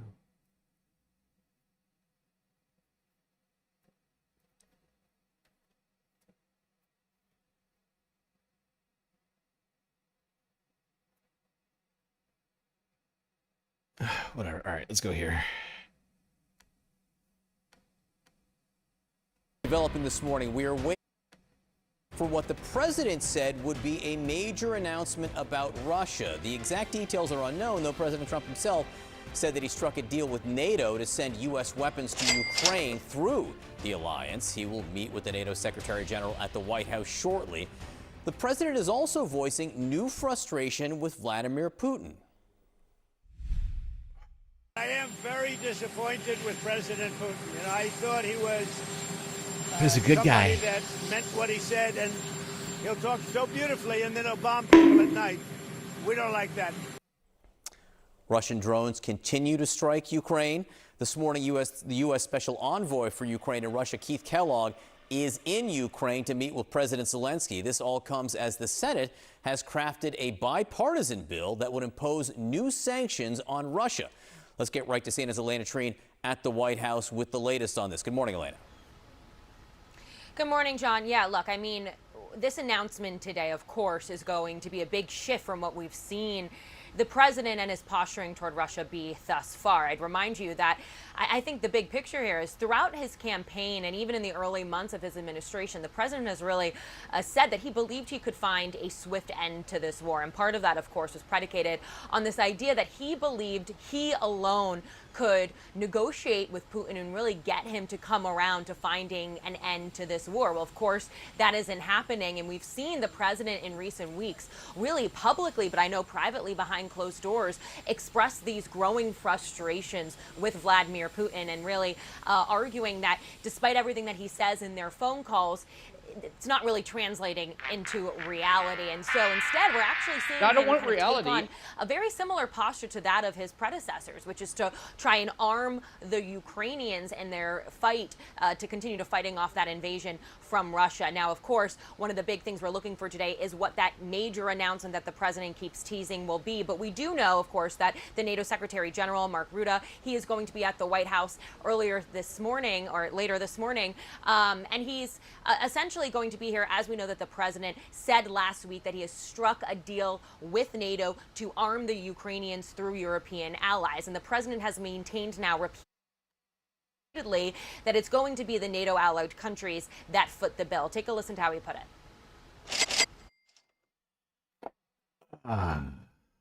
Donald Trump is thought that becoming president would let Putin respect him. Yeah. Aww. Yeah, that's because he doesn't seem to know very much. I mean, Vladimir Putin's made it through what? 6 different U.S. presidents now? Something like that. And Vladimir Putin has always known and even publicly said that, you know, he's going to continue to be in charge of Russia. Meanwhile, presidents come and go in the United States. Great deal maker. Not making any deals. Well, I guess you could count this as a deal. Ay. And there's been talks that we, like, I don't have the energy to go through the first half of this, but the admiral who comes onto CNN at the beginning of this video was sort of gleefully talking about the United States providing offensive weapons to Ukraine. And I think, you know, that's the opposite of de-escalation right now. Although, of course, peace talks haven't been going super good. So, you know, it's one of these moments where I'm just like left like, what is, like, asking myself, what the fuck is the right, what do you call it? Course of action. You know, it's very frustrating because I would like all wars on the planet to, you know, sort of come to an end. We need solidarity right now to solve many of the Earth's problems. Not, I don't know, thermonuclear war. But we basically are going to send them various pieces of very sophisticated military, and they're going to pay us 100% for them. I haven't agreed on the number yet, but they're going to have some because they do need protection. But the European Union is paying for it. We're not paying anything for it, but we will send it. It'll be business for us, and we will send them Patriots, which they desperately need. Now, the Patriot defense system that the president referred to there, that is something that the Ukrainians have repeatedly said is one of their #1 priorities, and really only the United States can help them in arming them with some of these weapons to really try to fight off this war in a way that they have been unable to do so thus far. And look, I think the key thing here as well, when he repeatedly is talking about having the European countries pay for this, that's because we know as well, a lot of the president's supporters are not very much eager to having him take on this position and having the United States continue to send weapons and aid. You know what's wild to me? These Patriot missile systems supposedly cost $1 billion. If you want one of these things, you got to have $1 billion and $4 million per missile. It is wild. That is This is ridiculous. He repeatedly is talking about having the European countries pay for this. That's because we know as well, a lot of the president's supporters are not very much eager to having him take on this position and having the United States continue to send weapons and aid to Ukraine. That's part of why he keeps emphasizing that so much. But look, what we're also looking for is whether or not the president is going to make any more movement when it comes to Russian sanctions. We know that Congress is moving closer to it. The president has said that he's very strongly considering it, but has not formally said whether or not he's actually going to get behind. Russia, Russia, Russia. Ay, ay, ay. I feel like we're really... I know I've said this a bunch of times, but it feels like we're just on this slow march into full-on World War III. I mean, thankfully things have cooled down with Iran for now, but just living in a real shitty time. Now, let's see what Russians had to say about Donald Trump's threats on Russia. Now, if you haven't heard, Donald Trump earlier this week, I think it was Monday, threatened Russia with like 100% tariffs or something like that. I mean, now, the United States does not import a lot of stuff from Russia. So it's not going to have like really like any effect, although there is a suggestion that somehow this will be not just for the United States and somehow this will involve other countries as well. I'm not 100% clear on that part, that second part of it. But the AP Archive, no, the Associate, just the regular Associated Press channel, here had some on-the-ground commentary from Russians.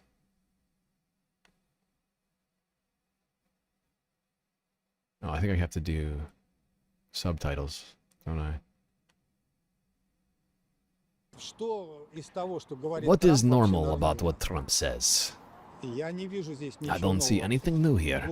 We shouldn't attach too much importance to what he says. We need to understand what we need to do and do it. That's probably it. This will simply lead to Trump's rating falling. He wants to be a peacemaker. On his command, he blows the whistle. Everything stops and blossoms. Is impossible. I believe that we have entrusted our country to a knowledgeable person, and he and his team will figure out what to do with it. Okay. There we go. Russians responding to Trump's threats of tariffs. Honestly, I don't know why anybody in Russia would be concerned about those tariffs. Not gonna lie. Not gonna lie. All right, let's talk more about those tariffs. I think I should have done these in reverse order. Whatever. Caitlin Collins on the story. Give it to us, Caitlin. President Trump is taking a stand against Vladimir Putin in a way that we've rarely, if ever, heard from him before. We are very unhappy, I am, with Russia. We want to see it end. And I'm disappointed in President Putin because I thought we would have had a deal 2 months ago, but it doesn't seem to get there. I've been hearing so much talk. It's all talk. It's all talk, and then missiles go into Kiev and kill 60 people. It's got to stop. I speak to him a lot about getting. I gotta say, it's kind of hilarious to hear Donald Trump disappointed by other people not doing the things that they say. This man says so many things and then never comes through on them. He's like, "What's up with this talk? I don't understand. Why do people say things they're not gonna do? It's very confusing. How am I supposed to work with that exactly?" You need to do a little bit of introspection, Donald. You're the same guy. You are that guy. It's got to stop. I speak to him a lot about getting this thing done. And I always hang up and say, well, that was a nice phone call. And then missiles are launched into Kiev or some other. Very nasty. It's strange. And after that happens, 3 or 4 times you say, the talk doesn't mean anything. Strange. After years of heaping praise on the Russian leader, of touting their personal relationship, of taking Putin's word over his own governments at times, the scene that played out today inside the Oval Office encapsulated a remarkable shift for this president. To underscore his anger, he's giving Putin an ultimatum and threatening action that many people, from Capitol Hill all the way to Kyiv, have been calling for. The president announced a deal to allow NATO to buy American-made weapons to supply Ukraine on the battlefield, while also threatening economic punishment if Putin fails to reach a peace deal in the next 50 days.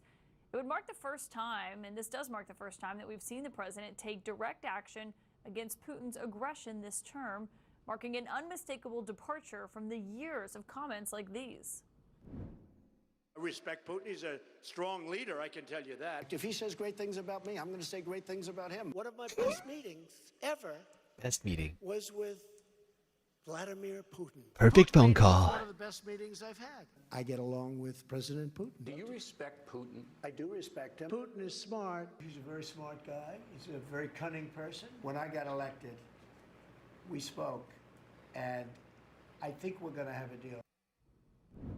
It remains to be seen tonight how President Putin will respond to President Trump's new threat and how the president himself will follow through on it.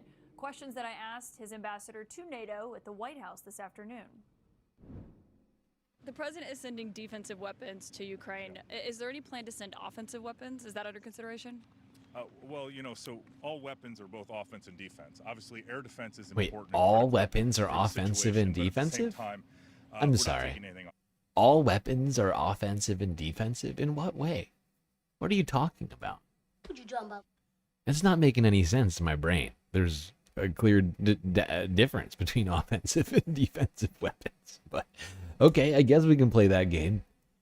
Everything is the same as everything else.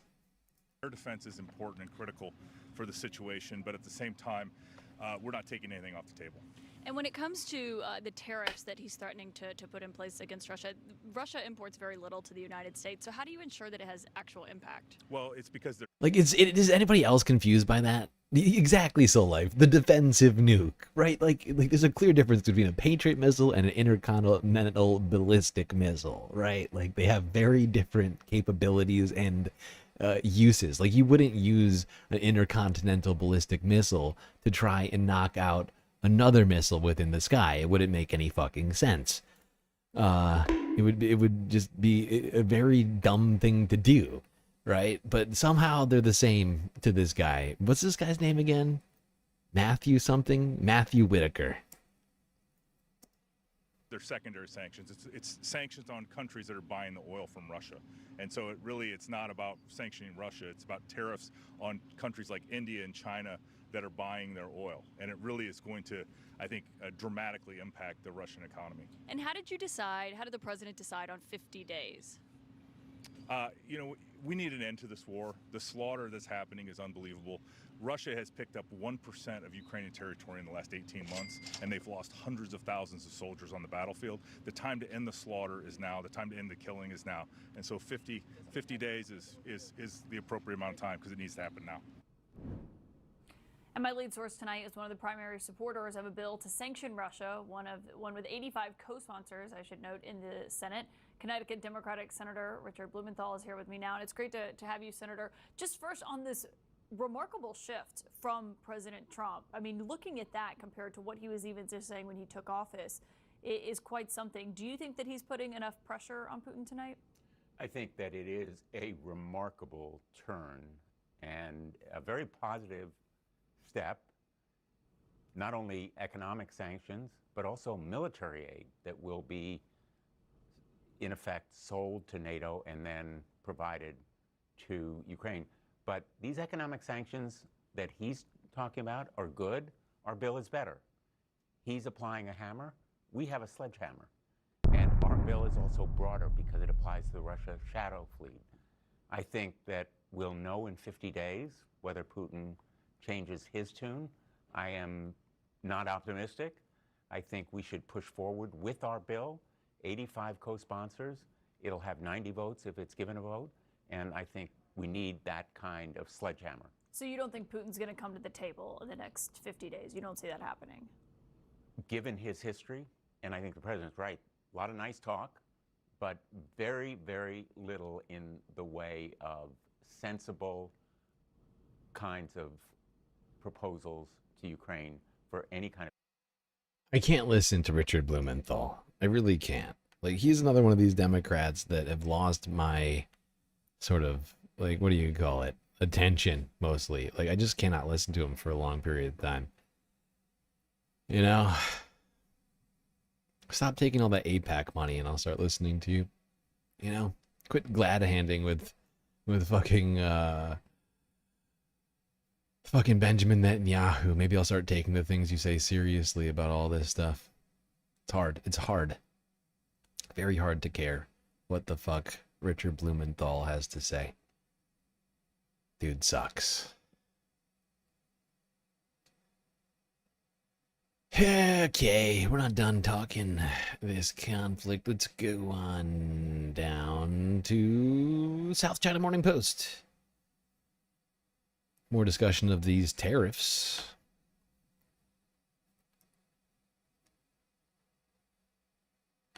I just realized desktop audio was super low. That's my bad.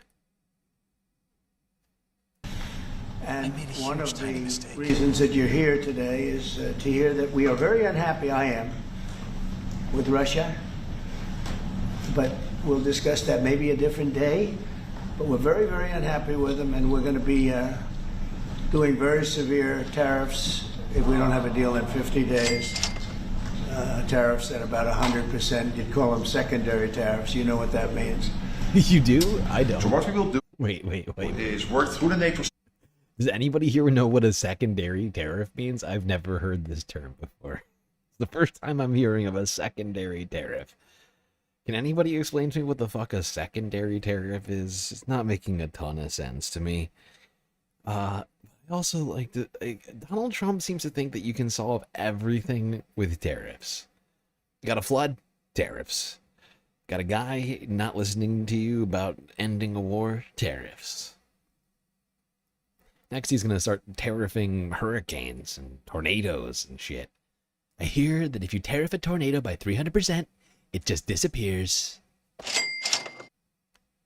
To make sure that what Ukrainians need, so that we can make packages. Of course, in a way, we discussed it this morning with Pete Hegseth at the Pentagon, in a way that, of course, the US will keep on its stockpiles necessary to defend this country. That's absolutely clear.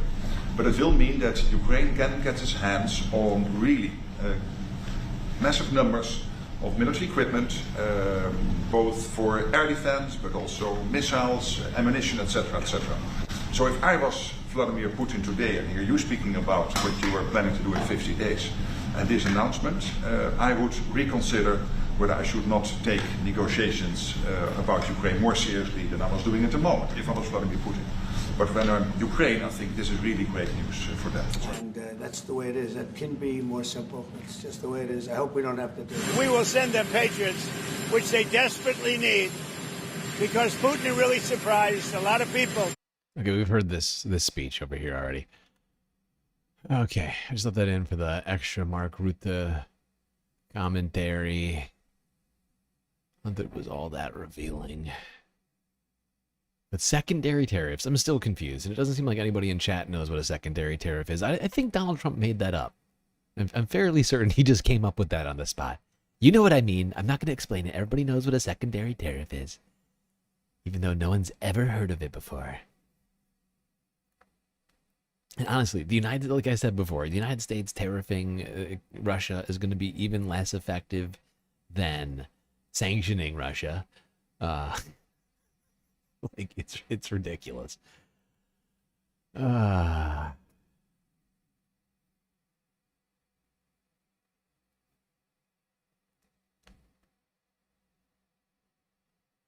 lost my place. Where am I? Okay, yeah. Let's go to BBC.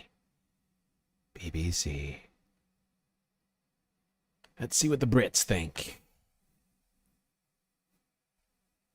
Oh, God, we've gone over... It's fine. We've gone over the break, because we're not going to take a break. We don't have much left here today. Almost done.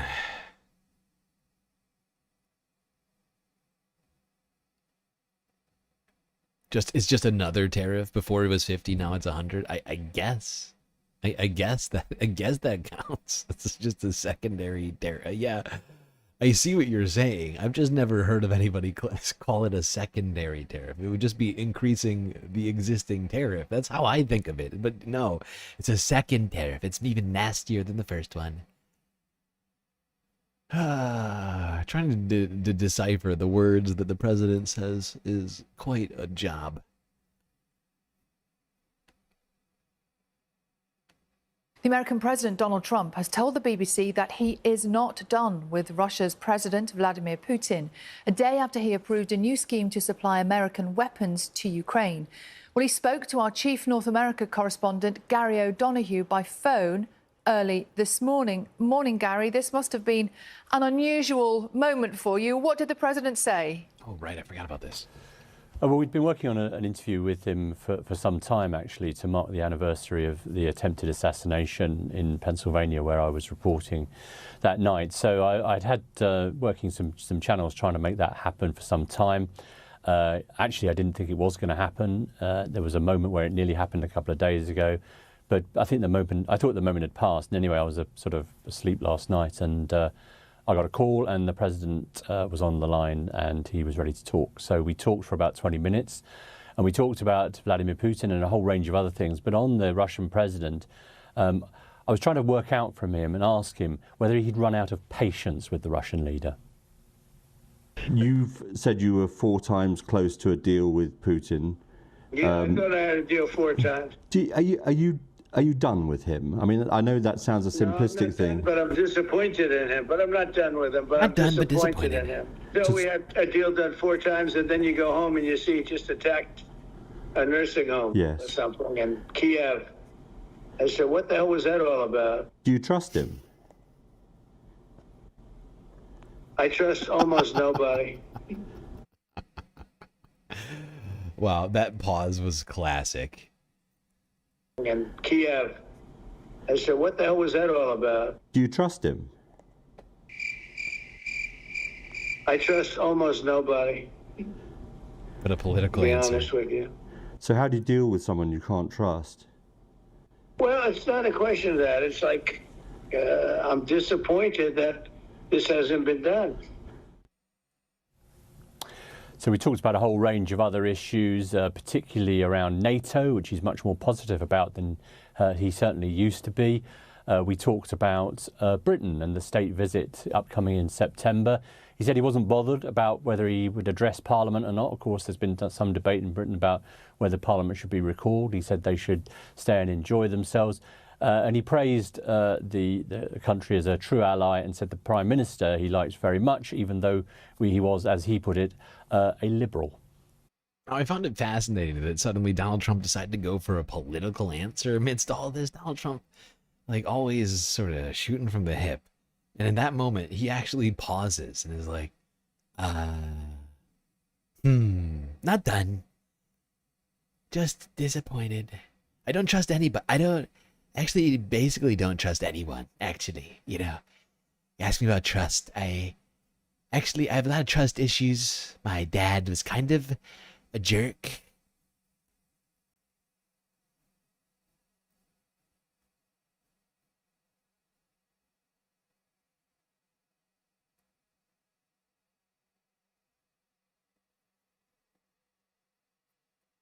One time he abandoned me at the mall and I was like, where is daddy? And ever since then, I haven't trusted anybody.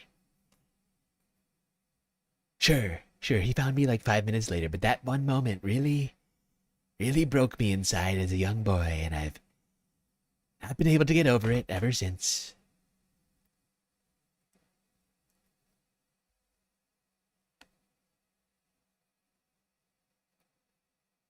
Now, the Kremlin has responded to the United States saying that we were going to go back to arming Ukraine.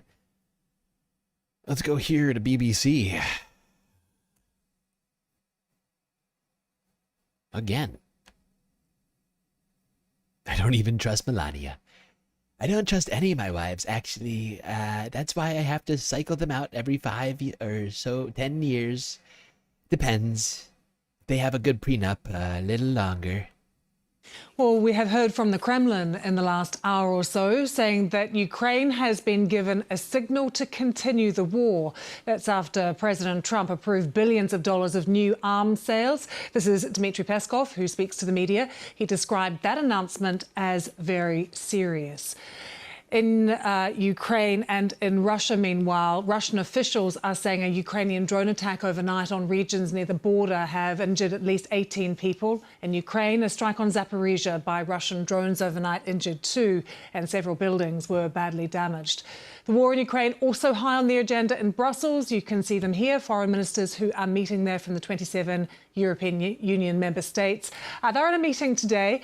We've heard from the EU's chief of diplomacy. You can see her in the background there, Kaja Kallas, saying that she hoped for an agreement on a new round of sanctions on Russia. But let's take you to Kyiv now. We can speak to Konstantin Yeliseyev, who is a former Ukrainian ambassador to the EU. Ambassador, good to have you with us. We'll talk about these proposed EU sanctions in a moment. But firstly, the focus of today is very much this interview that the BBC has had with President Trump. And what we've heard from the president in the past few days when it comes to Vladimir Putin, what you make of this shift and this change in tone and what you think this potentially could mean for Ukraine. Good afternoon. First of all, from the very beginning, after his re-election as a president, Trump made a big accent to diplomacy. And he was trying to build bridges with President Putin, having a lot of phone talks. And finally, he understood that Putin is using any kind of conversation or negotiations or talks as a imitation of diplomatic negotiations. So Trump understands that Putin is lying. And after every phone conversation between Trump and Putin, Russia only strengthening its missiles and drone attack against Ukrainian cities and civilian infrastructure. So that is why, as I understand, Trump understood that he... Wait. I just noticed this chat from Reference Frame. Is this legit? You actually got this from Wikipedia? Secondary tariffs are a new trade policy introduced by the second Trump administration that resembles secondary sanctions. Unlike primary tariffs, which directly target a specific country, secondary tariffs penalize the third-party countries or entities that trade with the targeted nation. That is fascinating. So it's a revolutionary concept, apparently. The last 6 months, they've suddenly popped up out of nowhere. No one had ever heard of them before. Needs to switch from diplomacy to strength.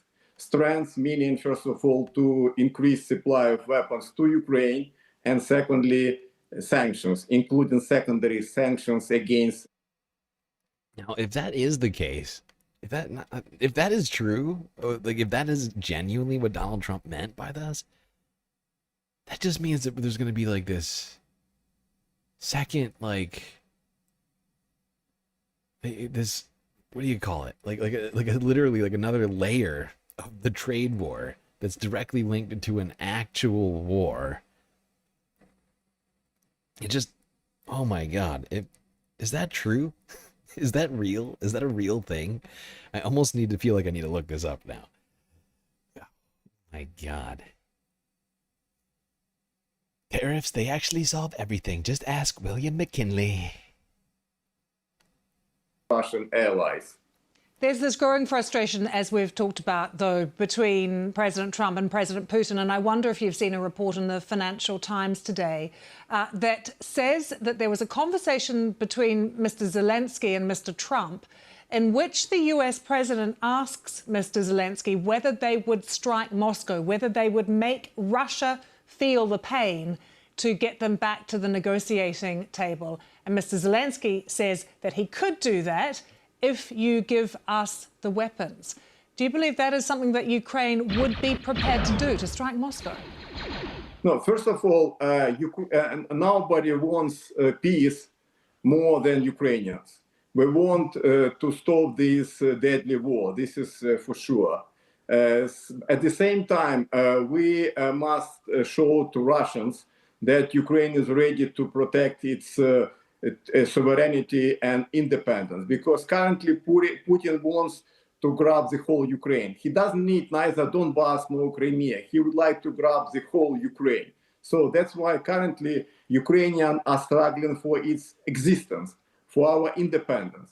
So that is why President Zelensky made a very clear point that we will protect by all means, including also attacking Russian territory, including the Russian military base, and of course making deep strikes. For that, of course, we would need a kind of long-range missiles in order to show to Putin that he must be...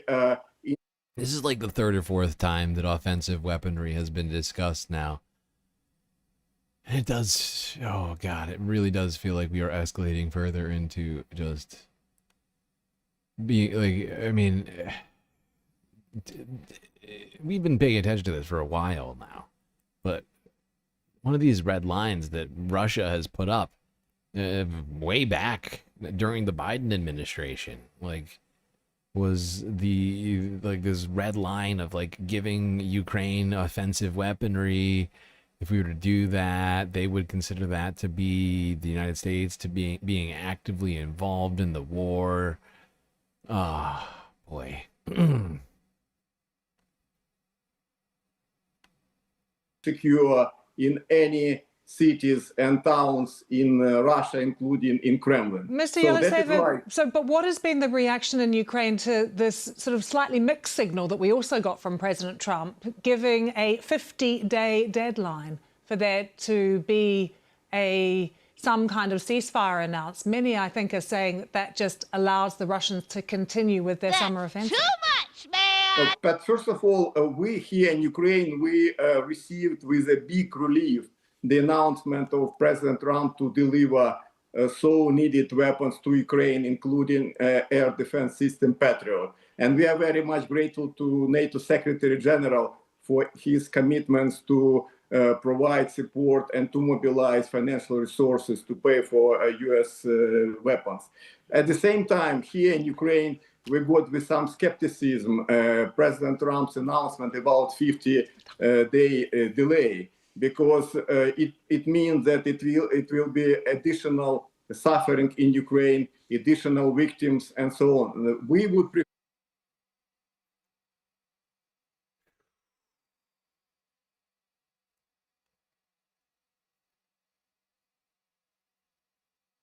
This is honestly a very,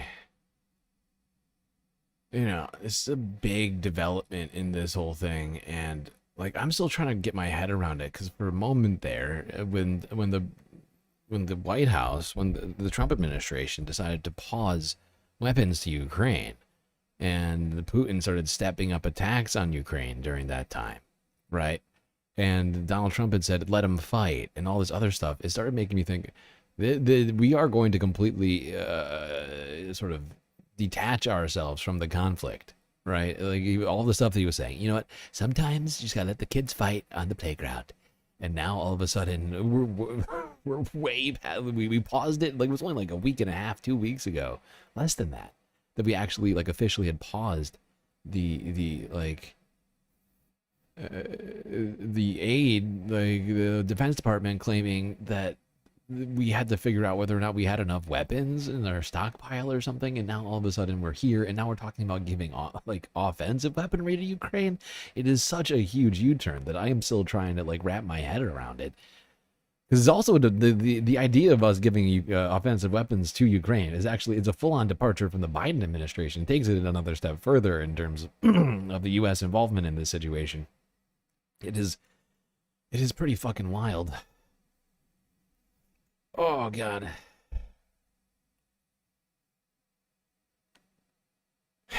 Seems to fly in the face of everything that Donald Trump was saying about Ukraine. Like, that's the other thing about it. Is like, up until, like, literally right now, it flies in the face of basically everything Donald Trump has said about Ukraine. During the election and during his second presidency here.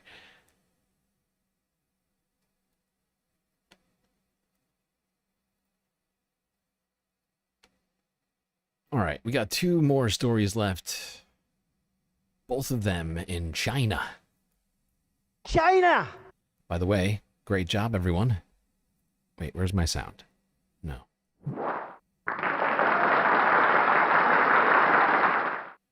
Great job, everybody, for making it this far. Truly impressive stuff from all of you.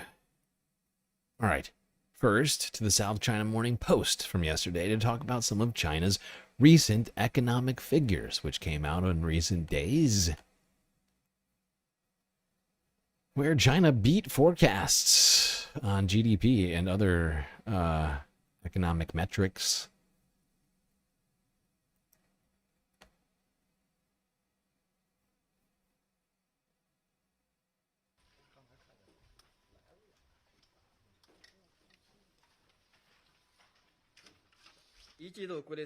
Gross domestic product grew by 5.4% year-on-year and 5.2% year-on-year in the second quarter. On a quarter-on-quarter basis, GDP grew 1.1%. The external environment is still complex and volatile. Internal structure contradictions have yet to ease. The foundation of the economy still needs to be strengthened. Overall, we believe there's enough backbone for China's economy to maintain stable growth in the second half of the year.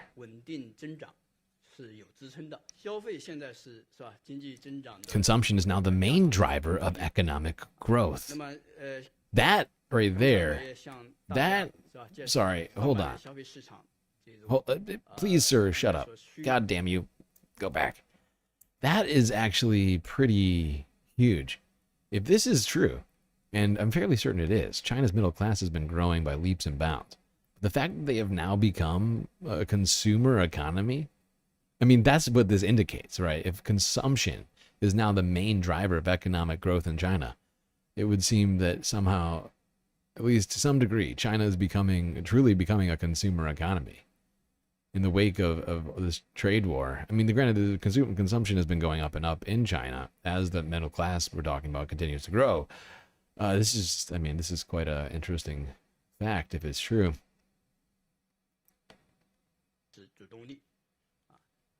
As I just mentioned, the consumer market tended to be more active in the first half of the year.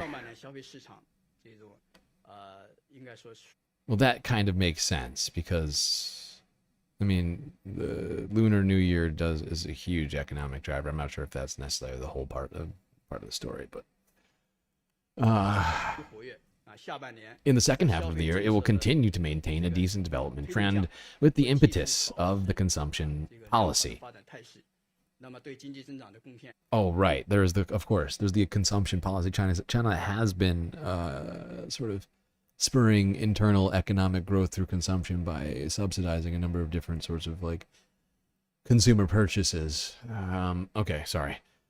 Then it will continue to make a key contribution to economic growth.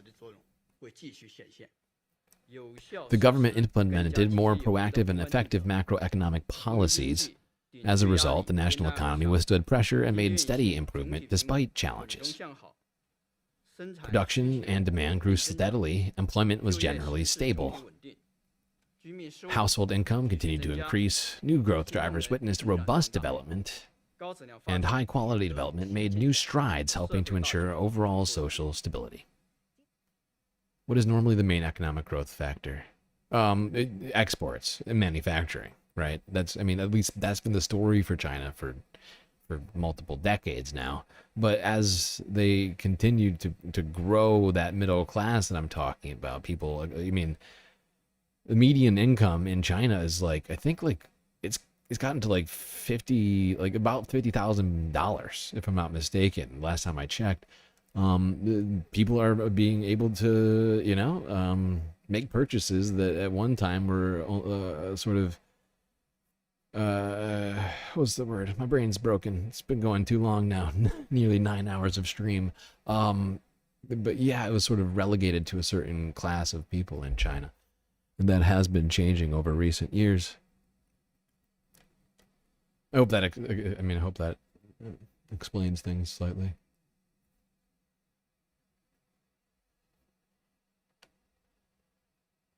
Okay, last video of the night.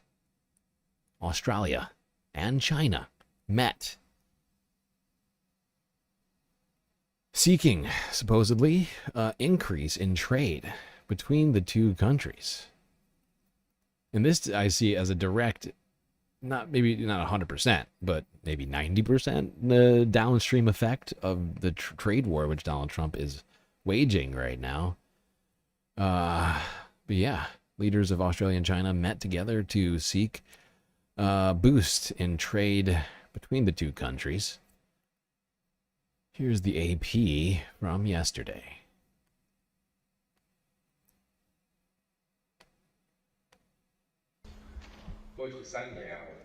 I have met with Mr. Prime Minister 3 times in the past. 3 years to lay out the strategic, global, and directional issues concerning the development of China-Australia relations.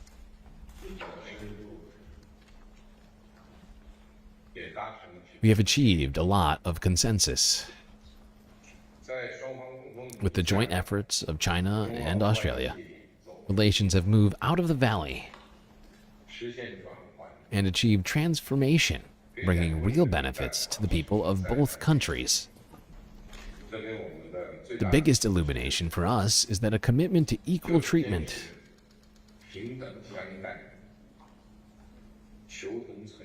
to seeking common ground while reserving differences and pursuing mutually beneficial cooperation are in line with the fundamental interests of the people of both China and Australia. No matter how the international situation changes, we should adhere to this general direction in an unwavering manner. There we go, Xi Jinping speaking on the progress being made between China and Australia on trade. Whoa, what is it? This is not cool. What are we doing? God damn it. Okay, there we go. All right, that was the last video. Is Australia joining BRICS? I don't think so.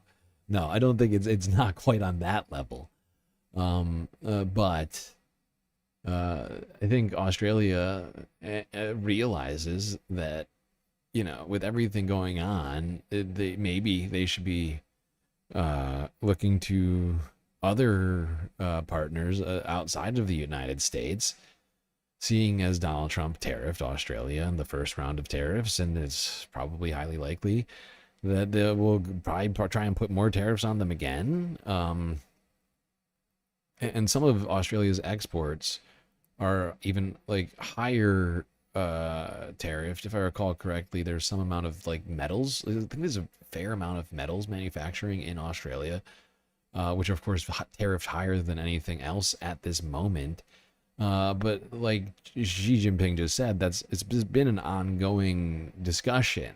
But I think I think it's just seen more movement in recent months due to all the economic tumultuousness happening. And you know, it could be mutually beneficial for both countries, I think. I'm not shocked to see it happening at all, honestly. All right.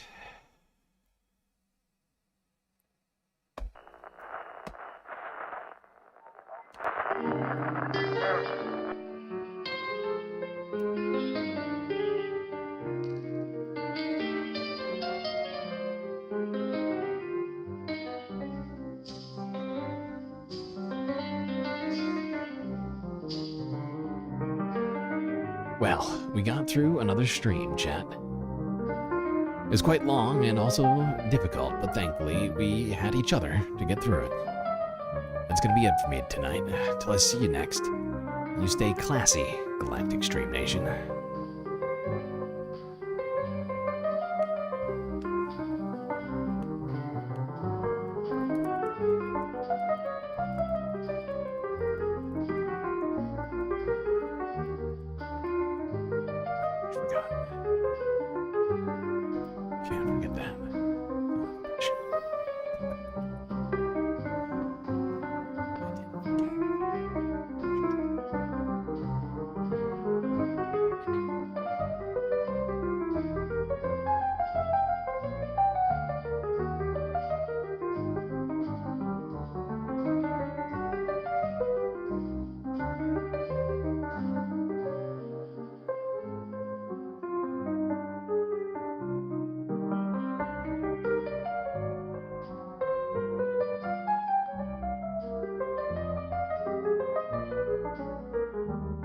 Not forget this.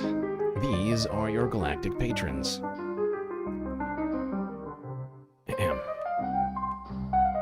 Gabby, Goth Dogs, Aaron W, Schmegley, PB, Midi, Afroponics, Normal by Nature, Interplanet Janet, Godcat, Robot Cat, Disco Wolf, Callie Braiding, Sammy, Geodragon, The Anti-Corporatist, Obsessive Audio, Moanoep, Nadia, Choki, Skelts, Selena, Mrs. Jen, Omegastar, Sasha G, Pitchforks Dragon, Vincent Morales, Donald James X,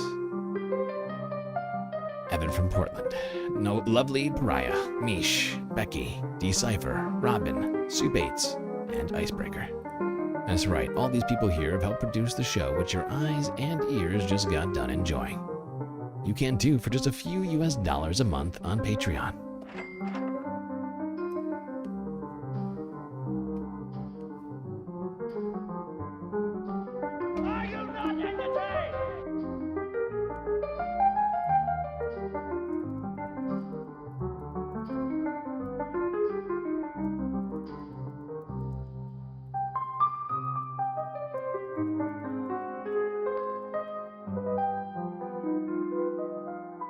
Fingers are broken right now. Not like. That is not how you spell secret or hours.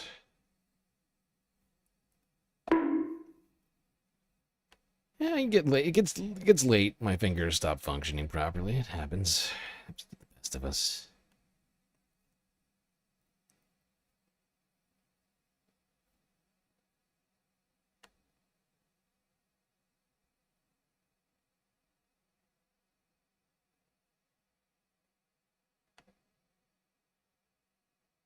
Why are you taking so long to fucking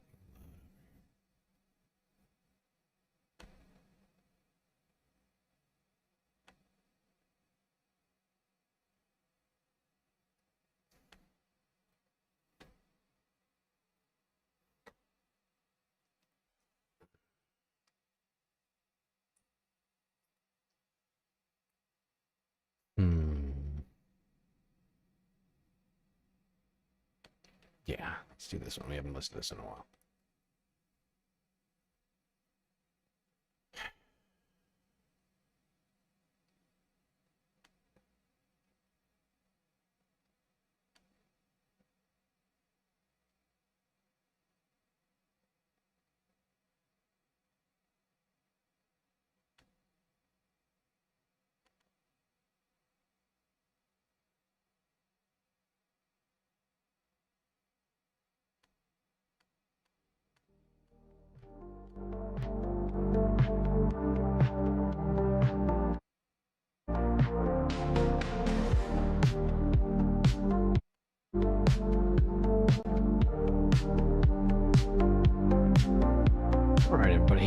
enjoyed this little after stream of ours. Hope you all enjoyed the show.